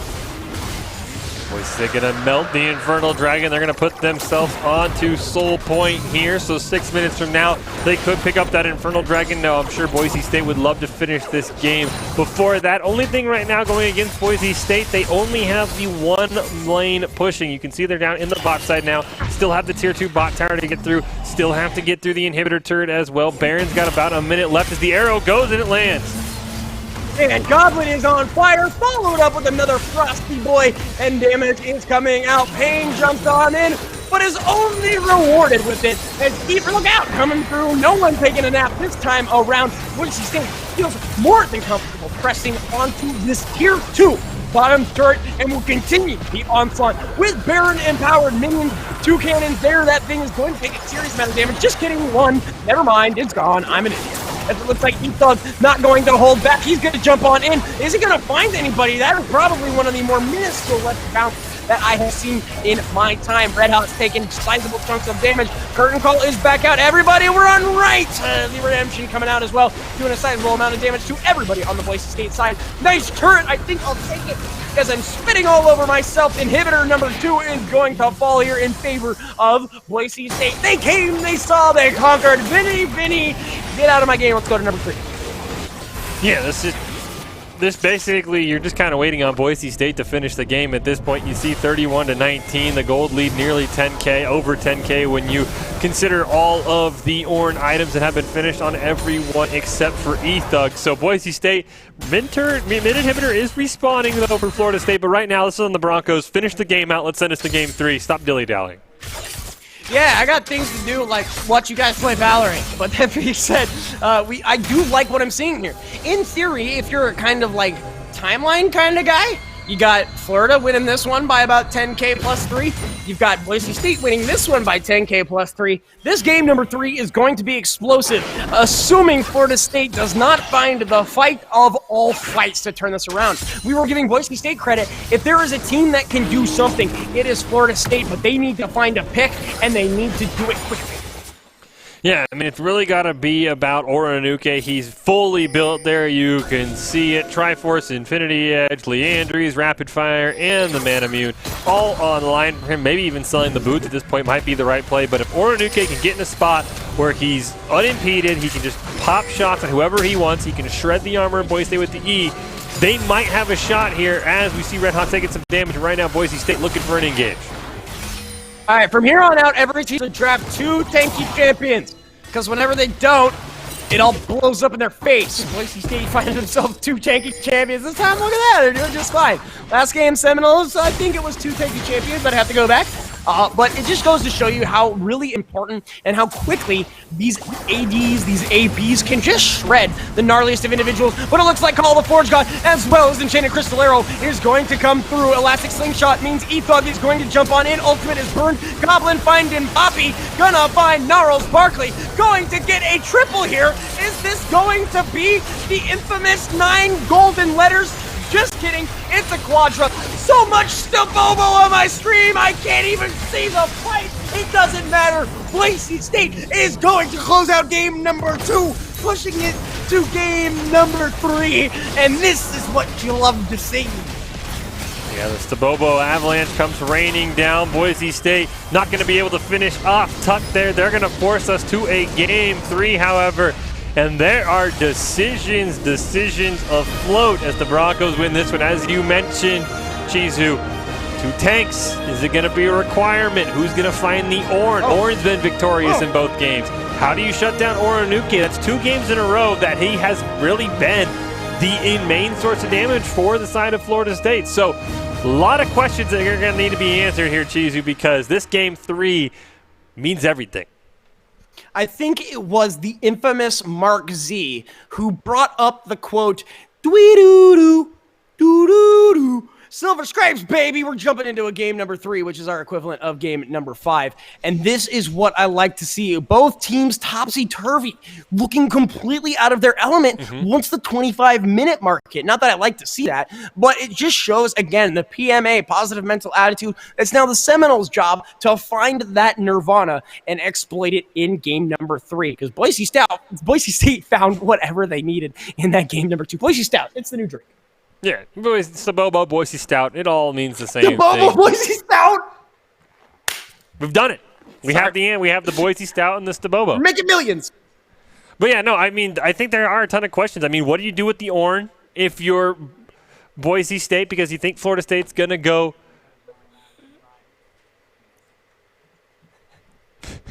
production's in our ear. T-Pain albums. T-Pain and who knows? T-Pain, famous streamer now, by the way. That career path has gone on a crazy arc, but that's for another day. But yeah, you see the schedule there. Valorant still to come between these 2 teams. But yeah, what do you do with the Ornn?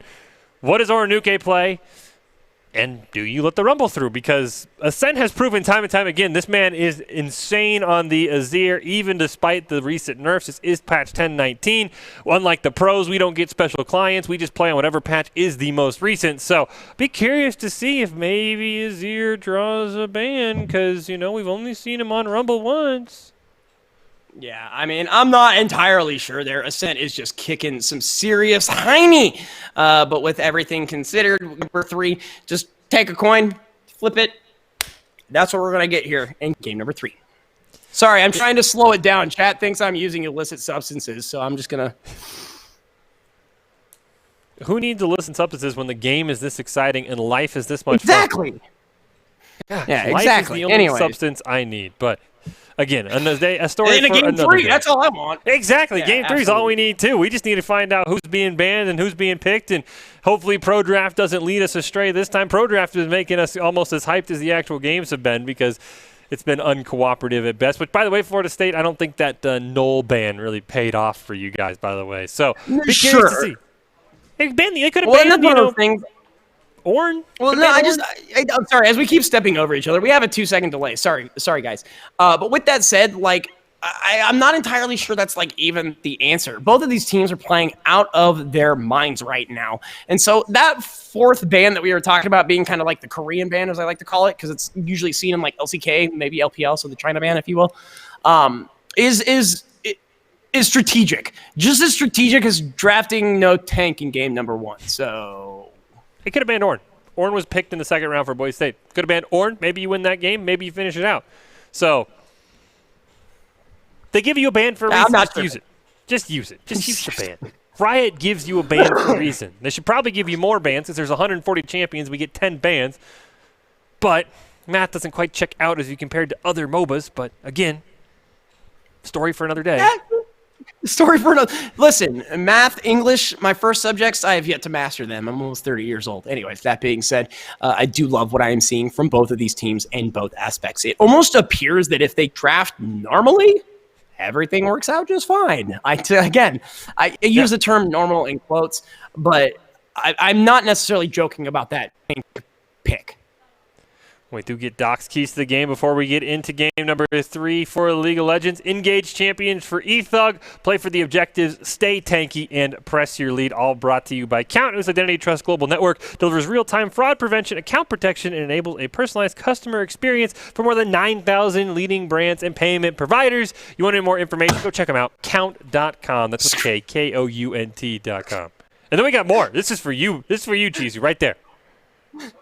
Play walls, camp like a champ, short burst screen peek, and don't forget the Moonraker laser. You may be the NACE Director of the Year, the Collegiate Esports Coach of the Year, but how are you going to leave out the Moonraker laser or the APC 90? That's it, Doc. I challenge you to an official 1v1. Oh, whoa. Oh, I'm not holding back. I'm not allowed to be hype. I'm not allowed to call people out. Come on now. It's a fun day Friday, folks. Enjoy yourselves. Slappers only in 1v1. I'm hearing from production that it has officially been accepted. Slappers only. I'm playing Odd Job. Oh, come on. You can't do that. You can't do that. Yeah, watch me. The hat. Oh, as I knock my headset off. Too hyped. Sorry. Listen, do you know me in any other mode other than stupid hyped? No, really? I don't. No, you live your life. It should just be Adam hyped up Chizu McGuire. That's just what the full name should be. That's why we need everything to get back to normal so that the atmosphere and the energy in the Game Pants Esports Arena can be taken up to a 10 when Chizu's in the house, because I do not provide that same energy. You need a Spinal Tap because this thing's going to 11, baby. Whoa, That's one louder than 10. I'm going to have to stand over in the Glovely perch if we get to 11, because I cannot handle an 11. You're going to have this full desk to yourself for an 11. That is just too much for me. But we are waiting for Game 3 between Boise State and Florida State here in our Gridiron Rivalry Series. It's all knotted up. Florida State took Rocket League 4-0. Boise State answered back a 3-0 win in Overwatch. No sweep this time in League of Legends. We're headed to Game 3 between these two schools. And oh, by the way, there's Valorant left to come tonight. We are in for the long haul. Be curious to see what happens if these schools do tie 2 games to 2. What if there's any sort of tiebreaker? Maybe the directors have to arm wrestle at a later date. Yeah, exactly. Maybe 1v1 in GoldenEye. Something's got to come of it, because you got to have 5 games as a tiebreaker. But hey, Boise State, you win these next 2. You win League, you win Valorant. It's a 3-1 victory. We all go home happy and cry a little bit because Florida State won't be on the blue tomorrow. But maybe that's just me. Yeah, again, it's just going to boil down to what the overall situation will be for these two teams. But I love what I'm seeing.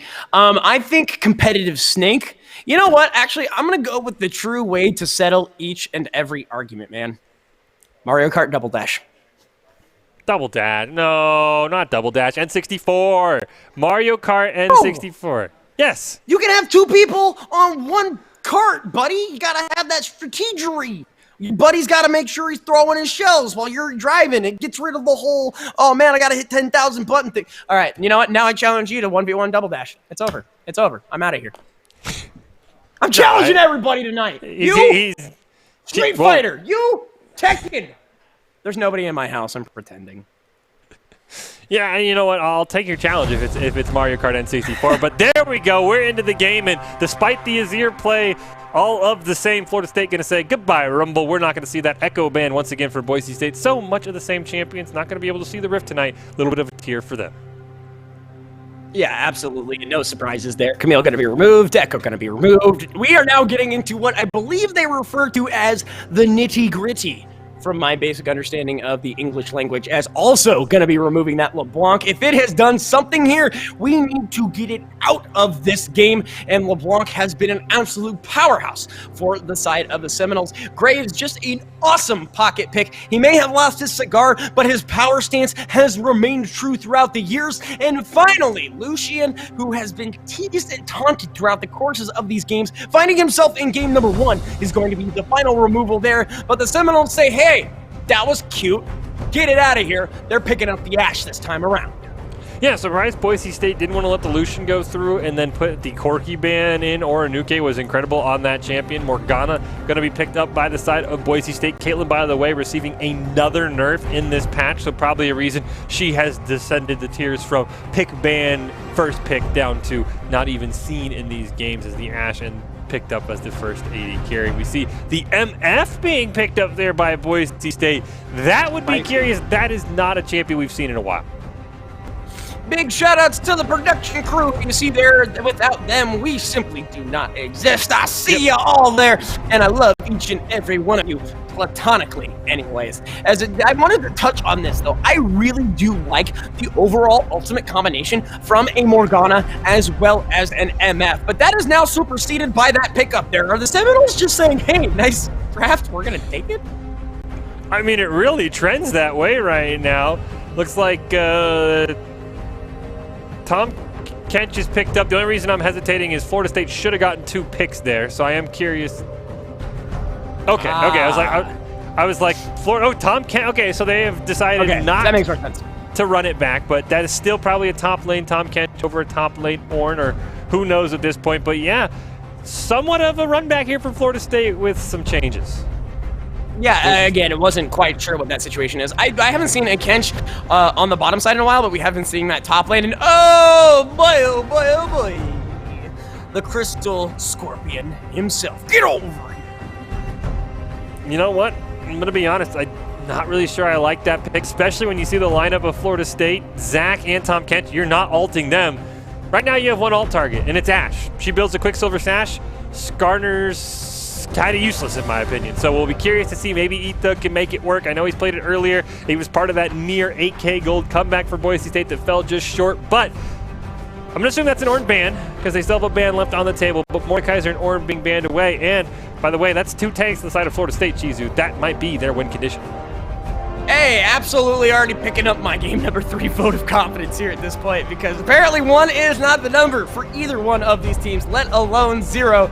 Again, Ornn going to be picked up there for the side of the Seminoles, and I love the setup. It's so unbelievably tanky. It's so unbelievably locked down. It's just absolutely disgusting for the side of the Seminoles. Ornn, as well as Mordekaiser and Set, those are top lane specific.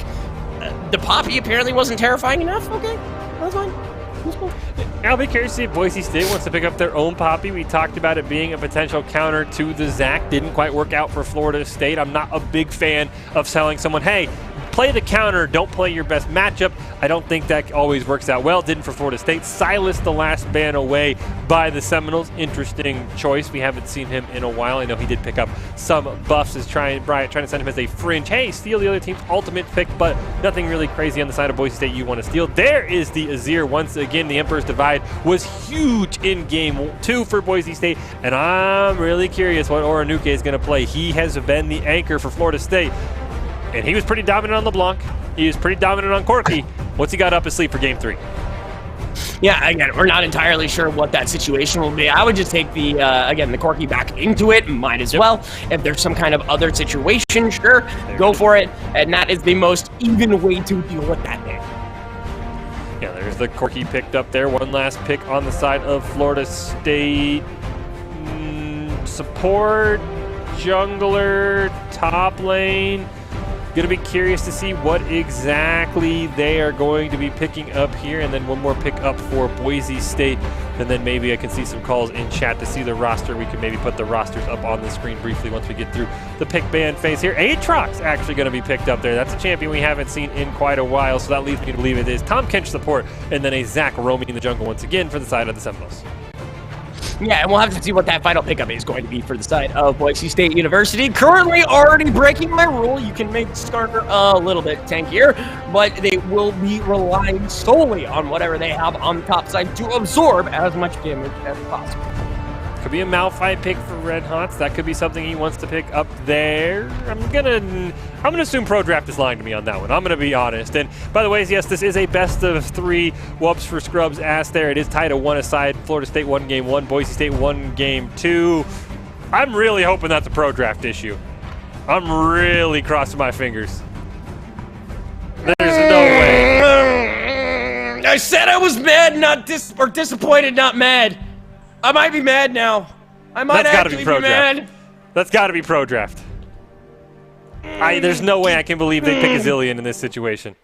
We'll have to find out. We'll have to find out when we do get into Game 3 here. As we did see, we had some questions in the chat. So here are the rosters for both sides. Ascent, Red Hots, E-Thug, AD Carry, and Goblin. AD Carry in for Dean in the support role there. And then Payne, Hardstuck, Oranuke, Tut, and Gnarls Barkley on the side of Florida State. The names are swapped there. Top is Boise State, bottom is Florida State. But those are your rosters here tonight.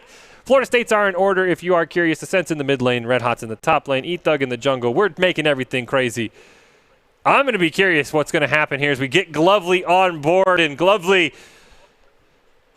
do you believe that's a Zillion pick? I got to start with that one. That's the most obvious.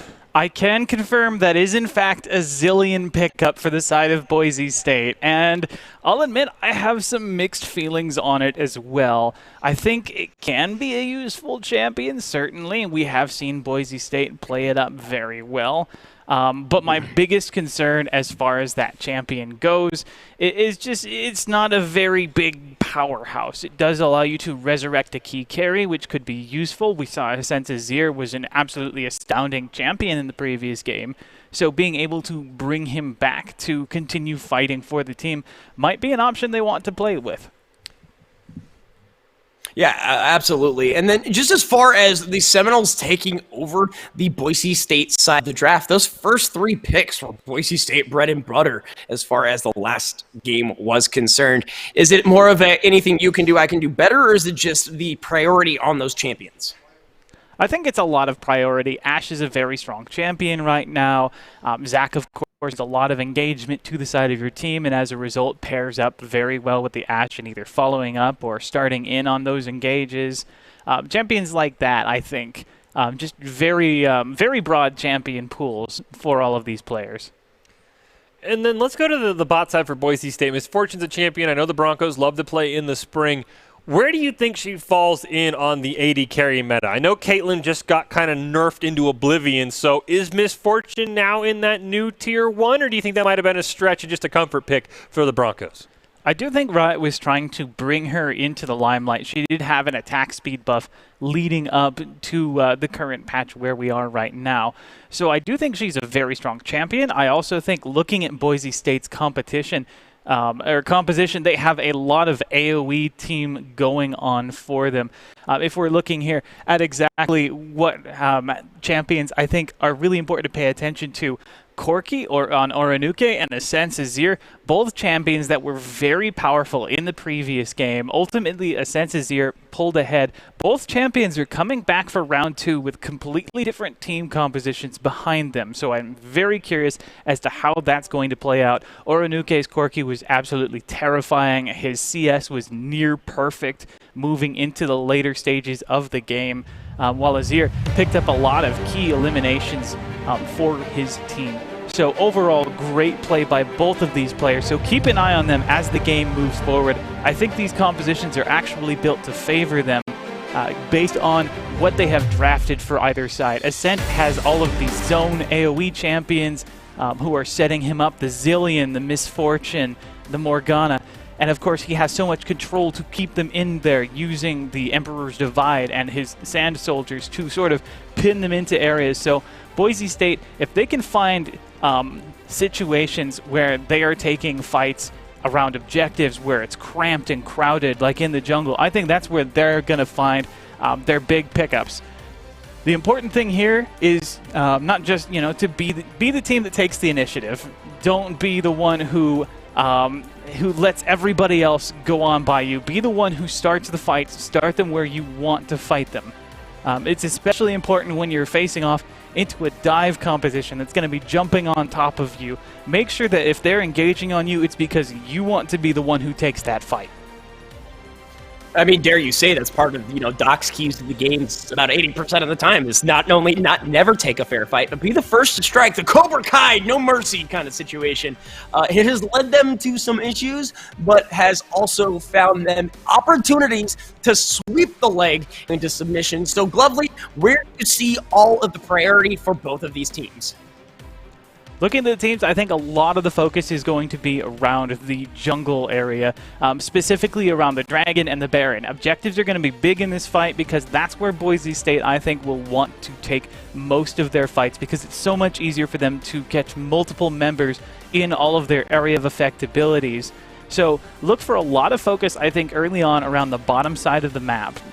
Towards that Ashe, towards that Misfortune. If you get your bot lane ahead, you have more priority over Dragon, and that will set you up for better, stronger team fights earlier on in the game. And then we can let you off on this one, Glovely. How early do you think Florida State needs to pay what's called the Skarner tax with the Quicksilver Sash? How early does Florida State need to pay that real quickly? 20 minutes, 30 minutes? What do you think? Based on the champions they've got, I'm going to say... if Skarner gets ahead, they could buy it as soon as the second item, but I'm not 100% confident in this Skarner comp.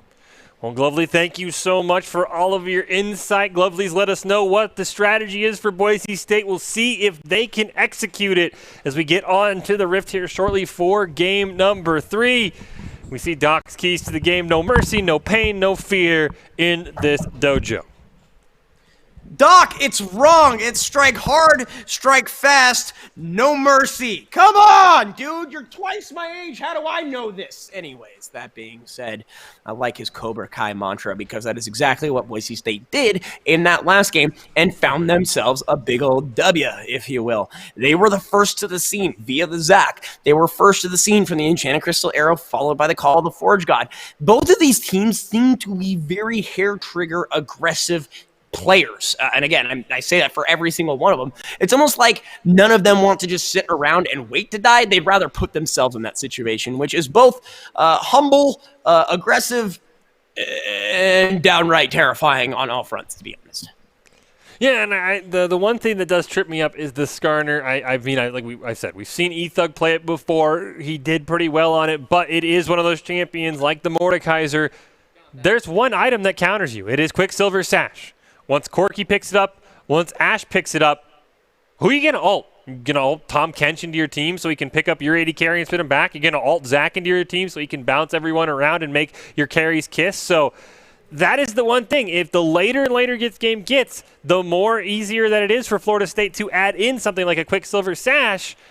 That's where I'm going to say, yeah, this Skarner probably not a good pick, which, by the way, he usually goes Predator. That is a Dark Harvest Skarner. Talk about getting the game done quickly. That is what E-Thug wants to do. That's my favorite, key rune in the entire game. Not to throw that out there, but on something like that, you'd like... again, maybe I'm just a dummy and not as good as everybody else, but I like playing Dark Harvest on, I don't know, ranged champions? People who can get the stack relatively free. Or assassins? Sure, somebody who's, but not like a Skarner. I just... No. Today is a weird day for League of Legends, and I don't like it.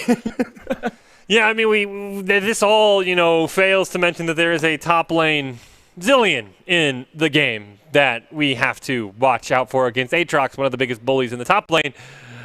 It's going to be a fun game as Gnarls Barkley finds out Goblin here.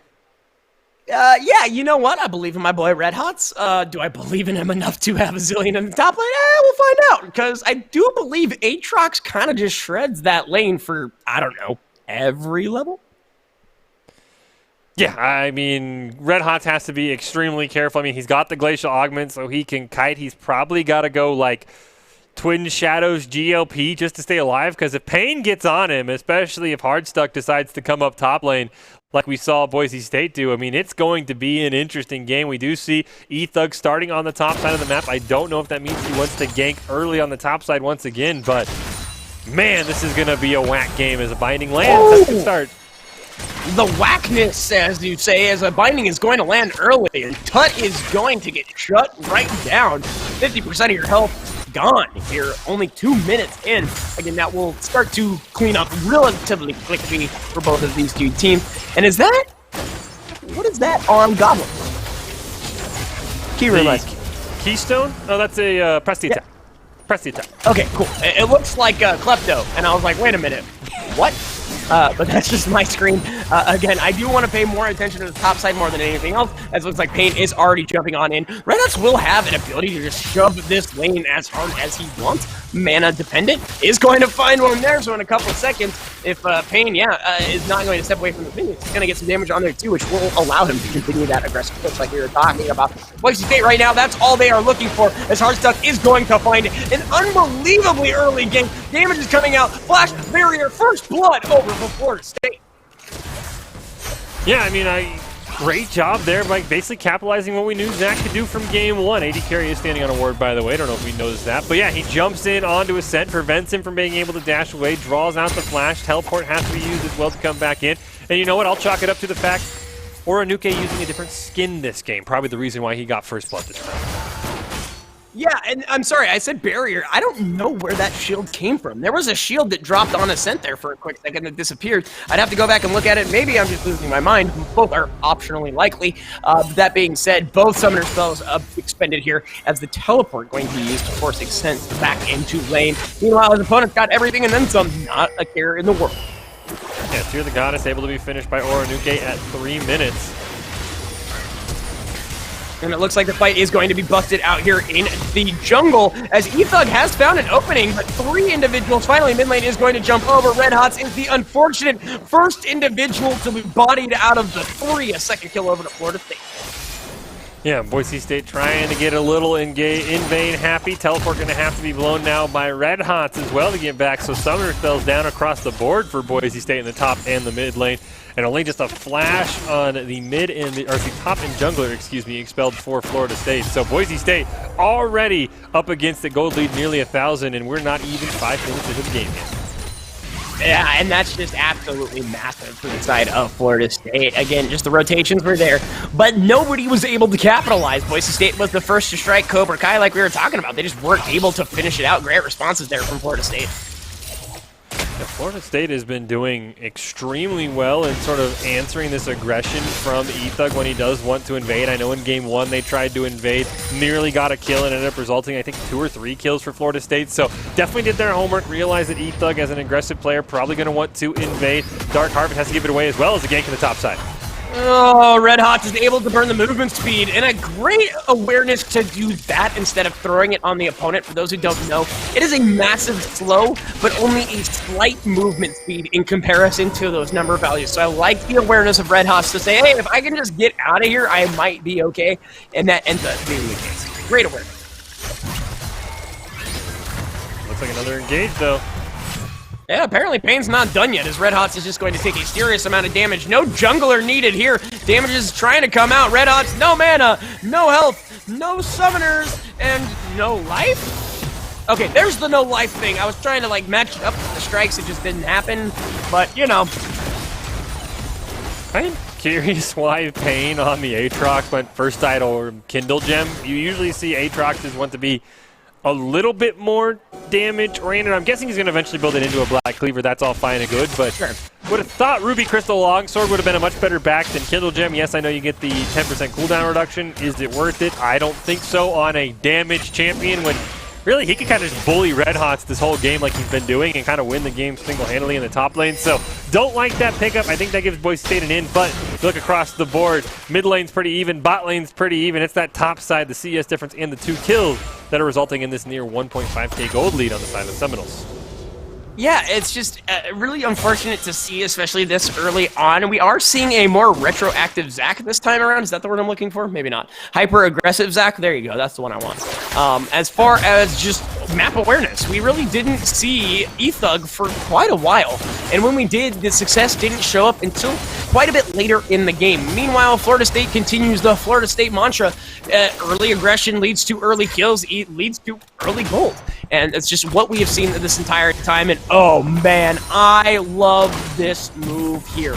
As Hardstuck is going to just wait in the wings. Make him kiss. Just kidding. Elastic slingshot volley to follow.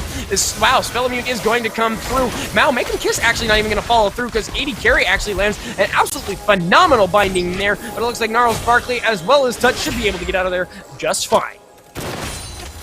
Yeah, I thought that was for sure a kill. They baited him in with the back on Gnarls Barkley. That's something you see at all. He goes, hey, he's back, and go get him, and then boom, the jungler comes out of the bush. So good job by 80 carry, the black shield and the binding to save Goblin. Goblin, by the way, did back, picked up the pickaxe here as Red Hot. Got to be careful, though. He is level 6, so he will have a second life. But if he's not close enough to the turret, Payne will just capitalize for another kill. Oh man, getting that second life is great, especially when your opponent can 100 to 0 you without taking more than 300 damage. It's beautiful. It's awesome. The sarcasm there should not be lost on anybody. Again, I do not like the setup. I really don't like the setup until it hits the midpoint. I'm having deja vu, a little bit of PTSD, because I feel like I said this like an hour and a half ago as well. Yeah, I definitely think Boise State has got to survive this laning phase without letting Payne get too far ahead. You can see he's 56 CS. He can just poke Red Hot at will. eThug, though, he's here. Maybe they can turn it around.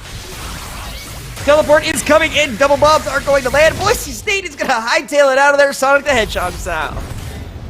Got the teleport. I'll respect it. You've got to take that as a win if you're Boise State. You got the teleport out. You can maybe give Ascent some free chance to push into the mid lane. I don't think he'll get a plate for it, as we see eThug still sticking around, though.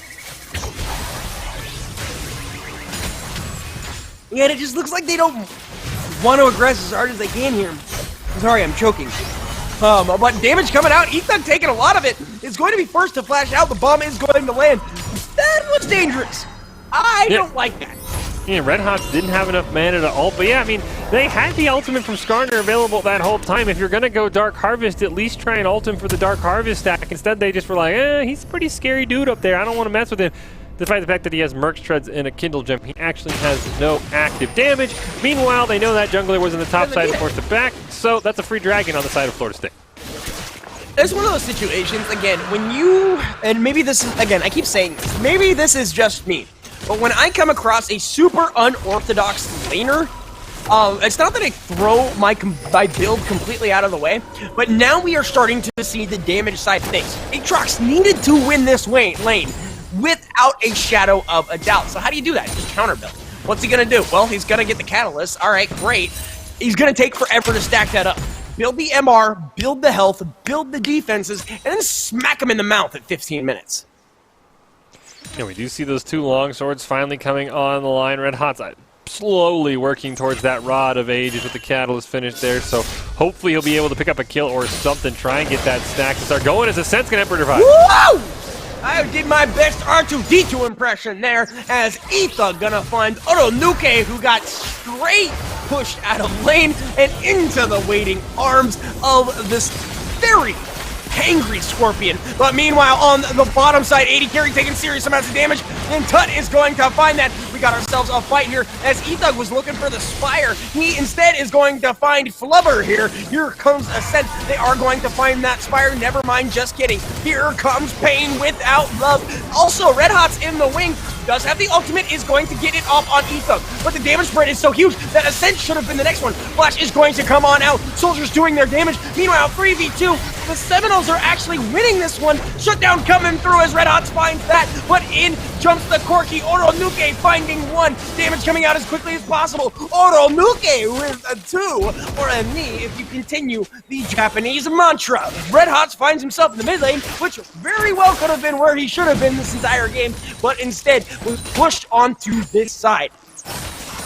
Yeah, they got the Zac passive, couldn't get the kill. Good job by Oronuke. Didn't see if he used the package or not to try and cover that distance and get back into the fight. That fight just taking too long for Boise State. As you mentioned, the ult came out from Red Hots, and Ascent nearly went down in the process because he can't ult both of them. So, great job by Oronuke. 3-1-1. He's finished the Muramana. You can see Goblin has the Tear of the God. It's going to work on his own, but Oronuke dropping very low. Boise State, I like this mid lane matchup. It's every other lane that I'm not very fond of right now. No, I love the bottom side as well. That matchup is not like super crazy, super over the top. The jungle matchup, I'm not even going to balk at that either. Those are two very stellar champions. Everything to this point has been meta. If you consider putting Zilean into a mid lane by himself, or a solo lane, I guess I should have said, that's one thing. This matchup right here, and I believe the Aatrox was the final pick of this game, if I'm not mistaken. Bombs are going to come out. Red Hots is able to put out damage now that he has his rod, and is apparently going to be the favored there as far as this exchange is concerned, but it's very few and far between. He's not queuing his bombs right. I don't know if I should say anything about that, but you can QW, and you actually queue up that Q, that's a lot of Qs, and the W will automatically reset it to land exactly where that first bomb landed. So you actually want to QQW as opposed to QWQ. I feel like that's what happened there. That's what I'm saying. Who knew Chizu was a Zilean main? I had no idea. Now I know if I ever get stuck playing Zilean in the top lane, I know exactly how to counter. Yeah, exactly. It's just, he's a fun champion. He really is. With, fruit flying like a banana and that kind of stuff. He's just a really fun champion, and he has a lot to offer, especially the movement speed. I used to run him in the support lane back in like Season 3 and stuff like that, and he's definitely found his way as we have more damage coming out. Tut is just going to plant the feet and get gobbled up. Here comes the ultimate from Goblin. It does put out a little bit of damage, probably not as much as they would have liked. Meanwhile, fight over Rift Herald as E-Thug is going to be pulled on in. Make him kiss, no way to get around this. Meanwhile, I do firmly believe the ultimate is going to come on out, but here comes as well the mid laner, Oronuke, gonna put people into a body bag. Ascent is all by his lonesome in the pits. Help me, soldiers. Just kidding. JK, LOL. That is going to be a 3-for-0 exchange for Florida State, as well as the Rift Herald. Yay! Yeah, Boise State unfortunately got caught there, and a great job, by the way, for Florida State. They saw the Zilean ult land onto E-Thug, and they just said, okay, we're not going to damage E-Thug. Nobody attack him. And then as soon as it fell down, Oronuke said, hey, I'll take that kill for free. So yeah, great job by Boise State as Goblin's going to get caught out there getting a little bit greedy. Oh, man! Deja vu, is that you? Because this is reminiscent of game number 1. You thought I was going to say 2 to rhyme. That's not the case. But with that said, right now, Seminoles absolutely running away with this one at 5,000 gold lead. 80 carry going to be jumping in here. Has the ultimate, is able to get it. What a rude dude with attitude. But here comes the elastic slingshot, making him kiss a teleport to follow. As Headshot is looking for anything. Just kidding. Oronuke is doing just that, nuking the opposition. This looks like Zac will fall in the fray, but it's just too little, too late. Yeah, I thought Boise State was going to turn that around, but a great teleport by Oronuke to get in there, pick up the double kill. He is right where he left off on that Corki last game. 6-1-2, already has the Triforce done. Mirror Mana done as well. Building up stack before 15 minutes, and Ascent this game, he is 0-3-2, and Boise State could not be in a worse case. Nothing feels worse than when the mid lane drops in. Uh-oh, Ascent is going to get caught out. Just kidding! So crafty. Absolutely clutch. As Ascent is able to get the mid lane tower and GTFO in this situation.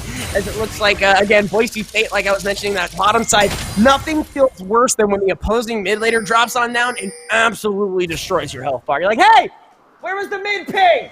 Where was that? And sometimes it's not even your mid laner's fault. Yeah, Boise State definitely going to have to come back here. It's a near 5K gold lead. Probably will be close after the Dragon. Nope, just going to be 4.5. Boise State, you look across the board, nobody's positive. There's no lane is really winning at this point. They're all pretty equal in CS except the top lane, and that's a 4-1 versus a 1-3. So It's hard to find how Boise State gets back in this game as another turret falls. Package online for Oranuke. He could engage at any moment. Yeah, absolutely, and that's what we've been seeing from the side of the Seminoles. They are capable of doing whatever they want, whenever they want, with the materials that they have supplied themselves. And again, I just talk about the overall draft. This was one of those draft wins for the side of the Seminoles once again. Here's that slow that we were talking about, absolutely massive on Pain. The question is Boise State able to, holy crap, where did that big ol' arrow come from? It came from the bottom side, and now Pain is absolutely smashing this. Skarner says, get out of my lane, 2v1, I don't need it. Just kidding, I needed an arrow from the bot side, but they will find a kill, and the rest of FSU rotates so unbelievably damn quick, they are able to find a top lane turret. If this is a mid lane turret as well, that's it, I quit, I'm done, I'm out of here. In comes the Shurima Shuffle, a great flash is going to mean a whip for the Bird Boy, as it looks like Tut is going to find that mid lane turret relatively by his lonesome. While it looks flashy, Ascent is left wanting. Yeah, this should be a free top lane turret for the side of Florida State. That gold lead now nearly up to 7K. Boise State has got to find a way back into this game, but you just look across the board and you have to wonder, how do they get back into it? It looks like we're going full offensive Skarner this time. We've gotten the Warrior into what looks to be a Triforce, so how does he even get into the fight without Righteous Glory and Predator? You see Ascent still working on his second item. The Manamune finally finished there for Goblin, but he's got to build up some stacks as a binding is going to miss onto Oranuke. It just feels like Boise State, a lot like game one, they just need these 10 or 15 minutes that I don't know if they can find the time to get back in this game. Well, they were given 10 or 15 minutes. Do you want to give them another 10 or 15 minutes? Or I think they need another 10 or 15 minutes if you want to get them back in this game. Okay, so my devil's advocate counter argument for that is you are now given, let's say, another 15 minutes on top of this. Only thing that's going to happen if you use zero aggression through the entirety of this game, you can give them, sure, another 15 minutes. That's not going to matter. Florida State is going to exponentially explode from here. Whether it's the Aatrox damage, the health from the Zac alone, who, by the way, becomes virtually indestructible. He's going to be jumping on in. He's going to be going 1v1. Meanwhile, on the top side, ePlug is going to find Pain, and he is going to push both of the Boise State members out. Even an Enchanted Crystal Arrow was there. That is twice in a row. Communication plus map awareness for Florida State is absolutely godlike. I don't care what the kill spread says. Yeah, Florida State's communication has been insane. You can see there, Corky working on that Infinity Edge, I think. I don't know what that longsword's doing in his inventory there, but Ethug, he's got to be careful, but he wants to full engage on the Gnarls Park. Yeah, and it looks like the rest of Boise State is going to come in. There is the Shurima Shuffle we were looking for. Line up, knock him down. That's two for Boise State, as Gnarls Barkley is the final one to go down. That'll help for Boise State if you're able to pick up a couple of eliminations, get some gold onto the characters you need it on. I still don't know if I'm fully on board with the full DPS Skarner, as Goblin's going to be... no. Oh, didn't make him kiss. I thought he was going to make him kiss. I think he did, but it looks like the tower remnants actually stopped that, which I don't think is how that's supposed to go through. But the rest of the crew is looking to move here on the mid lane, but rotations are coming in through just fine. As it does look like Ethug gonna be caught on out, getting the old double stuff Oreo here, gonna be forced to flash out as it looks like Hardstuck not able to find anybody. Damage is coming down, but right now all it does is tickle the Flubber dude. I'm sorry, he was full party this point around. They will find themselves the Herald.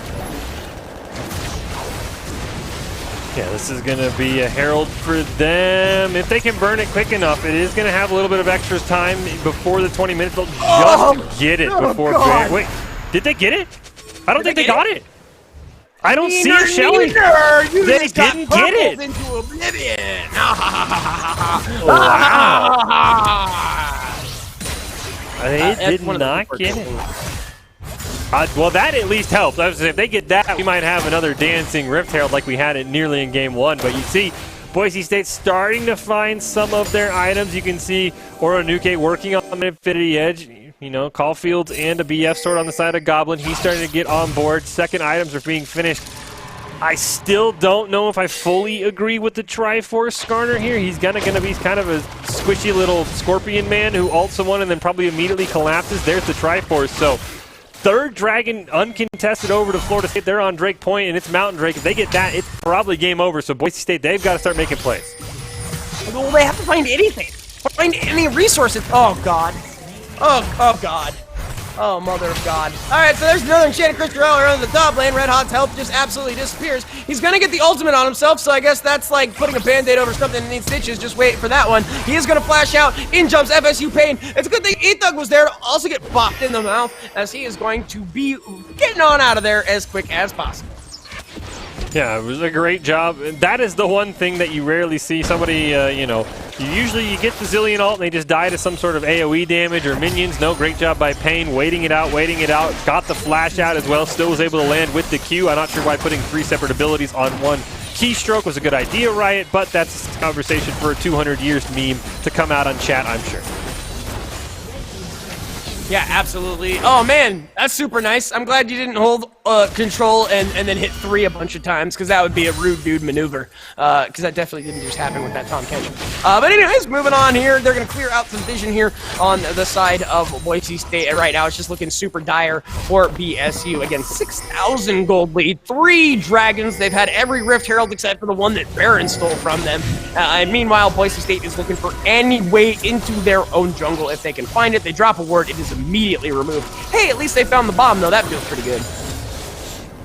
Yeah, I mean, I'm just kind of stuck up. I know we talked about the Skarner tax. The last person I ever thought would pay that would be Tom Kench. I feel like Tom Kench would be begging to be ulted in, but Gnarls Barkley, the only one who actually has a Quicksilver Sash on the side of Florida State, so I guess there is a chance that maybe you can land a sick ult onto Corky if you can even get in range before being one-shot as DPS Skarner, but that's about the only thing Boise State's got going for him. You see Corky's got 3 items. He's got the Sork Shoes. He's all on board. Black Cleaver, Death Dance finished in the top lane for FSU Pain.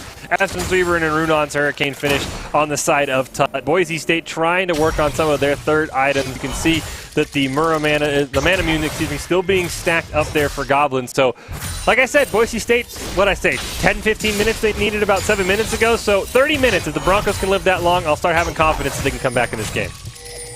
Sure, and like, I firmly believe Boise State, again, is a team that can play from behind, but how far? What is that number? And that number is being put to the test game after game. Again, they were given an exponential lead in game number 2, and then this time around, it's just interesting. Sorry, I have some clicking in my earphones, so I can't tell if that's someone telling me to shut up or if there's something else going on in the background.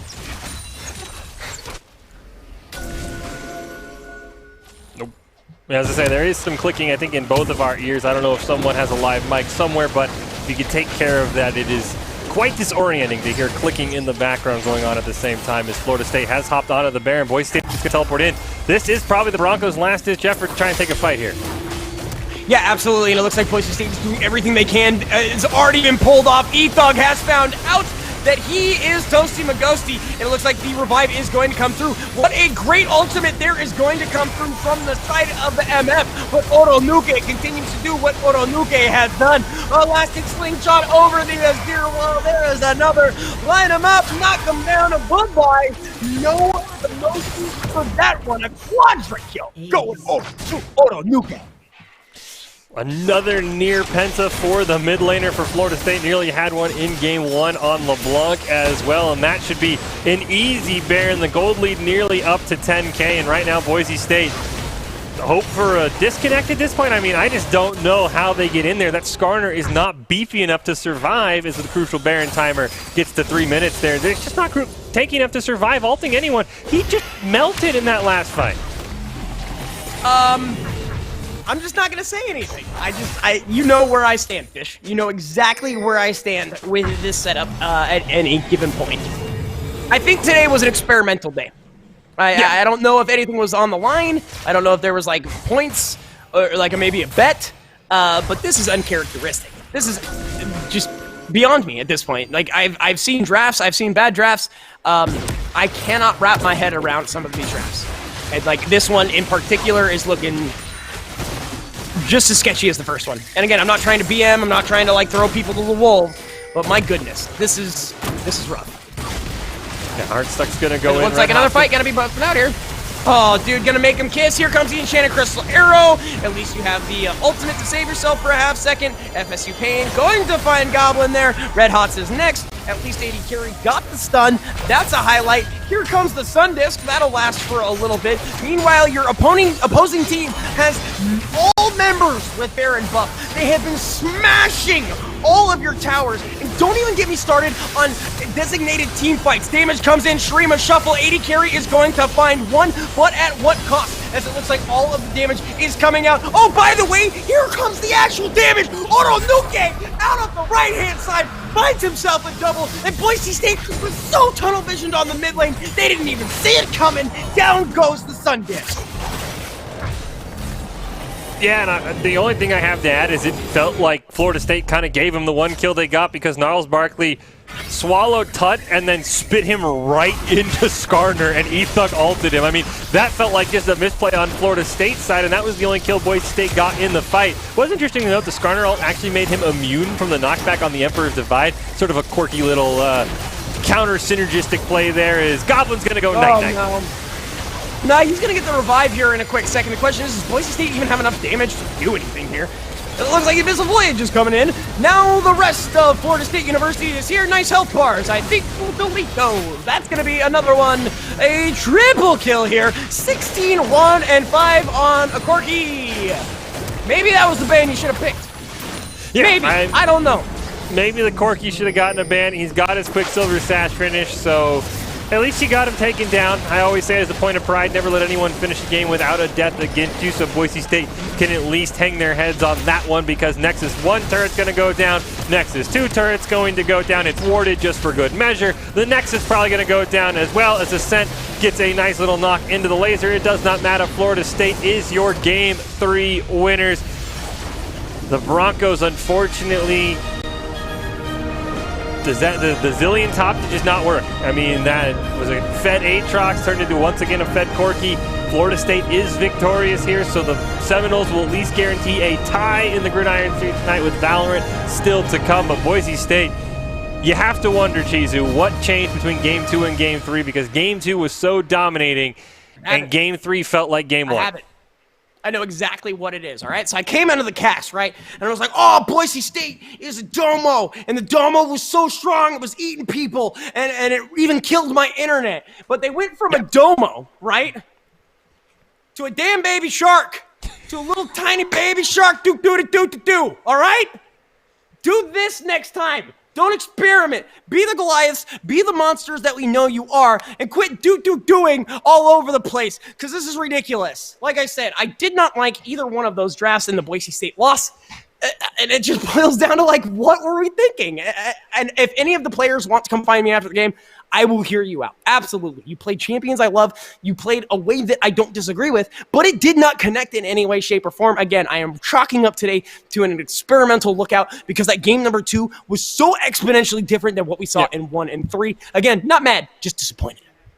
That your stuffed animal game is on point, by the way. Props game. I have a child, man. Fleek. I know, but still. I mean, the fact that you had those at the Access was just incredible. You can see some of the Boise State broadcast schedule coming up. We're wrapping up the Gridiron Rivals series here tonight against Florida State. A game of Valorant left on the table. We got some HUE Fest this weekend. League of Legends and Overwatch. Bombot's Battle Tournament, NBA 2K for the Spokane Hoop Fest. And then we get into the nitty-gritty of the NACE. Overwatch, Rocket League, Valorant, and Overwatch all on the table to wrap up the month of September here. So, like you said, I think everything you said probably doesn't need to be repeated because it is probably the feelings of myself and a lot of the Boise State fans there. Game 2 felt extremely different. I know HUE Fest is tomorrow. Huge League of Legends tournament against some very, very big schools. Maybe you're trying to figure out how to steal a game from someone because in the play-in round for the HUE Fest, it is all best of 1. So maybe you pull out some crazy funnel comp, some crazy Zillion top. You sneak in a game. You don't have to worry about a reverse sweep. Yeah. So, well, and like not even like that's the time, but you need to be careful about that. Like, again, I don't know what we were trying to do, but man, I love my boys. Today, like, you're all grounded. I'm sorry. 24 hours, no electronics. Go home and think about what you did. Well, I think we still do have a player of the game, Chizu. If you would like to nominate anyone, they did win a game. They did win Game 2. Anything? Do I have to? Listen, I think just the fact that they didn't surrender those games makes all of them player of the game. Like, and again, I'm not trying to be mean, man. I would have, you know me, I would have forfeited every single one of those games at 20 minutes. So I'm glad they stuck in a game number 2. I'm glad they didn't, like, we had that a couple of weeks ago where somebody forfeited and I absolutely blew my collective brain all over the place. So honestly, I'm just glad that they stayed in and tried. It definitely wasn't like a, oh, we're done here, forfeited 15-20. I mean, it's hard for me. I'm probably going to have to say Goblin for the Ash game in game number 2.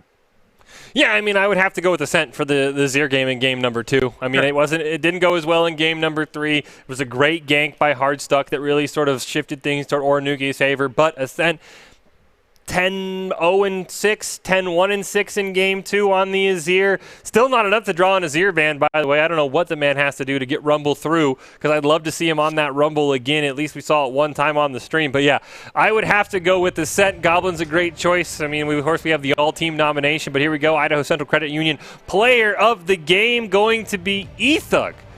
Was pretty good on the Zach. I will give him that. Skarner game left some to be desired. Game 1, he was sort of the carry, so he was going to have all the kills. So don't disagree with it, but I don't know if I fully agree with it. It's just one of those things where, again, Ethug did as much as he could, especially in that game number 2. Saw amazing jumps from him, not only from different lanes, but different areas. So it was really hard to track at exactly what you want to do. As a Zach, you find a way to attack, and your gold will stack. But as far as everything else is concerned, again, if you had to pick somebody, definitely call the playmaker, as Ethug was doing everything he could, and then some. I don't want to see the Dark Fight. You get player of the game, don't ever run Dark Harvest Starter again. We'll call it even. That's my stance. Well, Ethug is your Idaho Central Credit Union player of the game, who believes a great player makes the team more successful, just like they're helping their members achieve financial success. So big shout out to Ethug on his very high amount of player of the games, by the way. I mean, he's holding that Canadian money in the player of the game. He should be holding his player of the game certificates or whatever we hand out, because I think this is 4 or 5 for him this season. He's definitely the clubhouse leader for Boise State in terms of player of the game. So definitely, as you said, the shot caller, the playmaker for Boise State. You could see it in game 1, someone who they are very confident that they can build a team around and potentially be successful in. Did not work out today, but it has worked out in the past. So huge shout out to Ethug and the rest of the Boise State members on their play today, and Ethug is your player of the game. Yeah, absolutely. And again, they just did everything they could and some. I think this boils down to a draft situation, and you go back, you just don't make those mistakes again. You say, oh, look, I'm not going to go 0-6 in lane again. It's probably going to happen. You say, oh, I'm not going to draft Zach into Aatrox again. That is something you can corral.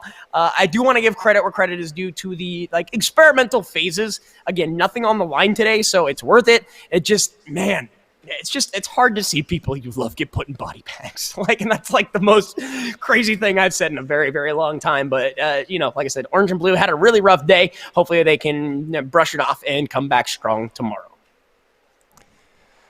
We do have the top 5 plays of the day for League of Legends, and I think we should have Valorant coming up. I'm not too sure on. No, we Rumor did. has it that is moved into Monday, so all of the people who I got excited about it, I'm sorry, it's all my fault. All right, so Valorant coming up Monday. Make sure you drop that follow button on the channel so you can get all the action there, but we will leave you with the top 5 plays tonight in League of Legends.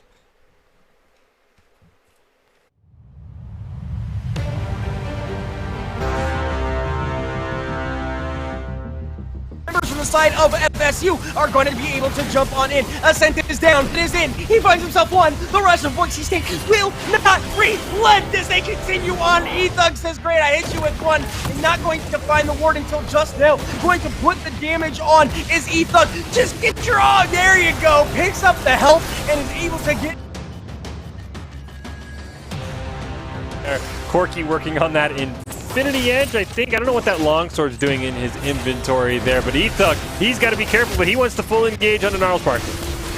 Yeah, and it looks like the rest of Boise State is going to come in. There is the Shurima Shuffle. We were looking for a lineup. Mock him down. That's 2 for Boise State, as Gnarls Barkley is the final one to go down. rest of Boise State is going to be forced back. Enchanted Crystal Arrow finds a pretty squishy member. Here comes Call of the Forge God. E-Thug is not done yet, jumps right on into the entire crew. Let's Bounce Around is going to actually kind of be canceled out there from the Poppy. Damage coming out. Oronuke finding one. Azir Ascent finding the other. Boise State unrelenting. A double. Less than 10 health. The Eve is going to land. Cleanse is going to be burned or something of the sort, as he was supposed to go to sleep, but I saw a break there, and now the fight jumps on out. E-Thug able to put damage down, and Shutdown going to find its way. Boise State has themselves too, and they are not going to stop. Make him kiss Elastic Slingshot. That is another for Boise State. Meanwhile, this kid is absolutely going buck wild on the entirety of the Boise State crew. Can he count to 4? How is the Sesame Street on this guy? As 1, 2, 3 strikes, you are out, as Boise State manages to win that fight. Oh, which means hit the funk on, as it looks like Poppy is jumping in. It's all over the place. Boise